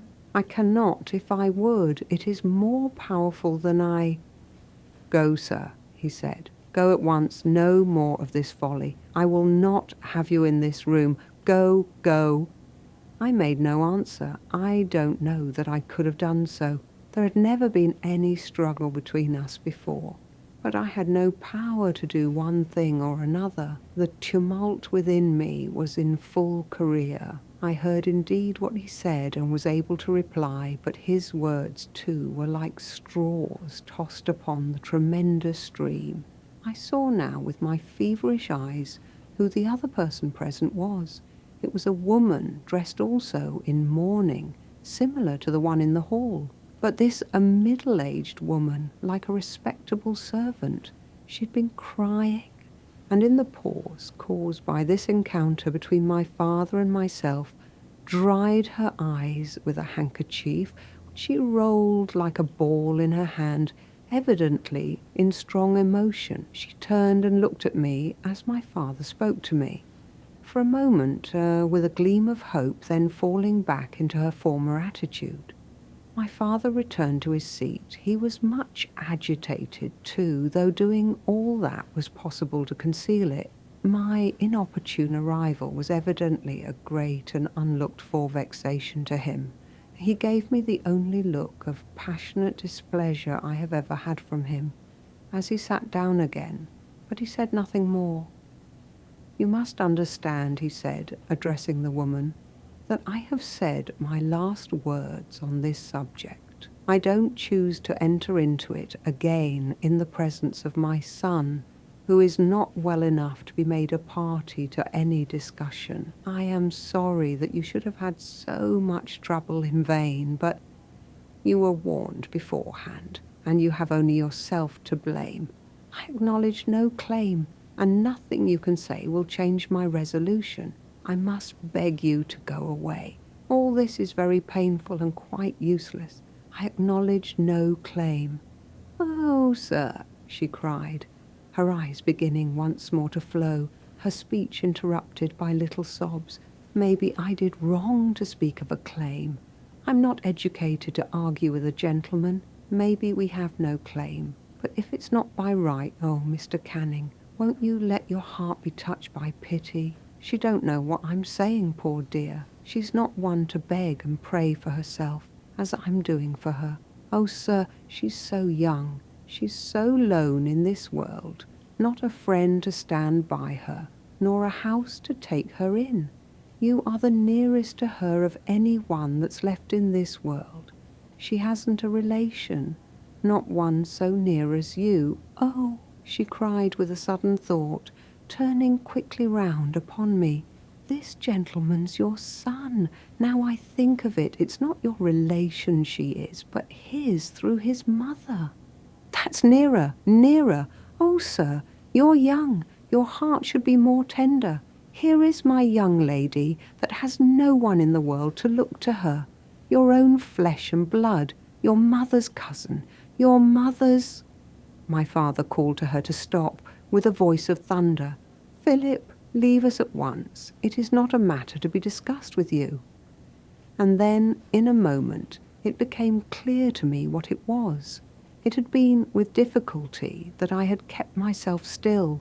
My breast was labouring with the fever of an impulse poured into me, more than I could contain, and now, for the first time, I knew why. I hurried towards him and took his hand, though he resisted, into mine. Mine were burning, but his like ice. Their touch burnt me with its chill, like fire. "This is what it is," I cried. "I had no knowledge before. I don't know now what is being asked of you, but Father, understand, you know. And I know now that someone sends me. Someone who has a right to interfere." He pushed me away with all his might. "You are mad," he cried. "What right have you to think? Oh, you are mad, mad. I have seen it coming on." The woman, the petitioner, had grown silent, watching this brief conflict with the terror and interest with which women watch a struggle between men. She started and fell back when she heard what he said, but did not take her eyes off me, following every movement I made. When I turned to go away, a cry of indescribable disappointment and remonstrance burst from her, and even my father raised himself up and stared at my withdrawal, astonished to find that he had overcome me so soon and easily. I paused for a moment and looked back on them, seeing them large and vague through the mist of fever. "I am not going away," I said. "I am going for another messenger, one you can't gainsay." My father rose. He called out to me threateningly, "I will have nothing touched that is hers. Nothing that is hers shall be profaned." I waited to hear no more. I knew what I had to do. By what means it was conveyed to me I cannot tell, but the certainty of an influence which no one thought of calmed me in the midst of my fever. I went out into the hall where I'd seen the young stranger waiting. I went up to her and touched her on the shoulder. She rose at once with a little movement of alarm, yet with docile and instant obedience, as if she had expected the summons. I made her take off her veil and her bonnet, scarcely looking at her, scarcely seeing her, knowing how it was. I took her soft, small, cool, yet trembling hand into mine. It was so soft and cool, not cold. It refreshed me with its tremulous touch.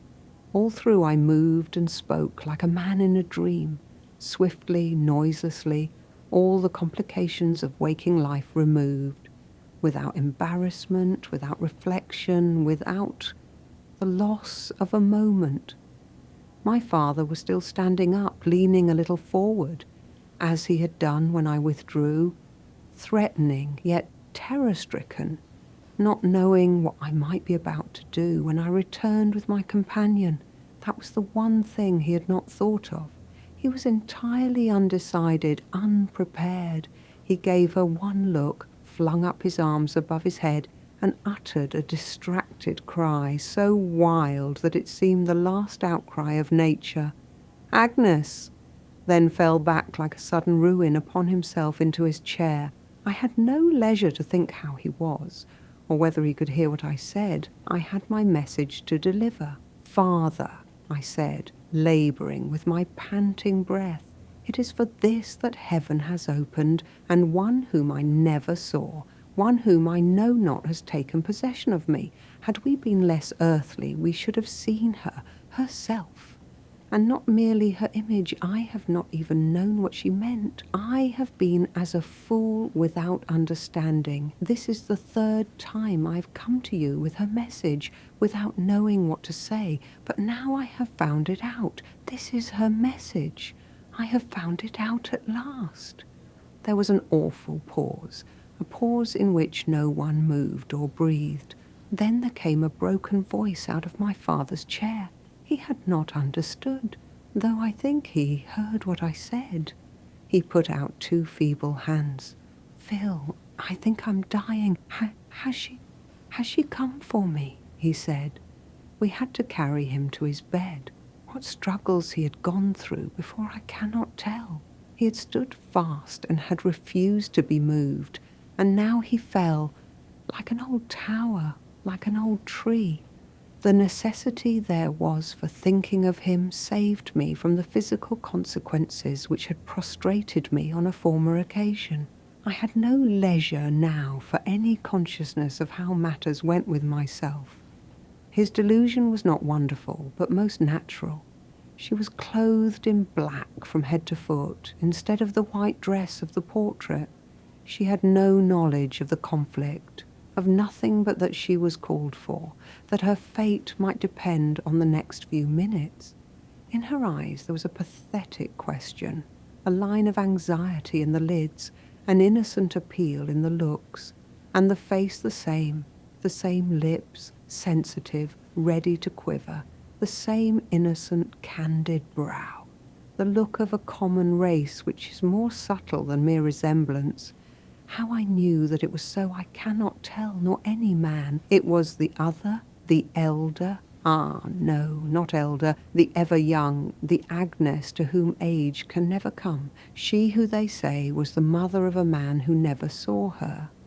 It was she who led her kinswoman, her representative, into our hearts. My father recovered after a few days. He had taken cold, it was said, the day before, and naturally, at 70, a small matter is enough to upset the balance even of a strong man.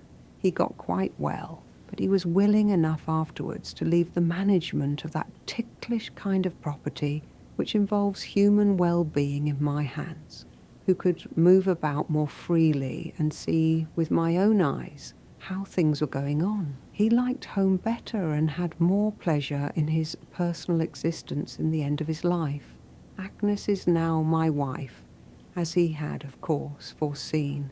It was not merely the disinclination to receive her father's daughter, or to take upon him a new responsibility that had moved him to do him justice, but both these motives had told strongly. I have never been told, and now will never be told, what his griefs against my mother's family, and specially against that cousin, had been.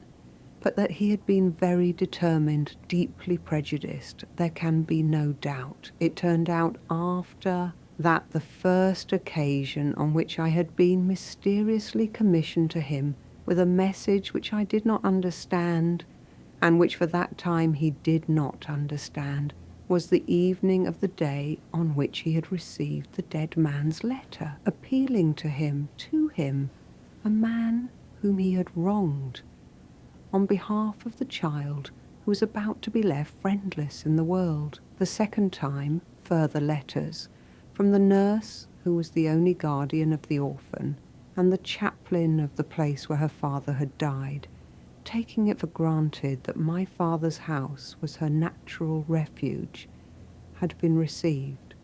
The third I have already described, and its results. For a long time after, my mind was never without a lurking fear that the influence which had once taken possession of me might return again. Why should I have feared to be influenced, to be the messenger of a blessed creature whose wishes could be nothing but heavenly? Who can say, flesh and blood is not made for such encounters? They were more than I could bear. But nothing of the kind has ever occurred again. Agnes had her peaceful domestic throne established under the picture. My father wished it to be so, and spent his evenings there in the warmth and light instead of in the old library, in the narrow circle cleared by our lamp out of the darkness, as long as he lived. It is supposed by strangers that the picture on the wall is that of my wife, and I have always been glad that it should be so supposed. She who was my mother, who came back to me and became as my soul for 3 strange moments and no more, but with whom I can feel no credible relationship as she stands there, has retired for me into the tender regions of the unseen. She has passed once more into the secret company of those shadows. who can only become real in an atmosphere fitted to modify and harmonize all differences and make all wonders possible, the light of the perfect day.